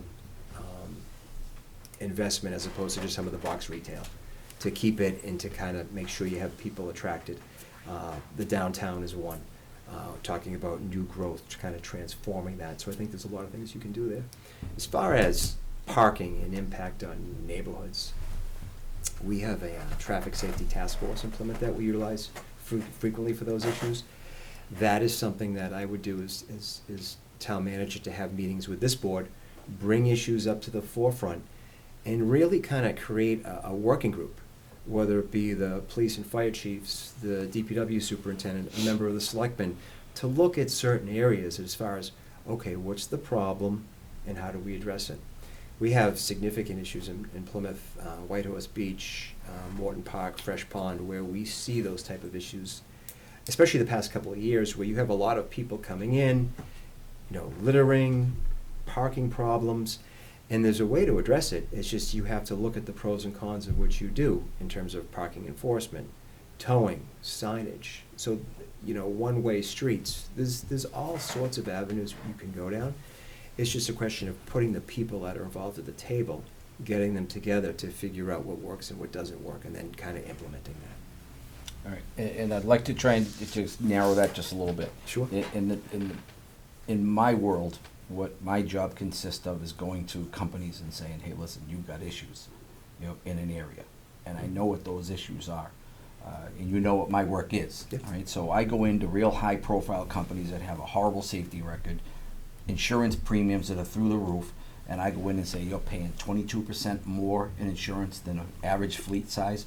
Your safety scores are at risk of you having an audit, which would result in roughly a $50,000 fine in this area, blah, blah, blah. I can fix that for you. I know how to implement the policy that's going to do it. So that's kind of what I'm looking for, because you drive the streets every day. You must have the same thoughts, like, son of a bee, if I could do that, I would do that in 20 minutes. What would you say, I'm ready for this challenge and I know what to do? I mean, as the town manager. Yeah, as the town manager, if there's a particular business, that would be a pretty simple conversation as far as meeting with that business owner or whoever's involved with that organization as far as addressing a concern, as far as what the impact, negative or positive, is on the town, to understand it, to bring it to the forefront and massage or manipulate it so it works. So there's a lot of businesses in Stoughton that have impacts on the streets, whether it be traffic or damage from trucking or construction. And as town manager, I would have no reservation about meeting with anybody to have a discussion as far as what we can do to make improvements. I do that now as DPW director. Again, one of the things that's unique about Plymouth, outreach, getting ahead of these issues. So if this select board, during one of the meetings, say, hey, listen, JB, we're having an issue on Park Street with one of the businesses and their employees parking on the street, or their trash is in the road, or their employees are out hanging out at night. How would you like to handle that? If that's what is that the question? No, I was looking more for, I'm the town manager. Yeah. I'm gonna solve this problem. This is how I'm gonna solve it. What do you see? I could sit here and name off 100 things of what I see in this community that's wrong, and how we're not getting in front of it, and it's festering and growing. So, Got it. You start, tell me, pick an area and say, as town manager, I'll change this by. Sure. So, as town manager, some of your bigger projects, let's talk about school on Canton Street, as far as road design. Working with Greenman Peterson, working with Mass DOT, as far as, safe streets, as far as roundabouts. I, as town manager, would go to Boston and meet with them and talk about design concepts as far as trying to save taxpayer money relative to not paying for design. Working with Mr. Tisdale on the TIP projects for those type of things. 139, the reconstruction of 139. I would be at District 5 tomorrow, having a conversation with them as far as what are their plans, when are they gonna fix it, what can the town expect for mitigation and traffic impacts. Those are some of the things that I would do immediately. Some of the quieter things, train station, Stoughton Center, getting up to speed with all the stakeholders, working with this board and giving you feedback in terms of what I can do. I am not shy. I am quite persistent and resilient. I don't think there's an issue in this town that I would be, nervous to tackle, Joe. But I work above board. I'm transparent. I'm accountable. As I said, I work with a variety of agencies, DOT, DEP. I was just watching Mark and Phil talk about PFAS at Muddy Pond. PFAS, the state is going to keep on adding levels of PFAS testing. I'd be at DEP with both of those employees, as far as having conversations as far as, okay, it's gonna take us 2 years to construct. We may wanna pause a little bit, because as the testing increases, there may be more parameters to work out, and we don't wanna start wasting taxpayer money. So I don't have an issue as far as getting, into some of the key issues as soon as I see them. And again, it's a cooperative effort. You all see things differently. Me, as a resident of town, as a DPW director, I pick up on things. Potholes, trees, signage, striping, all of those things, which I think is a benefit to know, especially when it comes to winter, storms, plowing. Those are all things that I see. I think I would be a tremendous asset as your town manager, because I see things unlike most town administrators and town managers. I've been doing the construction. I've been doing the repairs and maintenance of towns for quite some time now, so it's almost second nature. One last point too, when it comes to, businesses and their operation in town, there has to be a balance in terms of what they receive for that tax dollars and what they provide the town in terms of employment and benefit and services. And that's a constant operation as far as town manager and your involvement. And as Deborah asked the question, that community outreach is key, because aside from hearing things at the select board level, you hear from the residents in the community. And as soon as you hear of those issues, you understand if there's an urgency behind it. So if you have a resident who's complaining about a street light or a street tree, probably gonna hear it before you do, which is a good thing. So the goal would be to have your next town manager be able to kind of clean up some of the nonsense coming to the board, and I think I could do a good job at that. Thanks. You're welcome. Mr. Chairman. I'll go back to Charlie Matheson. Okay. He said one of the things that you did was put together a roadway improvement program, long-term. Yes. Well, we have that same kind of report. Easton probably has the same kind of report also. Easton has done 13 miles of major work a year for 10 years. Stoughton has used about 2 years of Chapter 90 money, but has done 3 miles this year. And that's a good thing. But we have about the same number of miles of street as Easton does. Even though Easton is a bigger town, we've got more intense development. And we have very, very old subdivisions. And you've probably driven through a number of those. And you've seen some of the ones that are not in really great shape right now. And we have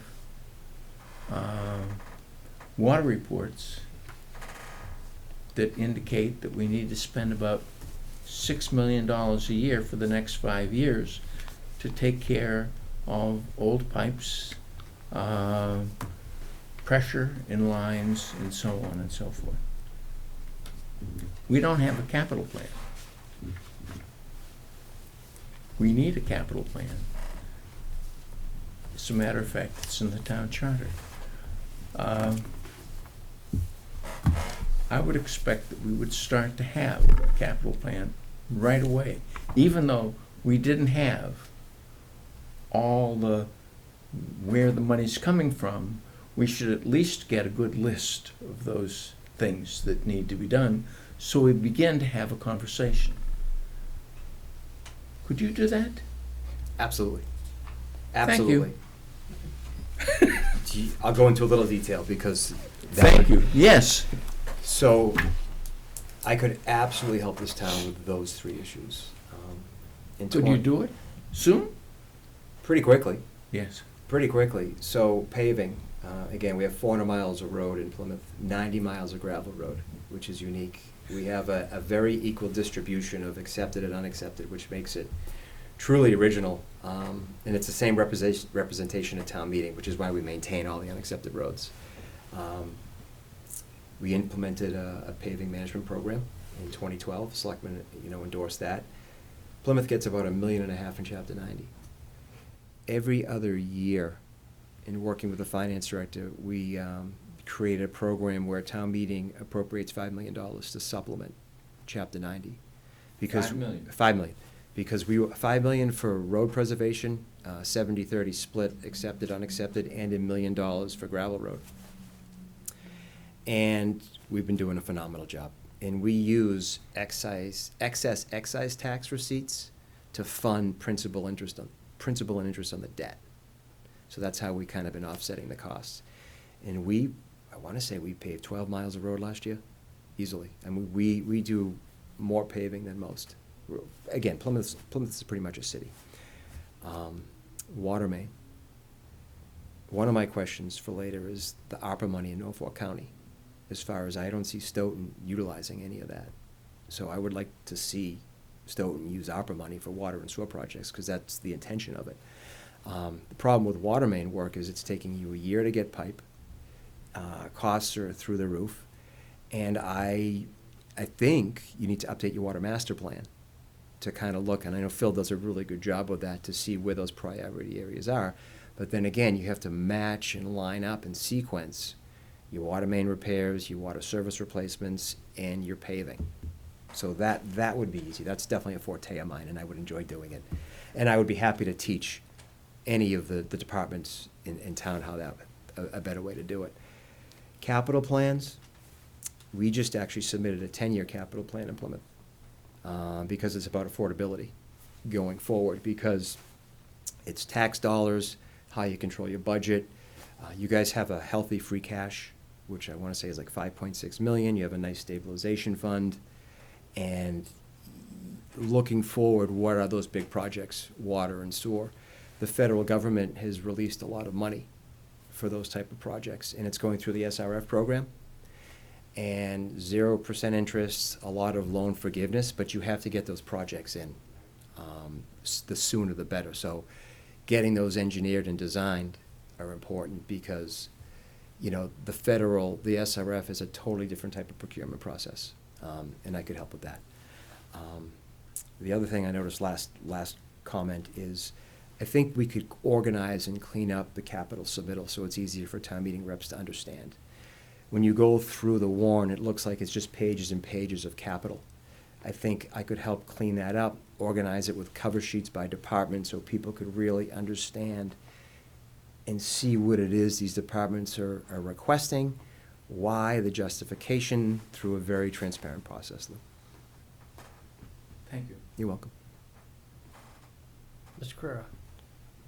That's actually a good answer without a question being asked on how we buy the capital items. That we used to have them separated by departments so you could understand it, like you said. Mm-hmm. And then we throw it all in a big pile, and then everybody fights at town meeting to separate them. So why wouldn't we just do it properly so you can see the way it is? I don't have a question, but that, I want to say that's a good statement. Because I asked for it. I says, this year they will be split.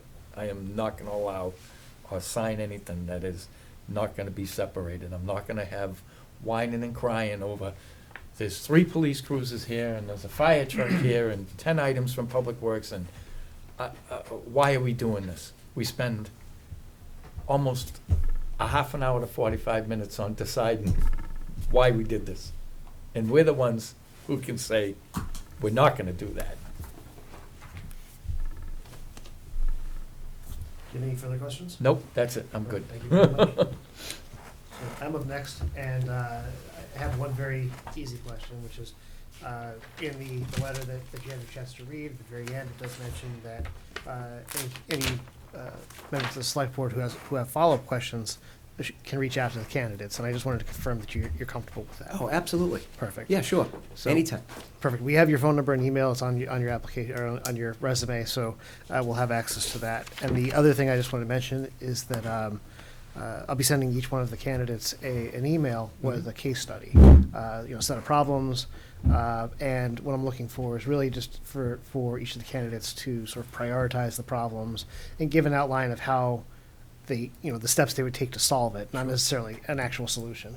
But I do want to let you know, I've told everybody else exactly the same thing. So you'll probably receive that sometime tomorrow morning, and then there'll be a due date, which will be probably Monday night by midnight, or some good amount of time for you to complete this.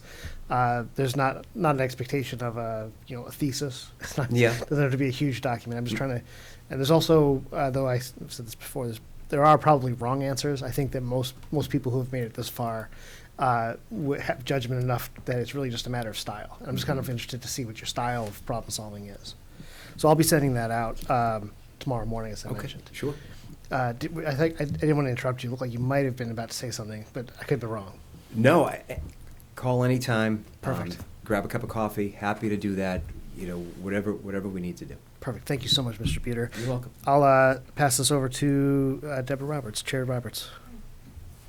Mr. Peter, I have a question for you, but I'm going to delay asking that question because I want to give you the benefit of the doubt. As I heard you express your background, you're an expert in DPW, in public works, and even being an engineer. But what I'm not hearing, I can tease it out of your resume, but you didn't talk a lot about how you collaborate with the legislative body, Mm-hmm. or efficiencies like website communication, and communication with the community, you know, something a little more public than what we currently have, because you know Stoughton. So that's the reason I wanted to give you the opportunity to talk more about it, because I think that's what we're missing, or what I was missing in as you were talking and answering questions. Yeah, again, we have an hour, and we're only touching the surface of so many key important issues, and I'm happy to go into any of those details. So as far as being involved with the legislative body, I'm assuming you refer to town meeting. Well, I was referring to our senators, Senator Walter Oh, Timothy. Sure. Yeah, Ken okay, so you look, Phillips, like delegation, state reps, Yes. congressmen like Keating. Yeah, sure, so Governor, you know, just. governor, all- yeah. Just all Like of me it. texting Karen Polito when we run out of salt, and she calls me back and helps us out, those type of things. Yeah, definitely. So how do you negotiate with them, just more than Sure. just town? I just wanted to give you an opportunity to express that, because I didn't want you to miss the opportunity to talk a little bit more about that. Yeah, no, that's so important to have a town manager that is not only comfortable, but has an ability to interact with those individuals. So, you know, whether it be Congressman Keating's office or your state reps, depending on the projects and the profile or the situation at hand, you have to be able to reach out and get access and gain contact. And there has to be a trust respect thing there to know that, yes, okay, you know, the town manager in Stoughton has a solid understanding of the process and has an ability to work with everybody involved and can honor what you put forward in terms of a resolution, a dialogue, or a commitment on behalf of the town. I have worked with a lot of legislators throughout the years in terms of developing projects. We rebuilt Water Street by Plymouth Rock, and we had to work with the state because that was all DCR property. I worked with the DCR commissioner and our senator at the time, who was Terry Murray, to make that happen. Because it's important, and it's very legal, if you would, in terms of how you acquire property, and that's a process. But some of the bigger things that may involve the state reps in terms of funding and projects, that'll happen all the time. I think, you know, I know the town manager has an open door policy in terms of visiting hours and things like that. I would make it a point to reach out to them to see what the current events are, current issues are, and just to make sure that we follow through. But I do that now as DPW director on some of our bigger issues. We are trying to re-permit our outfall to go to the sewer beds, and we are an environmental justice town. So I've been working with our state reps and DEP and the folks at MEPA to try to coordinate that, because that's an important issue. So I think anything that rises above the typical level of town government locally, and you have to involve those individuals, of course, this board will be aware of it, but I think we'd work cooperatively on that. But I'm extremely comfortable doing it. I've been doing it for a while. One way, I think you asked a question of, I think it was outreach and getting information to the citizenry, Yes. right? It's technology. Technology is key today. It's not just your social media, your Twitter accounts, but what is the town doing to interact with the residents? We're looking at a 311 system in Plymouth to kind of not only report, but to update, because I know the city of Boston has it, and the city of Boston's 311 works unbelievable. So getting information out, whether it be press releases, whether it be reverse 911 calls, those are things that I'm very accustomed to. We do a lot of big projects in Plymouth. We're a tourist town. We have a lot of traffic, so every time JV puts a shovel in the road, people complain. And I've learned over the years how to really get ahead of that and address it through outreach, through press releases, through social media, getting that information online is critical. And it's really one of the focus points for me in terms of doing what we do today, because it's not just a construction project. If there's an issue in fire, if there's an issue in PD, or, you know, if you're setting the tax rate, you know, next week at the selectmen's meeting, get the information out there. You know, if you're doing a Munis system upgrade and you have limited access to town hall, or town hall can't perform a function, whether it be a building permit or a tax bill, put it out there. That's what I like to do, and I'm pretty good at it. Thank you. You're welcome. And Mr. McCrisky. I'm good. Excellent. So, as the memo mentioned, you have the last 5 minutes, closing statements, and if there's any questions you have for us, feel free to, this is your time. Yeah, so again, thank you so much for the opportunity. I'm glad I'm back again, round 2, if you would, everybody. And like I said, call any questions. I'm looking forward to the case study to provide that. But I have 2 questions. The first one is, what are the immediate goals for the next town manager? What does the board see as the most important goal for the next town manager? So I'll take the first Okay. shot at this and say that as with all change, there's a lot of nervousness and instability that comes with change. And what I would like to, my first goal on it, if I'm being perfectly honest, Yeah. is for the rockiness of that boat to settle, for people to feel comfortable, certainly town employees to feel very comfortable with that there's a strong leader, somebody who respects them, who they feel confident, they can work with. And also that the constituency of the town, that they feel comfortable that there's a leader in that top office who is ready to do the work of the town, and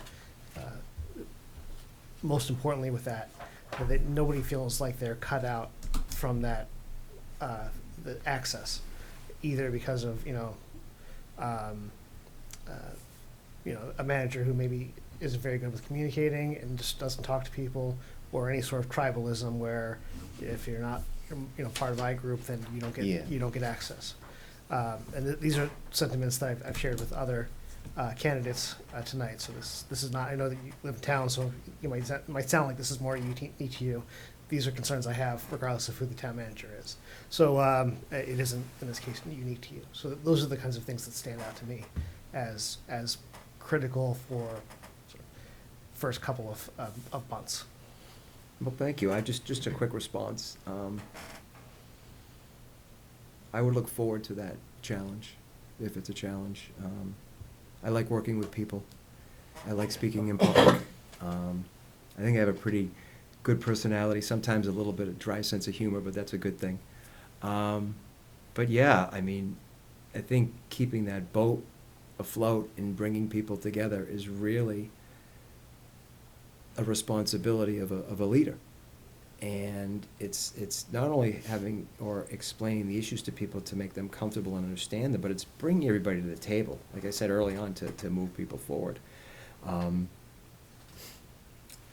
I've worked with Cynthia for a while back in the day, and I think she knows the ability, so that's a good thing.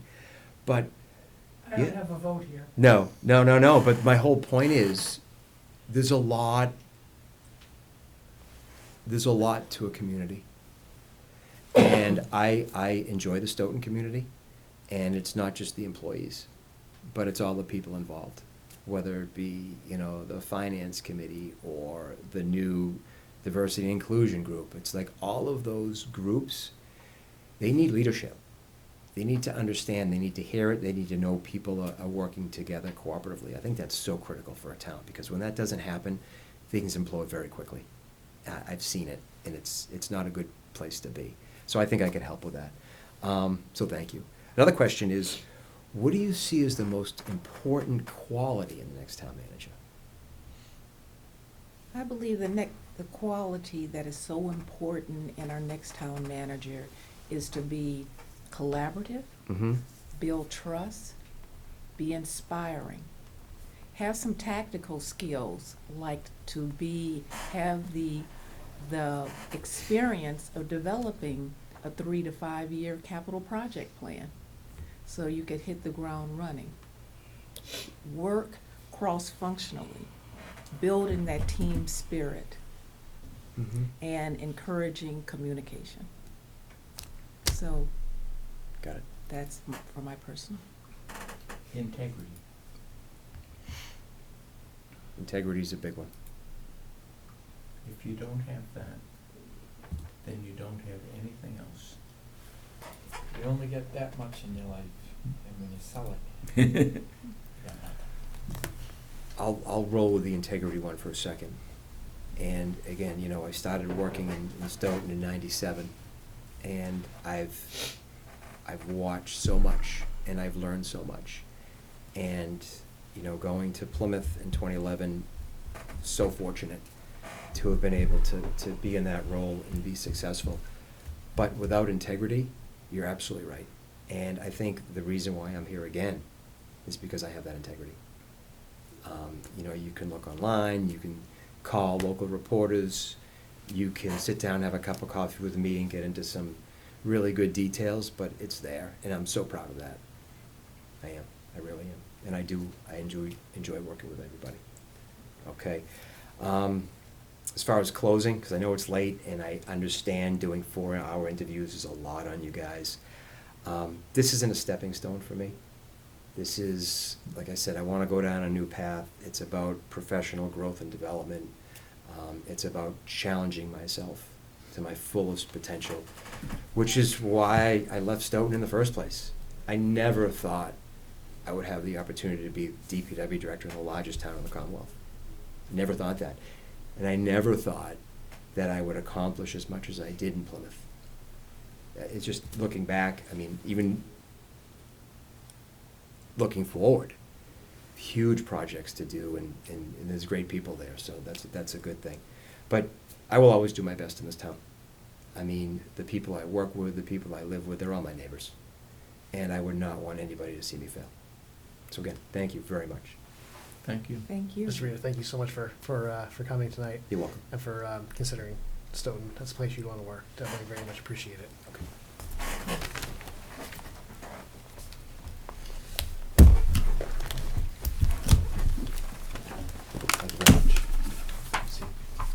Thank you very much. Thank you very much. Okay. Thank you so Pleasure. much. Absolutely. Thank you. Good night. Great seeing you in person. Absolutely. Be well. Thank you very much. All right, everybody, have a great weekend. Okay, same to Thank you. you so much. Bye. So that wraps up our interviews. Mhm. The one thing I'd like to say just before we close up, as Joe and I have worked with Community Paradigm to get to where we are, our goal was to bring candidates to you guys who we felt could absolutely do this job. And I feel confident, and I hope that you agree that we do have 4 excellent candidates who are very capable and have had a string of successes that our town could leverage. From here, you know, I think there is a question of just finding the right fit for us on an individual level, and each of these candidates is I think so unique that it should offer a lot of variety.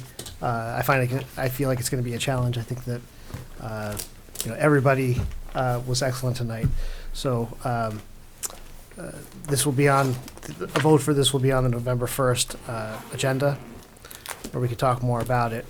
But I just thank everybody for the work we've all done to get us this far. Community Paradigm has been amazing. Joe, I thank you so much for all the work you've done as well. You did most of the heavy lifting, let's face it. You know, you're very kind. I No, you've think the been both of you excellent. did a great Yeah. job, so thank you. Yeah. Very pleased with the candidates. Excellent. And motion to adjourn. So made. Second. All in favor? Aye. Aye. And I vote aye as well. Good night, everyone. Thank you so much. I'm actually gonna Thank be you. early. What time? 9:25. Right on the dot. I'm gonna be early. That doesn't happen often.